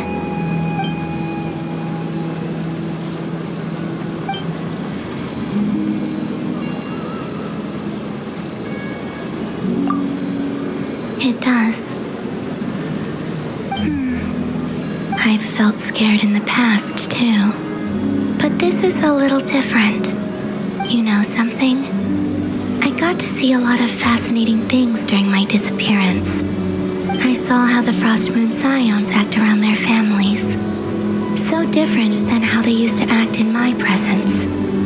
And I also saw how they interact with their friends. It made me curious at first. Why do people act so sincere when they're worshipping gods, but save their truest, warmest feelings for each other? Slowly, I came to realize that it's because they trust one another. They know, deep down, that they'll be accepted for who they are. All of it. The good and the bad. I know. I knew it the moment you started calling out my name. What I fear now is the end. I fear losing all this the very night I have gained it.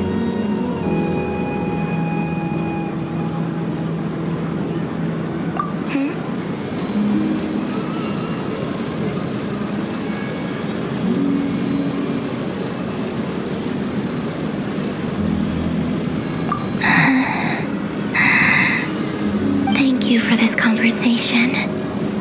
Thank you for listening to me.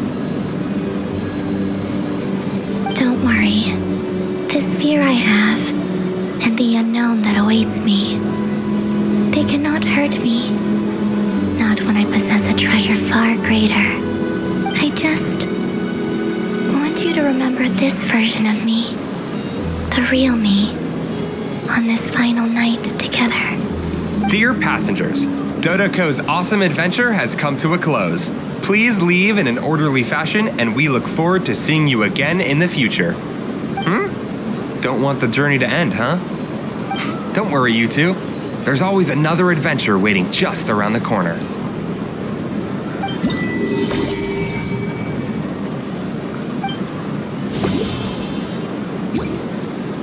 So this is the Frost Moon Scions area. It feels very familiar. But everyone looks much happier than usual. Wow! The Frost Moon Scion stall looks kinda plain. But it's pretty cool once you get into it. I don't go to Hisi Island much, but it's got that, like, old world cultural feel. And if culture means we get more festivals, I'm all for it! Hello, Yehuda. Columbine! Hello, Moon Goddess! That was too close. I almost gave the game away in front of the staff. Oh, wait. What's the deal with her shoes? They don't make a sound when she walks. I could do with a pair of those. Do you like balloons too? Balloons? Oh, you mean those? What's so fun about balloons? I'm not a kid anymore. They're probably more up Aino's alley. Yes. The animals seem very curious about these strange flying objects. I was drawn here by their voices. I recently learned a fun new game you can play with balloons, so I decided to come and give it a try. A new game?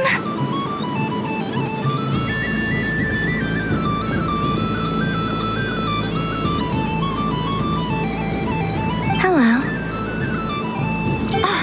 Welcome home, Moon Goddess. Here to buy some balloons? Yes.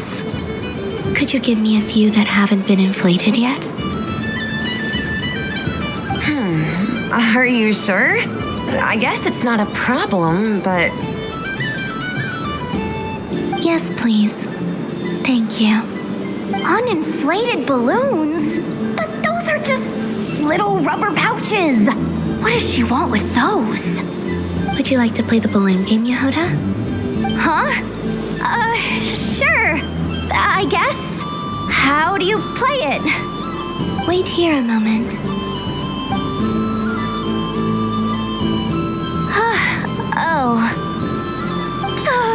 This is so weird.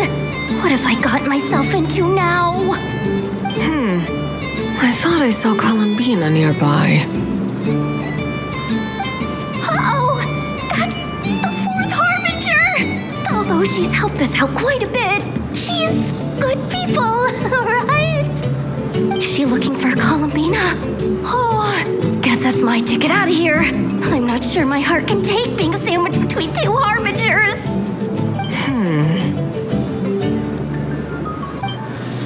Which stall is she checking out?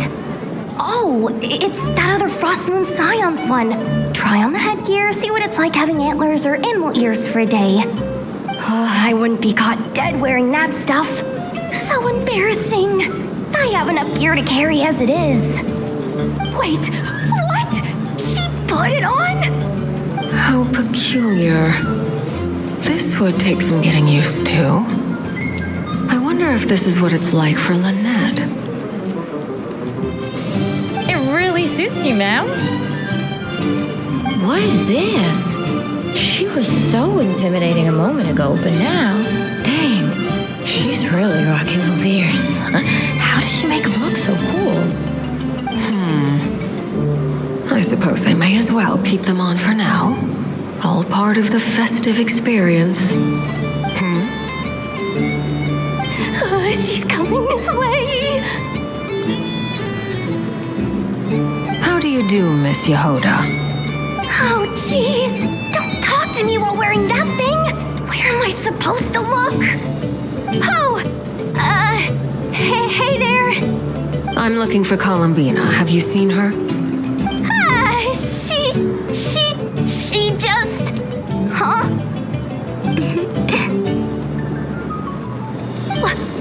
Oh, wait. Is that what she meant by balloon game?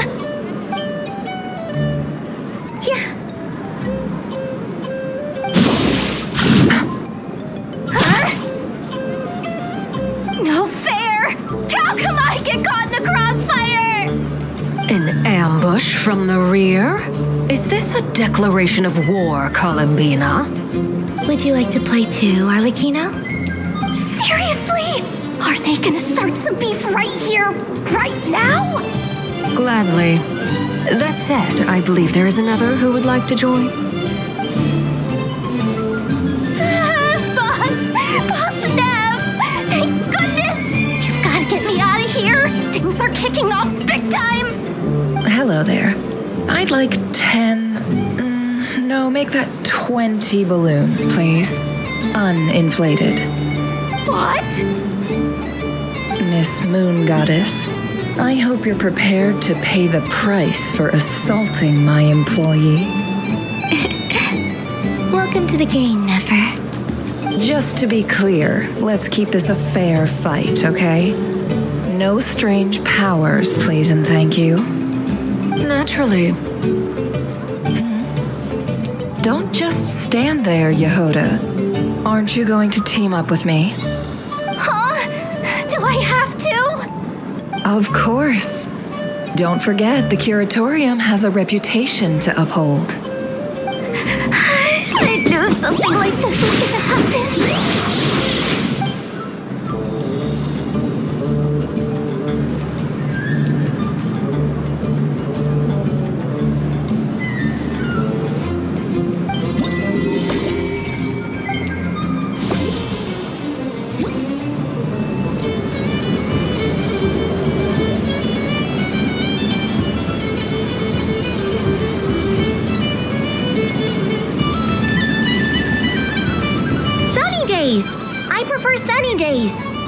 Ah, well, you are as warm as the sun itself, Moon Goddess. Very well. I believe your spirit animal has to be this most adorable chic badger. Wow! Thank you, Mr. Talking Magic Lamp. Have a very happy festival, Moon Goddess.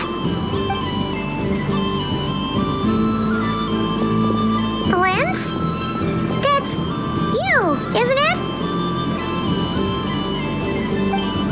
Shh. It's our little secret, my dear traveler in Paimon. Okay, sure, but why are you here selling sugar sculptures? Everyone celebrates in their own way.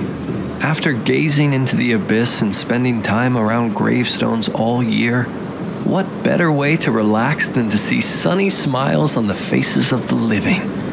Besides that, I like to think of myself as a fair judge of character. I dare say matching personalities to confection suits me rather well. That's not what Paimon was talking about. Aren't you afraid that your true identity might be exposed? Should I be? There is all manner of magic in the air this moon prayer night, thanks to the work of the great mages. I see Miss Columbina is hiding in plain sight. Why should I not do the same? Why miss this rare opportunity to enjoy a special evening in my true form? Fair enough. You got a point there. People who don't know you will probably think you're just a talking lantern. Well, now that we see eye to eye, what brings you here? Not a search for your spirit animal, I presume? Ah, well, actually... Here, see for yourself. Oh, this is... How wonderful. A beautiful idea. Yeah, we just met Varka, and he said that having everyone draw their own section was kind of boring. So, he did your bit for you.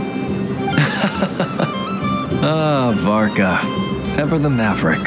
I see his artistic skills are truly one of a kind. In that case, I shall paint something on Mr. Albedo's behalf in a short while. What? Why not now? Ahem. Welcome home, Moon Goddess. Phew, that was close. Hello, Flint. Oh, she recognized you right away! What keen eyes you have, Miss Columbina. Especially considering they are shut. I did not see you. Rather, I sensed you. I can sense the fluctuations in Kuvaki all around me. One would expect no less of the Moon Goddess. Might I interest you in some candy? Yes, please. Excellent. I shall make some for you right away.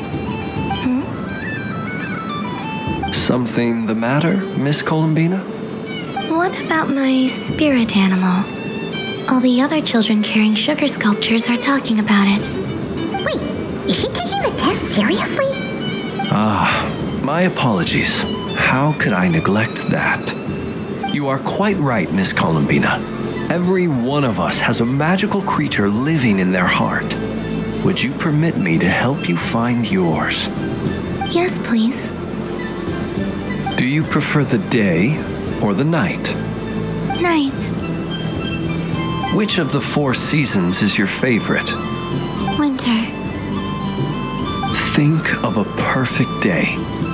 What is the weather like? Sunny, rainy, or perhaps cloudy? Rainy in the morning, sunny at night. What kind of answer is that? Forests, lakes, and open seas. Which do you prefer of these? I like them all. Imagine you opened your very own shop. What would you sell there? Moonlight, I think. Wow! Paimon would totally shop there. It wouldn't cost anything. You'd just need to visit. Aha! I believe I know what your spirit animal is. Here, for you. Oh, it's a Kohenki! Indeed, a free-spirited being with a deep love for all things here in Nodcry, who selflessly lends her aid to as many people as she can reach. It is the perfect fit for you, Miss Columbina. Thank you.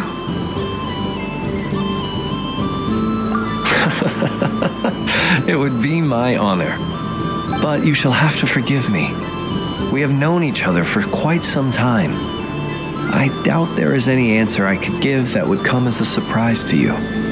So instead, would you accept this sugar sculpture as a token of our friendship? It's a lantern. Hey, why don't you two go enjoy your candy over there? Paimon wants to try out this spirit animal thing too. Right, Flint's? Come on, play ball. Gotta get this drawing done. But I want to hear Paimon's answers. But it'll probably take ages. Paimon's a complex soul. And we don't want your candy to melt while you wait, huh? Oh. Okay then.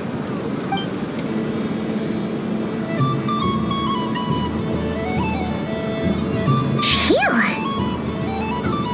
Nice excuse, Lady Paimon.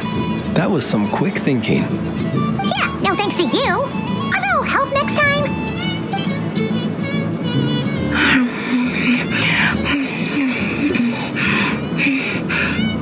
It's sweet. Is that Lockaberry?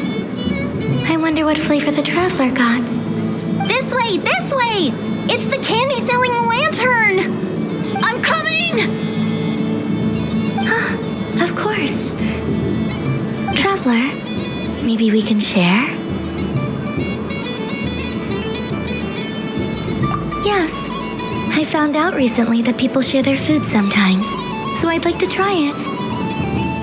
Or is that enough? Thank you.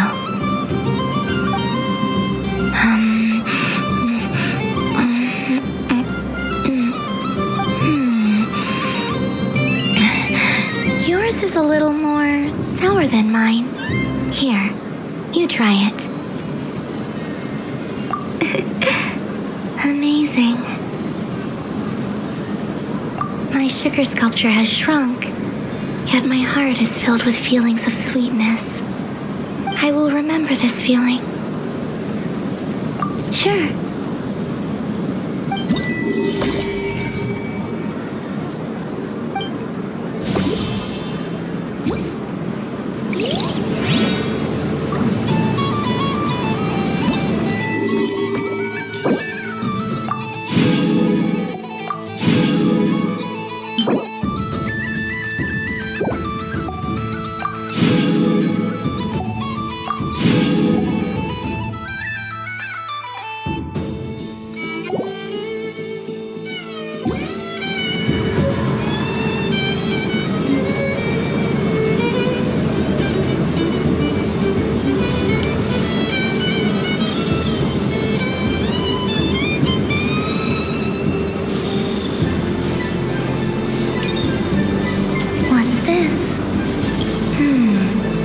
Should I give it a try?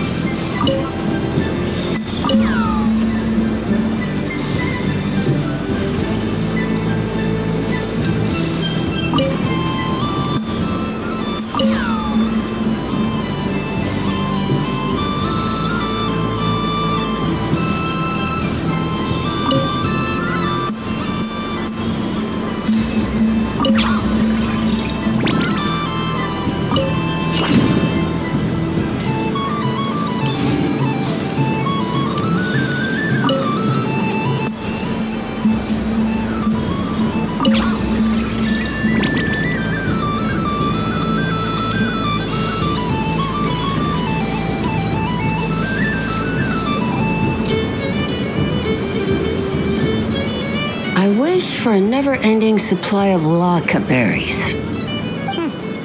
What a humble wish. Probably written by a child.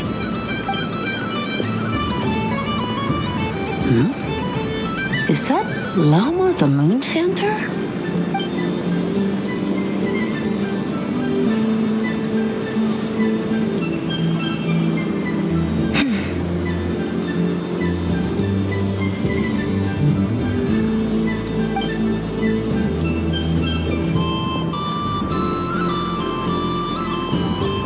I wish that the long plume ibises would stop biting me. Oh dear, poor llama. All right, I'll write that one down for you. I got it. While everyone else is celebrating Moon Prayer Night, you're as busy as ever. I don't mind. It's rewarding work. A good kind of busy. My antlers are at their heaviest tonight, and the Kuvaki waves are especially strong. But as I help these dear friends hang their wishes up, I feel a great peace within myself that is hard to describe. You see, they are all such beautiful wishes, and they are ones that we can fulfill by our own strength. Do you blame me, Llama? I want to hear your honest answer. It is by the help of so many people that I can return to the moon. But I feel as though I've hardly done anything in return.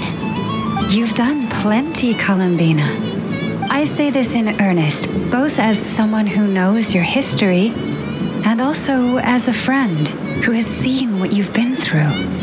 What about as a moon chanter? I feel proud to honor our moon goddess's wish, and I'm sure any moon chanter in history would have felt the same way. Thank you for your kind words, Llama. But since you asked for my honesty, I won't lie to you. My feelings are mixed right now. Besides pride, I also feel, I suppose it's a reluctance to let go. Once you return to the moon, we will be far apart and separated by a false sky. I'm sure those of us left behind will gaze up at that sky, yearning for the moon once in a while, just as you used to do. I will miss you, Llama. I will miss you all. I hope to stay in touch. I will try and find some way to send messages down from the moon. Perhaps you could use Kuvaki. I've heard Yehoda say that signals can be sent using long and short waves, or strong and weak lights. That sounds a little complicated. What if we forget what the signals mean? We could prepare a codebook beforehand, but you're right. It wouldn't really suit you. Still, whatever happens, I believe that you will find your own unique way of communicating with us. And now that I think about that, my heart feels lighter. As you trust in me? Yes. I have faith in you, and in the power of truth. In my experience, the truth tends to be difficult, but that's what makes it stand out from what is false. So I'm confident that your thoughts and your love will shine through the curtain of lies. We will know it when we see it. Thank you. Now, could you help me hang up my wish? Is this? I wish that all who dwell in this moonlit world can find a place to belong. And I wish that I shall one day see my friends again. It's 2 wishes. I hope that's not too greedy of me. Not at all. And I think you speak for us all with the second one.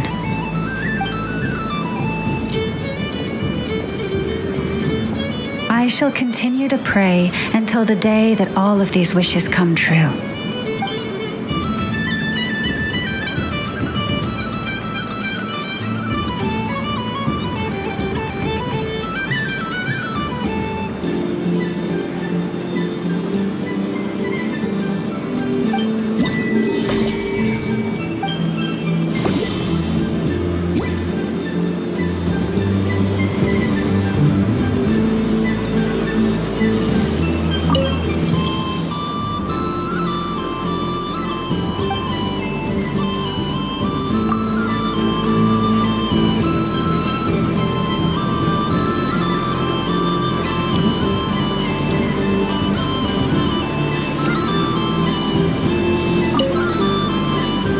I've seen Linny and the other children play this game before.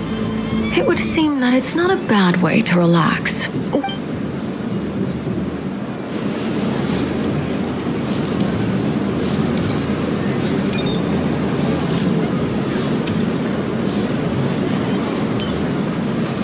are so many attractions here. Since I rarely get out, I might as well make the most of it.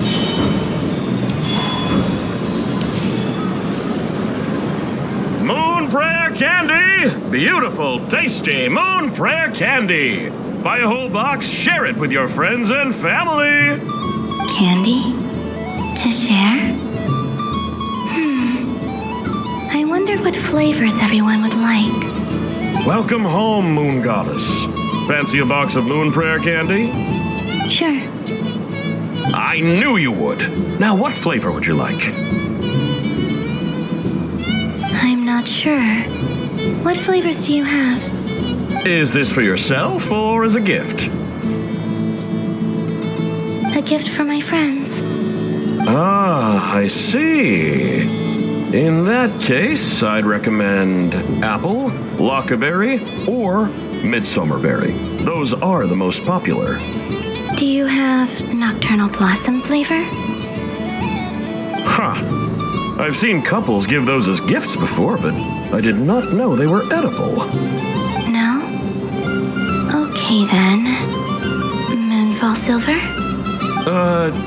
You did say this was for friends, right?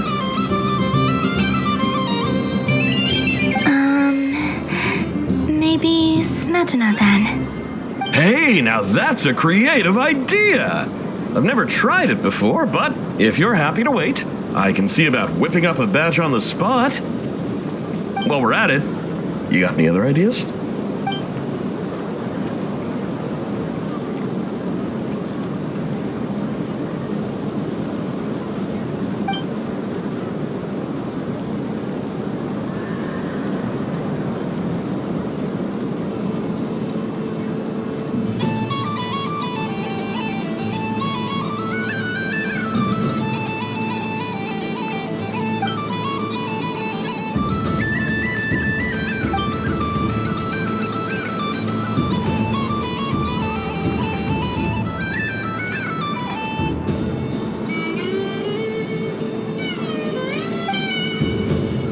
Here you go. Every flavor you asked for is in there.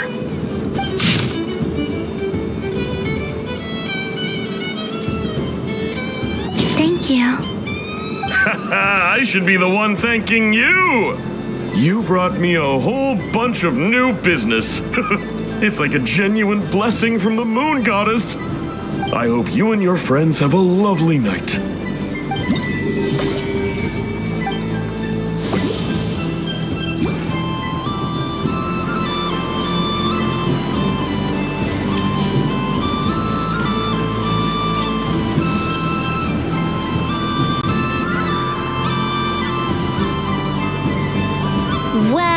Well, look who it is. I heard someone went and disappeared on us the moment we let her out of our sight. They looked all over for you. Frankly, I didn't think you'd be back for Moon Prayer Night. Were you worried about me, Sandrone? You would like that, wouldn't you? Do you even hear what you're saying? It seems to me like you disguised yourself with festive headgear, just so that you could come see me on Moon Prayer Night and make sure I'm okay. You didn't even bring Polania with you.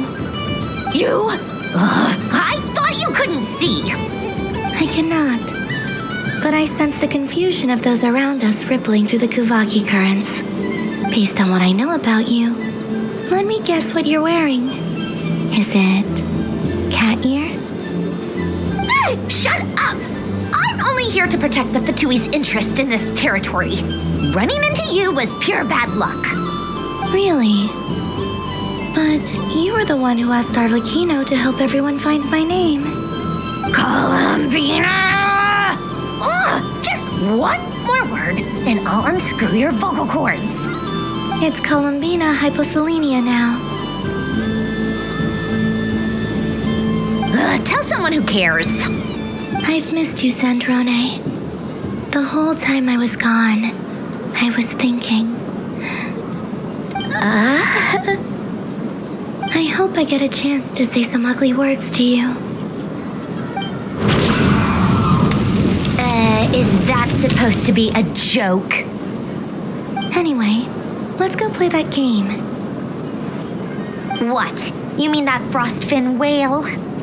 Yes. It's some kind of game where you get bitten if you step on the wrong tooth. Seems like fun. Who in their right mind would wanna?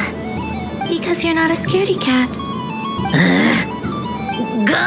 Fine! You wanna play? Let's play. Don't complain when I kick your sorry butt. Lovely. You old geezer! I'm gonna beat the pants off you! Just you watch! I almost forgot. Sandrone? What is it now? You'd better not lose, or I'm going to beat your head in. What? Allow me to demonstrate since I'm feeling so nice. You just step on the teeth, like this.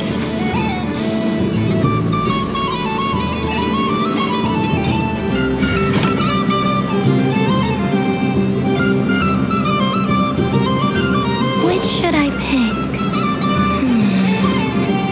I'm getting a bad feeling from this one. Your turn, Sandrone.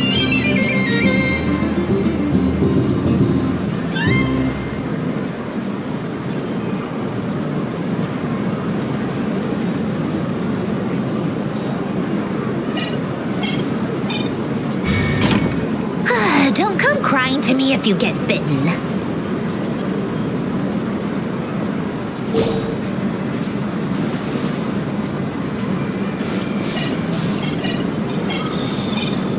There are less and less teeth remaining.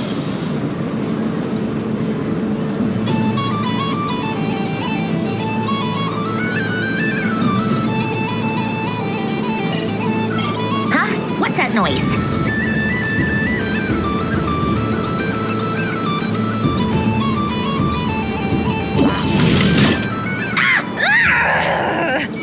I think you might have picked a bad tooth, Sandrone. Shut it! Do you need any help? It seems like you're stuck. No! It's just a blasted toy! How is its grip this strong?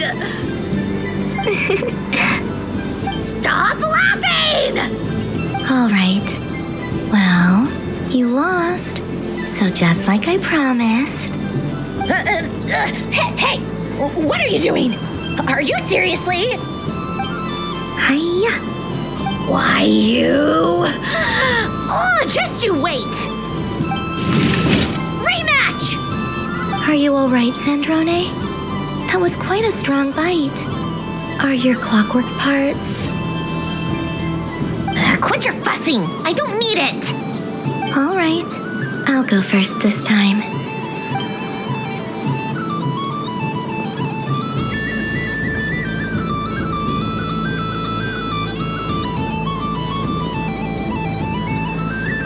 I see it now. She can sense which teeth are rigged. So I just need to avoid the same ones that she does.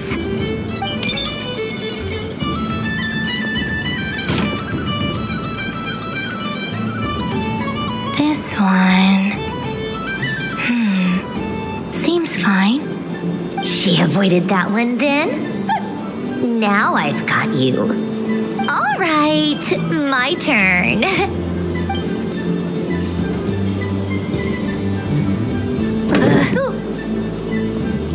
What? Looks like you lost again, Sandrone. Wait! There's more than one bad tooth! Bonk.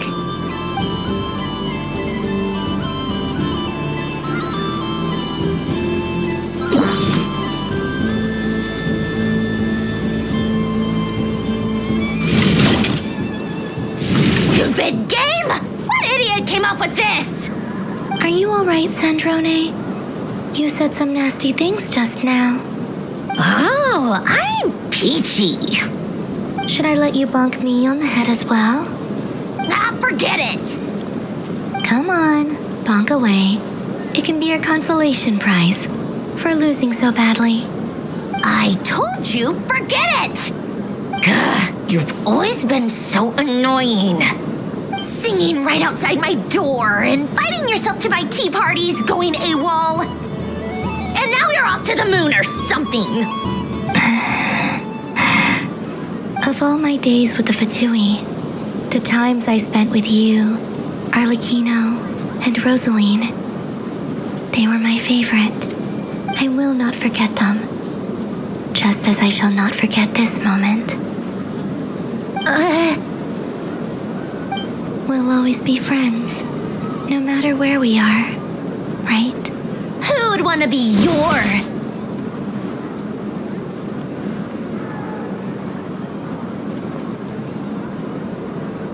I'll miss you, Sandrone.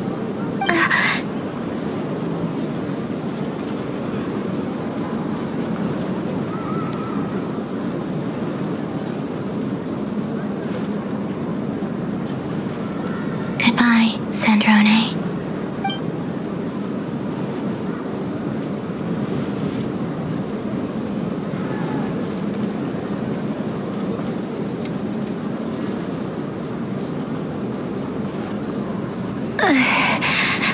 I'll miss you too, Columbina. Sorry, what was that?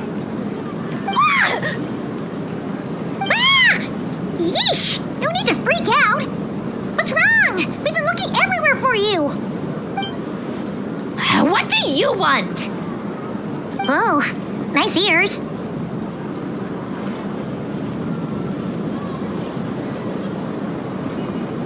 What do you want? This. Huh? It's your turn to draw something. You're one of her friends too, aren't you?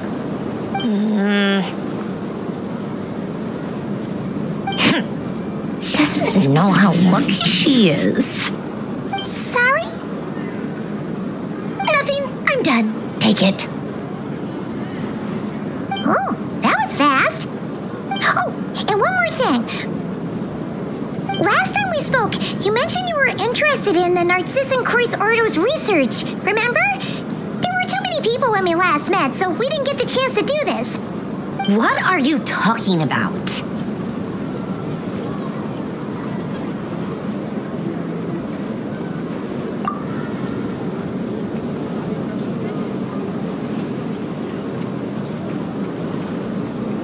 This is... Oh. Alain, Renee, and Marianne. Huh. The Holy Blade. A savior's plaything. It's not about whether I approve or not. These people, they would sacrifice themselves for the sake of the world. Especially Alain Guillotin and Renee. That is something I would never choose to do. Still, I didn't know they had any pictures left from that time. If I'd have thought to bring a camera, I'd have... What? Yeah, of you being bitten by the frostfin whale and Columbina bonking you on the head. Tear it up! Now!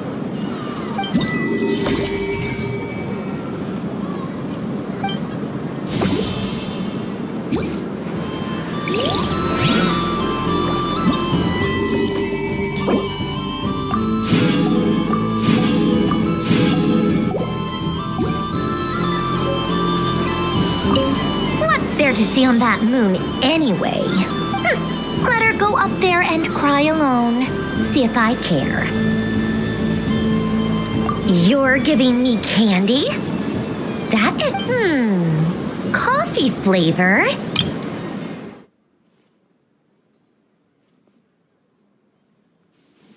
You're giving me candy? That isn't like you. This had better not be some weird prank.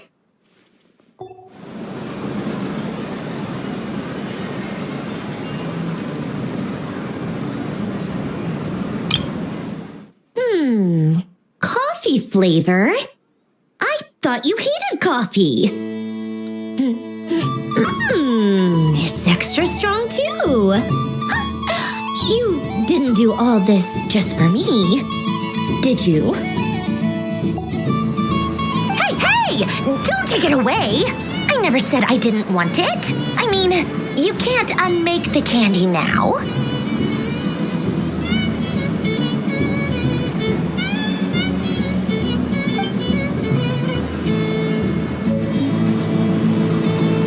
What's there to see on that moon? Let her go up there and cry alone. See if I care.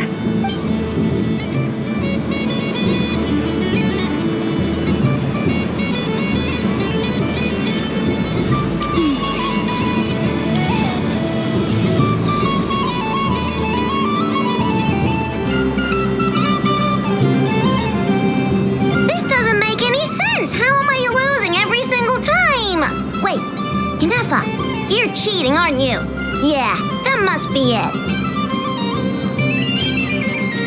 I am not cheating, I know. Uh-oh, sounds like Inefa's turning into a big baloney bot. I think it's time for some serious maintenance. Moon Goddess, help me.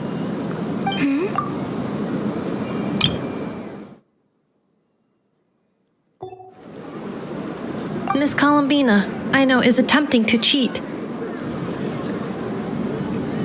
What the? I'm not the cheater. You're the cheater. How dare you throw it back at me?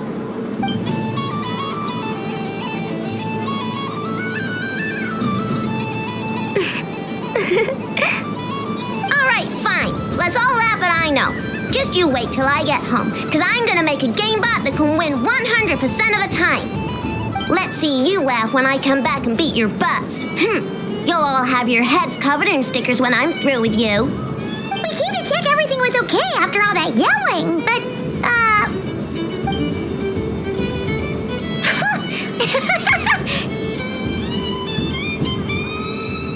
Whatever it is, it sounds like cheating is allowed. Kuhenki concentration. Each player starts with differently colored kuhenki. Each round, they draw one kuhenki from their opponent. When a player has two kuhenki of the same color, they make a pair and can be discarded. Any that can't form a pair must be kept. The round ends when a player can't form any more kuhenki pairs, and that player gets a sticker.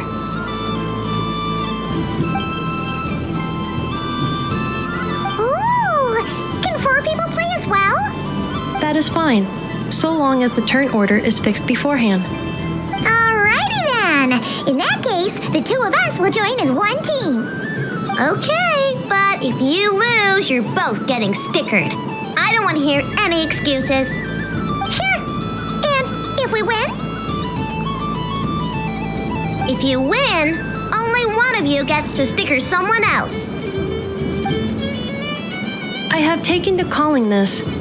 I know logic. Hey, lay off me, all right? Okay, so we're starting the game from scratch again, which means all my stickers so far don't count. Looks like Luanatar is the Kuhenki of honor for this game. Anyway, let's go clockwise, starting from Inefa.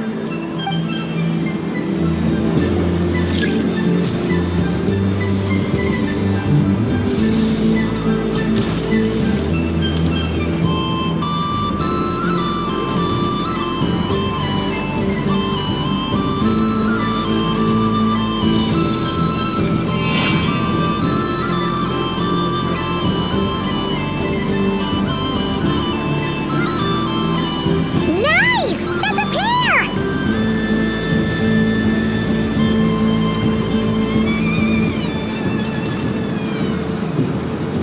Go, go, fly!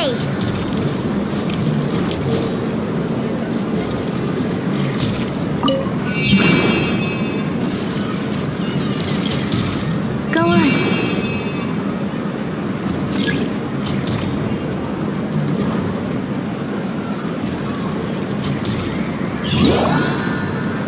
I have a pair.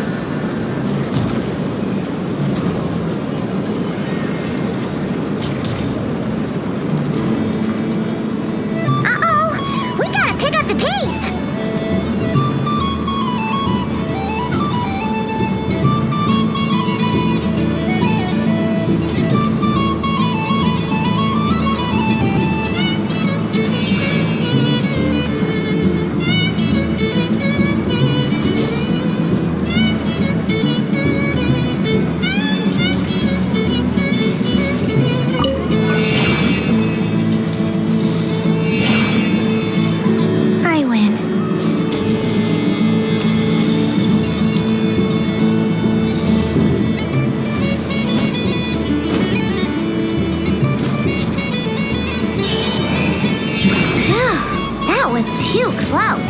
thought I was gonna lose. Good luck, everyone. Aw, we're out!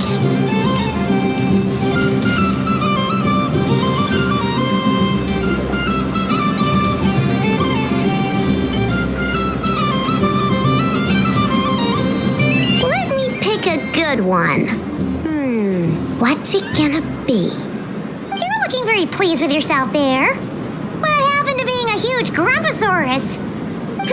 I won. Duh.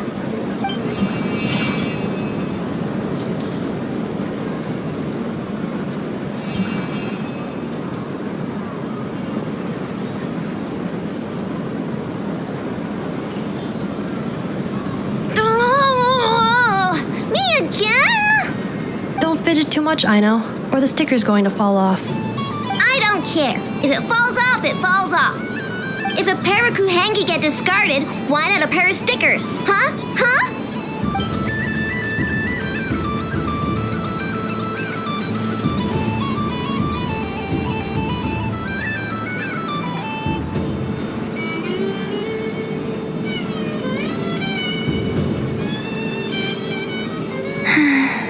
I've lost.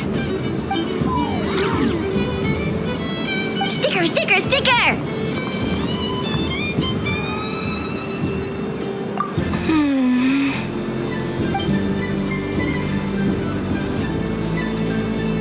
Cute! You think so? Shame. I can't see it for myself.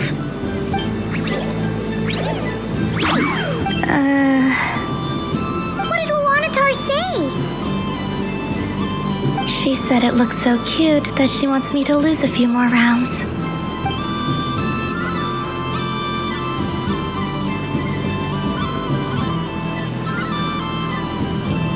Who put these stickers on Paima's eyebrows? Ugh, she can barely see! Alright, now, I think we got enough evidence to prove that there's a serious problem here.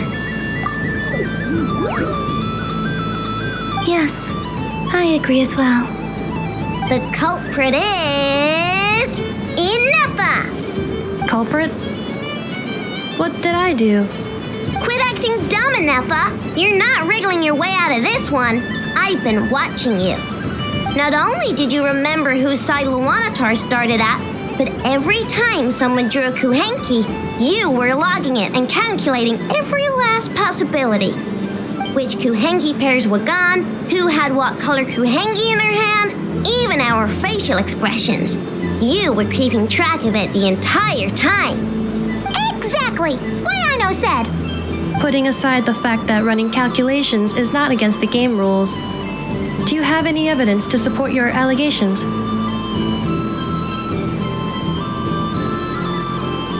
But that's not against the rules either.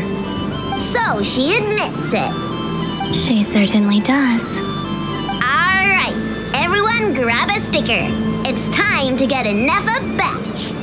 But... Take that!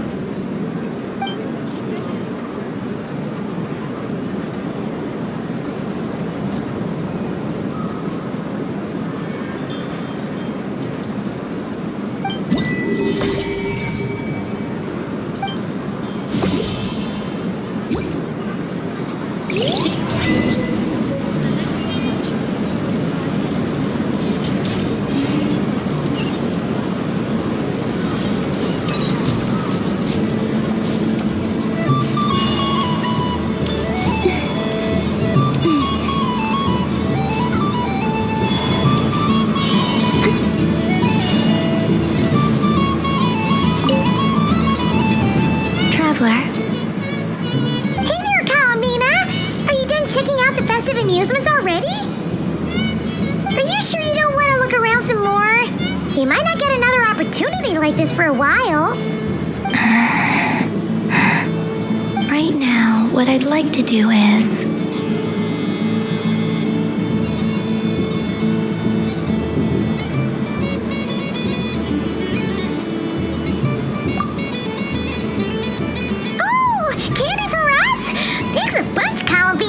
Don't mind if we do. Whoa, this one's intense. But it's so tasty. about you, traveler? How does yours taste? Oh, sounds good. Paimon's drooling now. Are there any more Smatna candies in the box? Yes, I believe so. Okay, gotcha. Let's see.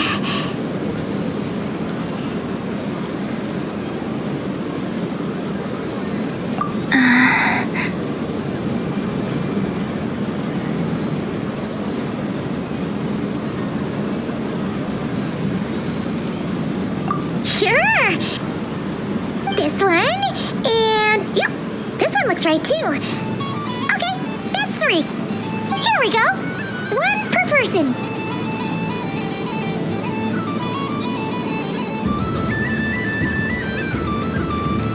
It's so sweet.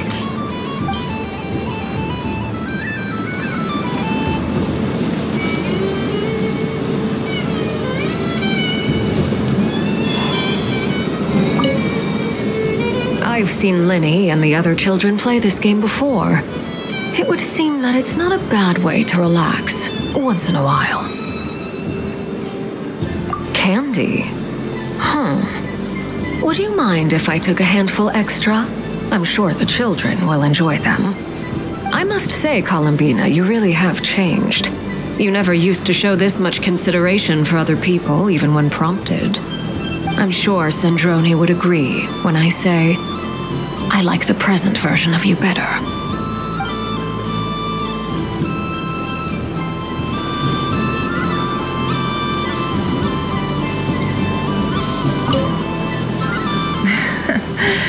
That was fun. It's a shame Ashfru doesn't like playing with water, or I'd have roped him in as well. Oh, a gift? You shouldn't have, Miss Columbina. Very nice indeed. Candy is one of many luxuries that the desert folk could never afford.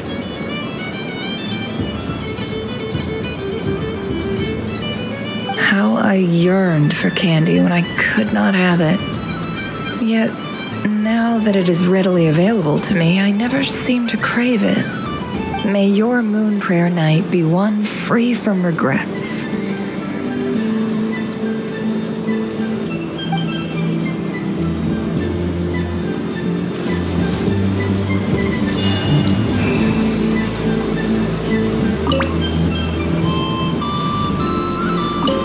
Something about festive lighting always has a way of putting the warmest smiles on people's faces.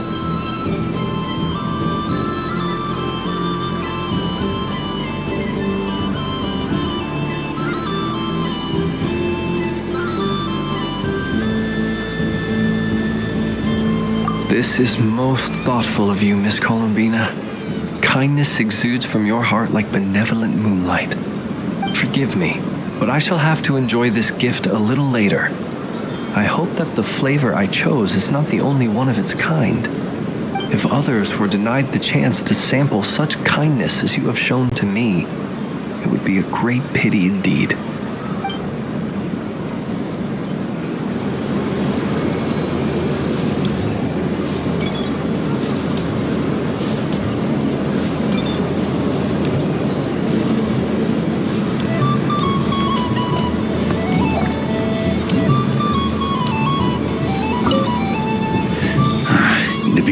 To just leave without saying anything.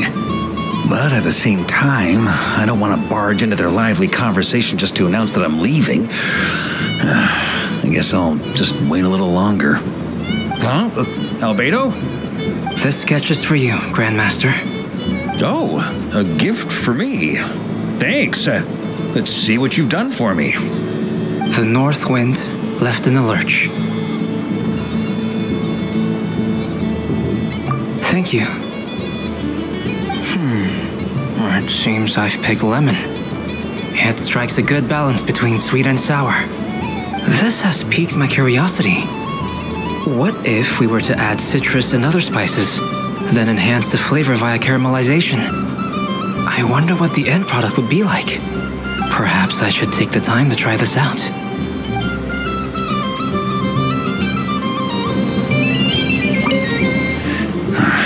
be rude to... Huh? Albedo? This sketch is for you, Grandmaster. Oh, a gift for me. Thanks. The North Wind left in the lurch. Ooh, I get one too? Nice, thanks. What is that? Oh, it's so familiar. Don't tell me. Oh, I got it. It's like the candy jar dropped into a vat of today's boon. Seems I'm a proud recipient of today's Feast of the Moon, huh?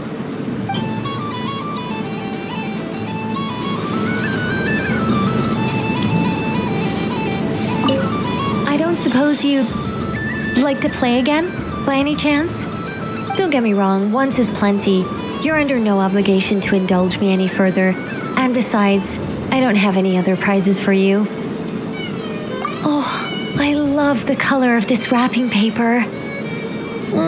But the bow on that one is just so perfect. Oh, this is a tough choice.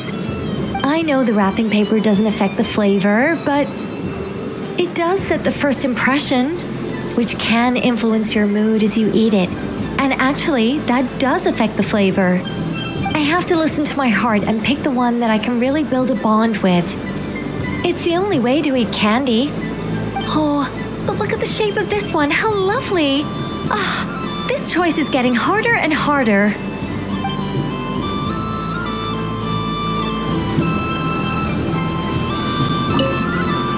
The death card made a most enigmatic appearance. The moon for which Miss Columbina is bound, I fear. Fretting is of no avail. I will have a chat with Alice about it sometime. You're such a polite child, Miss Columbina. But we elders have already partaken of our fair share of stories in this world. Enjoying candy, keeping up with the hip and groovy trends of the day. These things should be left to youngsters like you. I hope you don't misunderstand me. I do not intend to lecture you or reject your kindness. It is simply that the mere sight of this candy is starting to give me a toothache.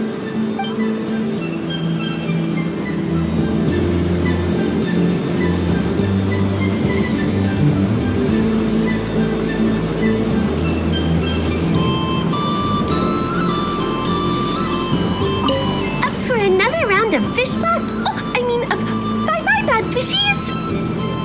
Oh, bless my fluffy tail. Dodoko has never seen candy shaped quite like this before. Why, it shines like a lovely crystal. Let the feasting begin.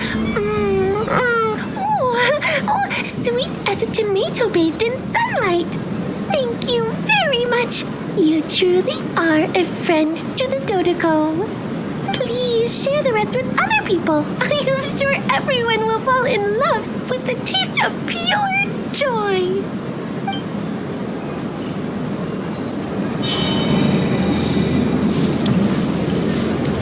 What's this? Should I give it a try? If all the prizes are gone, I might as well close up shop for the day. But you haven't had your fill of fun yet, right? So the next time a customer shows up, you're going to have to run faster, all right? And remember, run out of the rings, not into them. Oh, a gift for me? Lord Sangamabe really is going up in the world. Wow, candy from the moon goddess herself. If I pack this up... No, what am I saying? Box this up in exquisite gift boxes? Yes, I can make a fortune. Maybe I don't even need to go to all that trouble. Any old boxes will do. I just need to tell my customers that this candy is blessed by the moon goddess. Yeah, that ought to do it.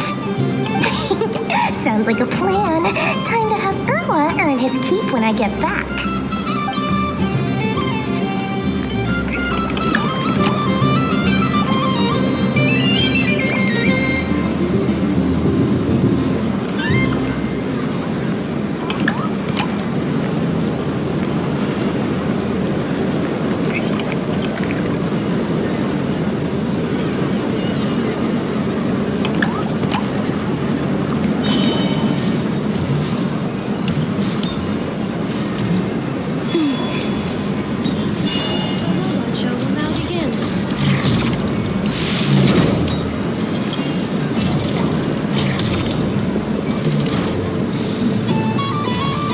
just walked onto the stage.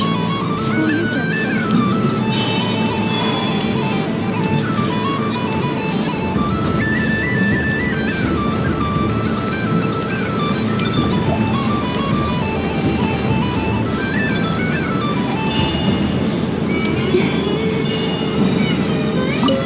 Yes. May everyone's wishes come true. Why, thank you. Don't mind if I do. Oh, my. It's so sweet.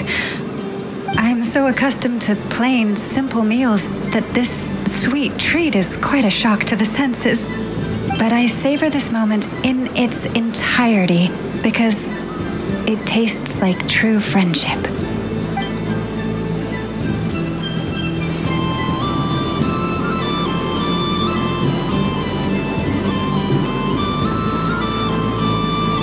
Really?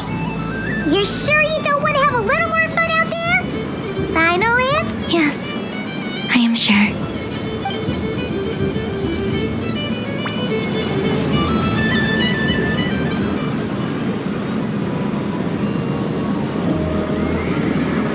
This was the most fun I've ever had on a moon prayer night. Everywhere I went, people were saying, "Welcome home." And there were friends at every turn. I only wish it could last longer than one night.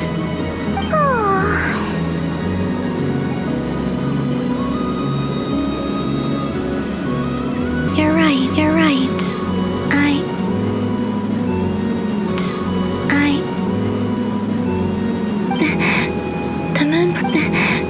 The moon prayer blossoms.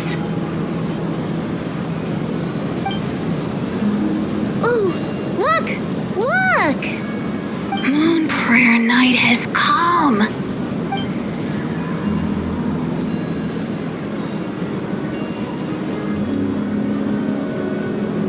The moon.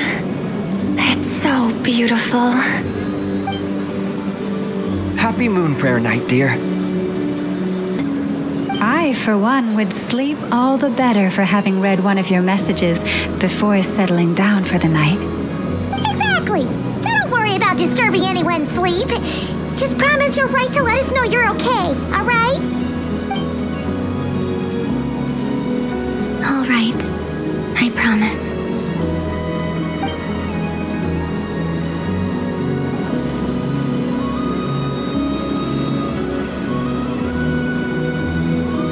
In that case, Columbina. I'm ready.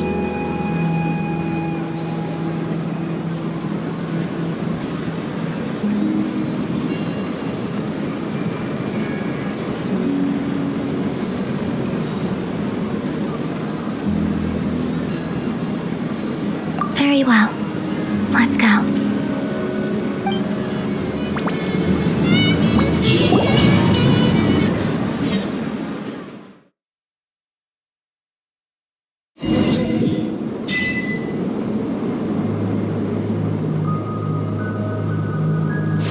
In just a few moments, I will be gone. I still don't know what to expect on the moon. Will I really be able to send messages to my friends? The Kuhenki, the animals of Not Cry.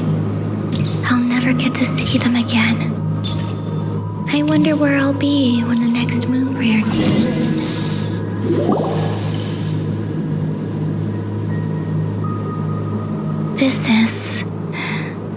This is where the people of Hyperborea used to communicate with the moons.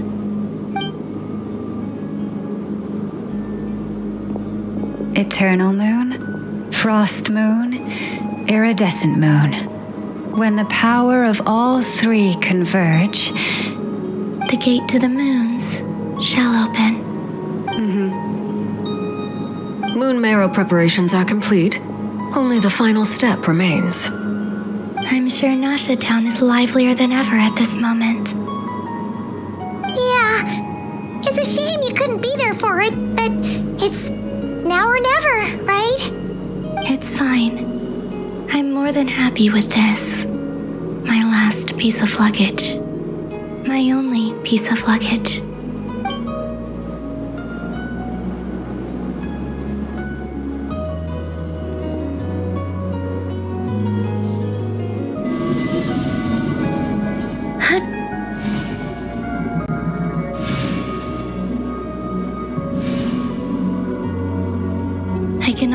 feel the moon calling to me.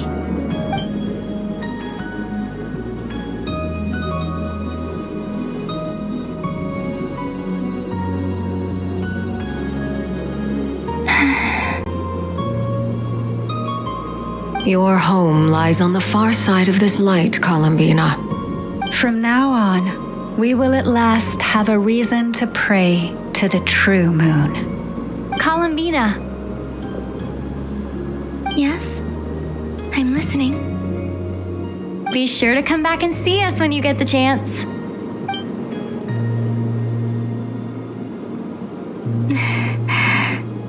Of course.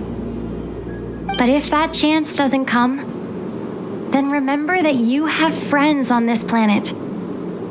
People who will miss Columbina. Yes, I will. Thank you for everything you've done for me. And remember, come night or day, the moonlight shall always connect us. Well then, farewell, my friends.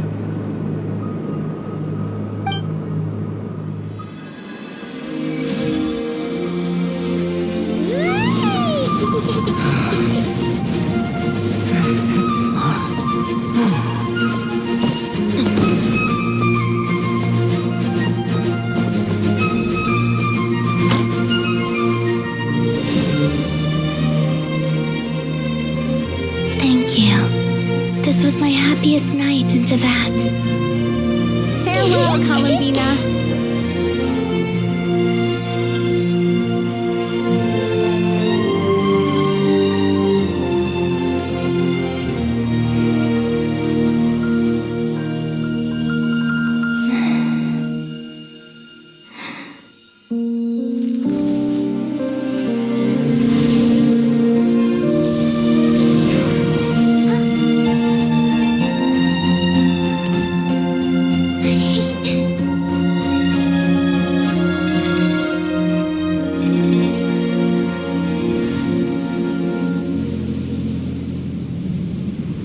The moon really is closer than ever tonight.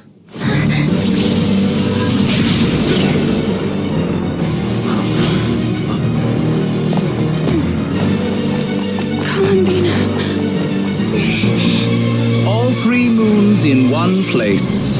Time for one final experiment. Reason, life, death, time, and space. They all believed I would fail.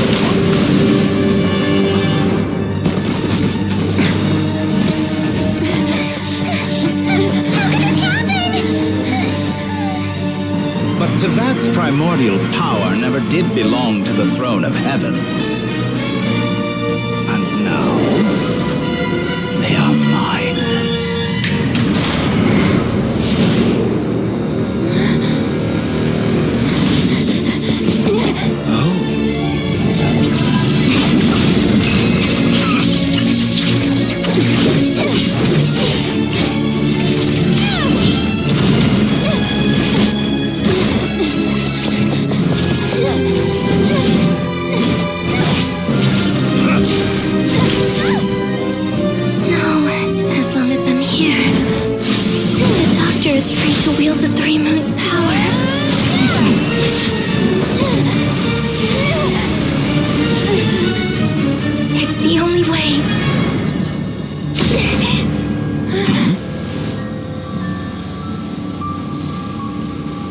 I guess I won't be going home today.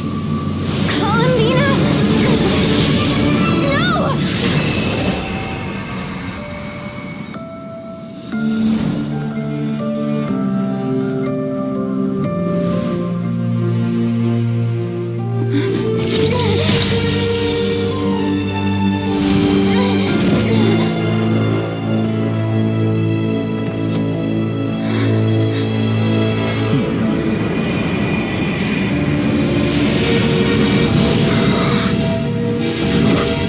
Stubborn world, do not try to control me.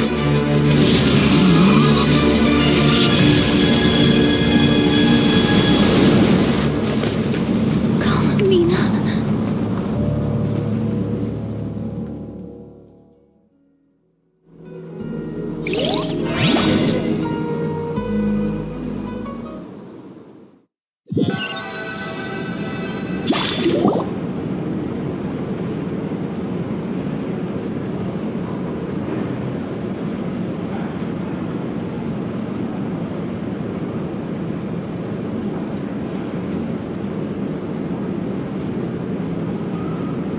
Are you alright? Do your wounds still hurt?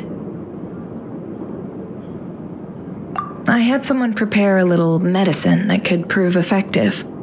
Take it if you need to. In that case, let me relate the contents of the call we made to Alice after the incident occurred. That Dottore is a crafty one. He distracted the Hexen Circle by creating a huge fuss at Tevat's borders. I'd assumed that the cause was an abyssal intrusion from the outside world, which in fairness is a rather common occurrence. But after learning that you managed to influence the phantoms in Nordcry, I realized that perhaps this interference could have come from within Tevat instead. But we weren't able to change their fates. True, you couldn't change how their stories ended, but you did build some variables around yourself. Variables? Yes, things you heard that you could not otherwise have learned, ideas that would otherwise have never crossed your mind. All these things are variables. Of course, most variables usually pale into insignificance with the myriad of possibilities floating around. But the moment you start treating them as building blocks and intentionally stacking them, that changes things. That's what Dottore did, and it's how he created the necessary conditions so that when you activated the portal tonight, it played right into his plan. However, we have no way of knowing exactly what he did. Yeah, we also need to ascertain Columbina's status. And that about sums it up. As I suspected, Dottore has disappeared completely. If it's any consolation, he wasn't able to control Columbina as he might have wished to.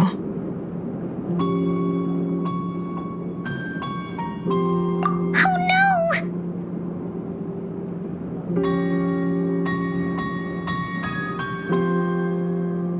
What? She did what?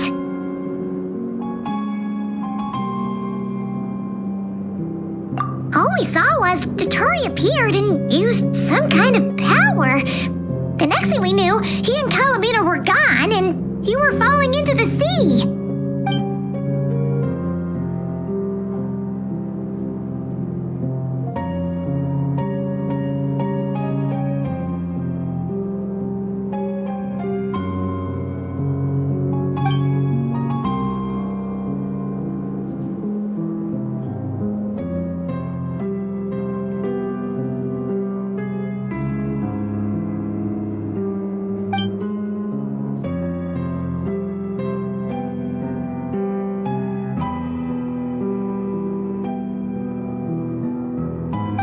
So, Columbina intentionally opened the moon gate and escaped into the same mysterious world as Rarier and Valindis. Sounds like bad news.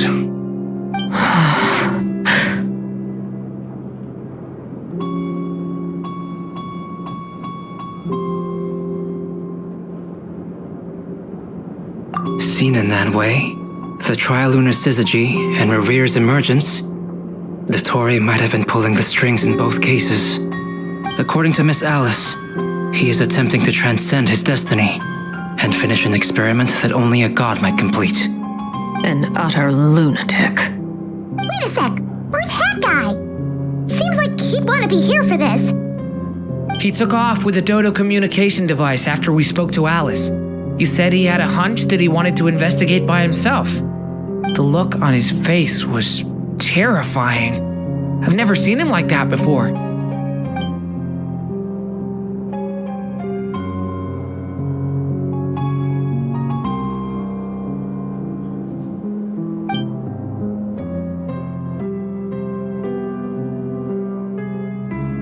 I'm back. Hat Guy! I went to look for the Hyperborean phantoms again. I think I've gotten to the bottom of it. I got them to talk to Nicole on the other end of the communications line. Turns out, the history they describe is different from how Nicole remembers it. Really? And how?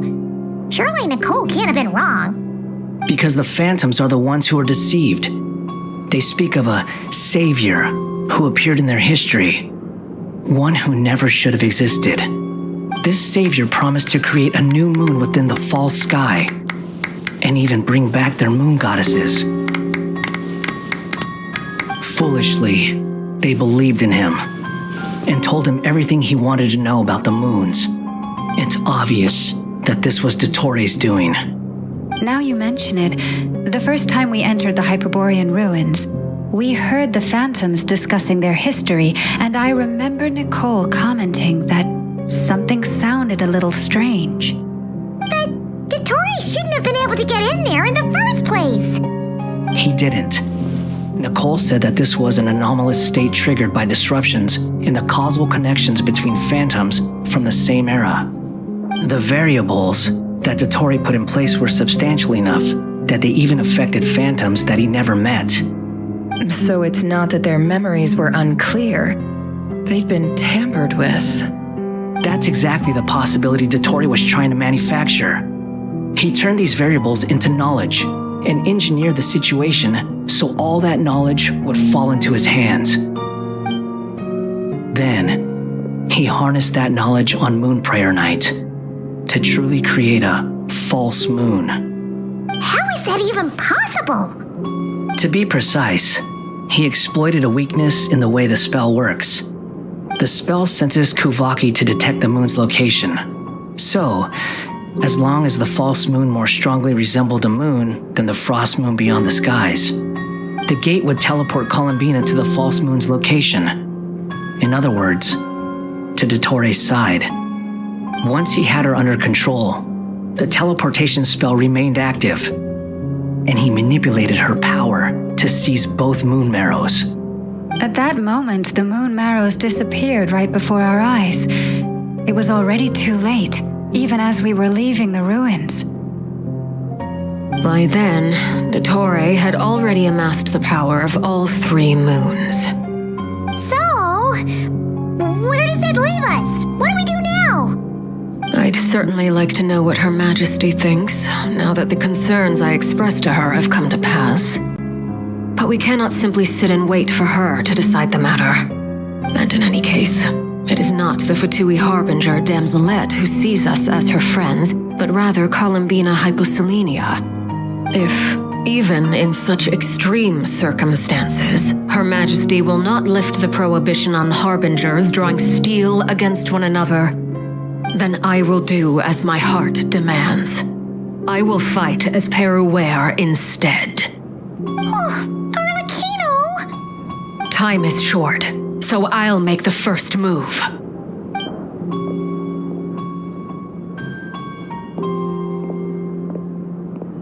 Whew. Even Arlecchino seems to be losing her cool now.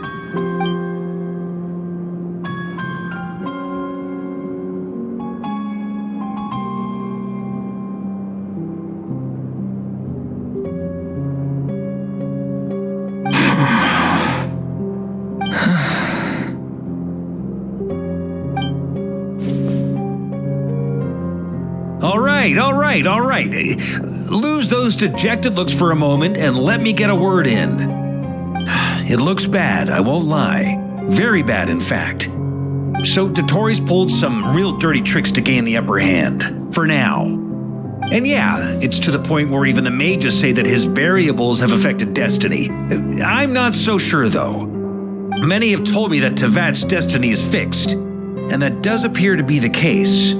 Well, what makes Dottore so sure he'll be the exception?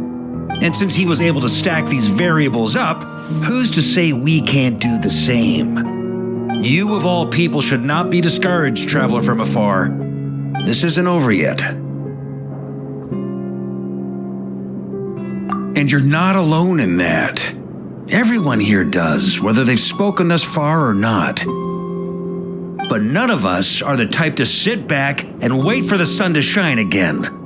That's exactly how a knight should roll. If they knock you down, you get back up and get back in it. Don't forget, honorary knight, you're a legitimate member of Mondstadt too.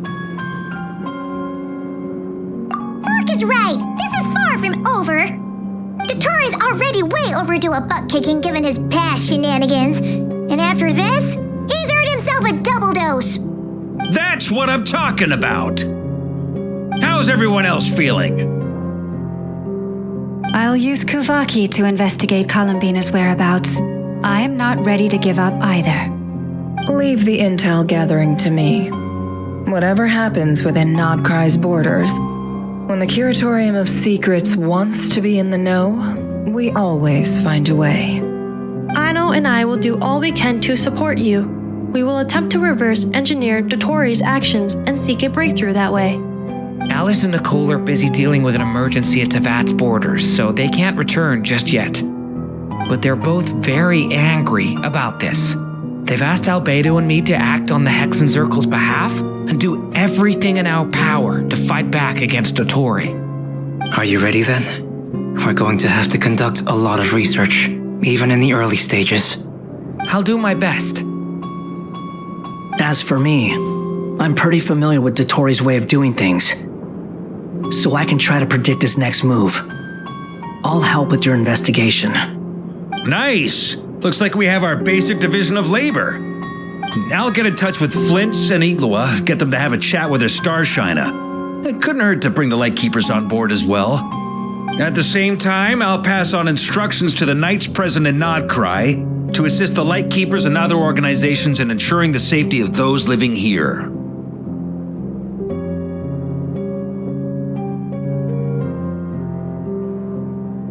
Yeah! We'll show him!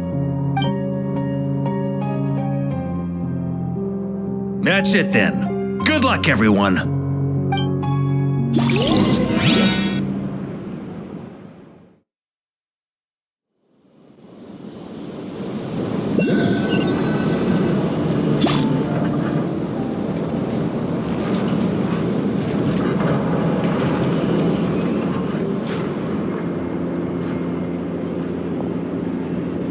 I never thought that Columbina would become my real name.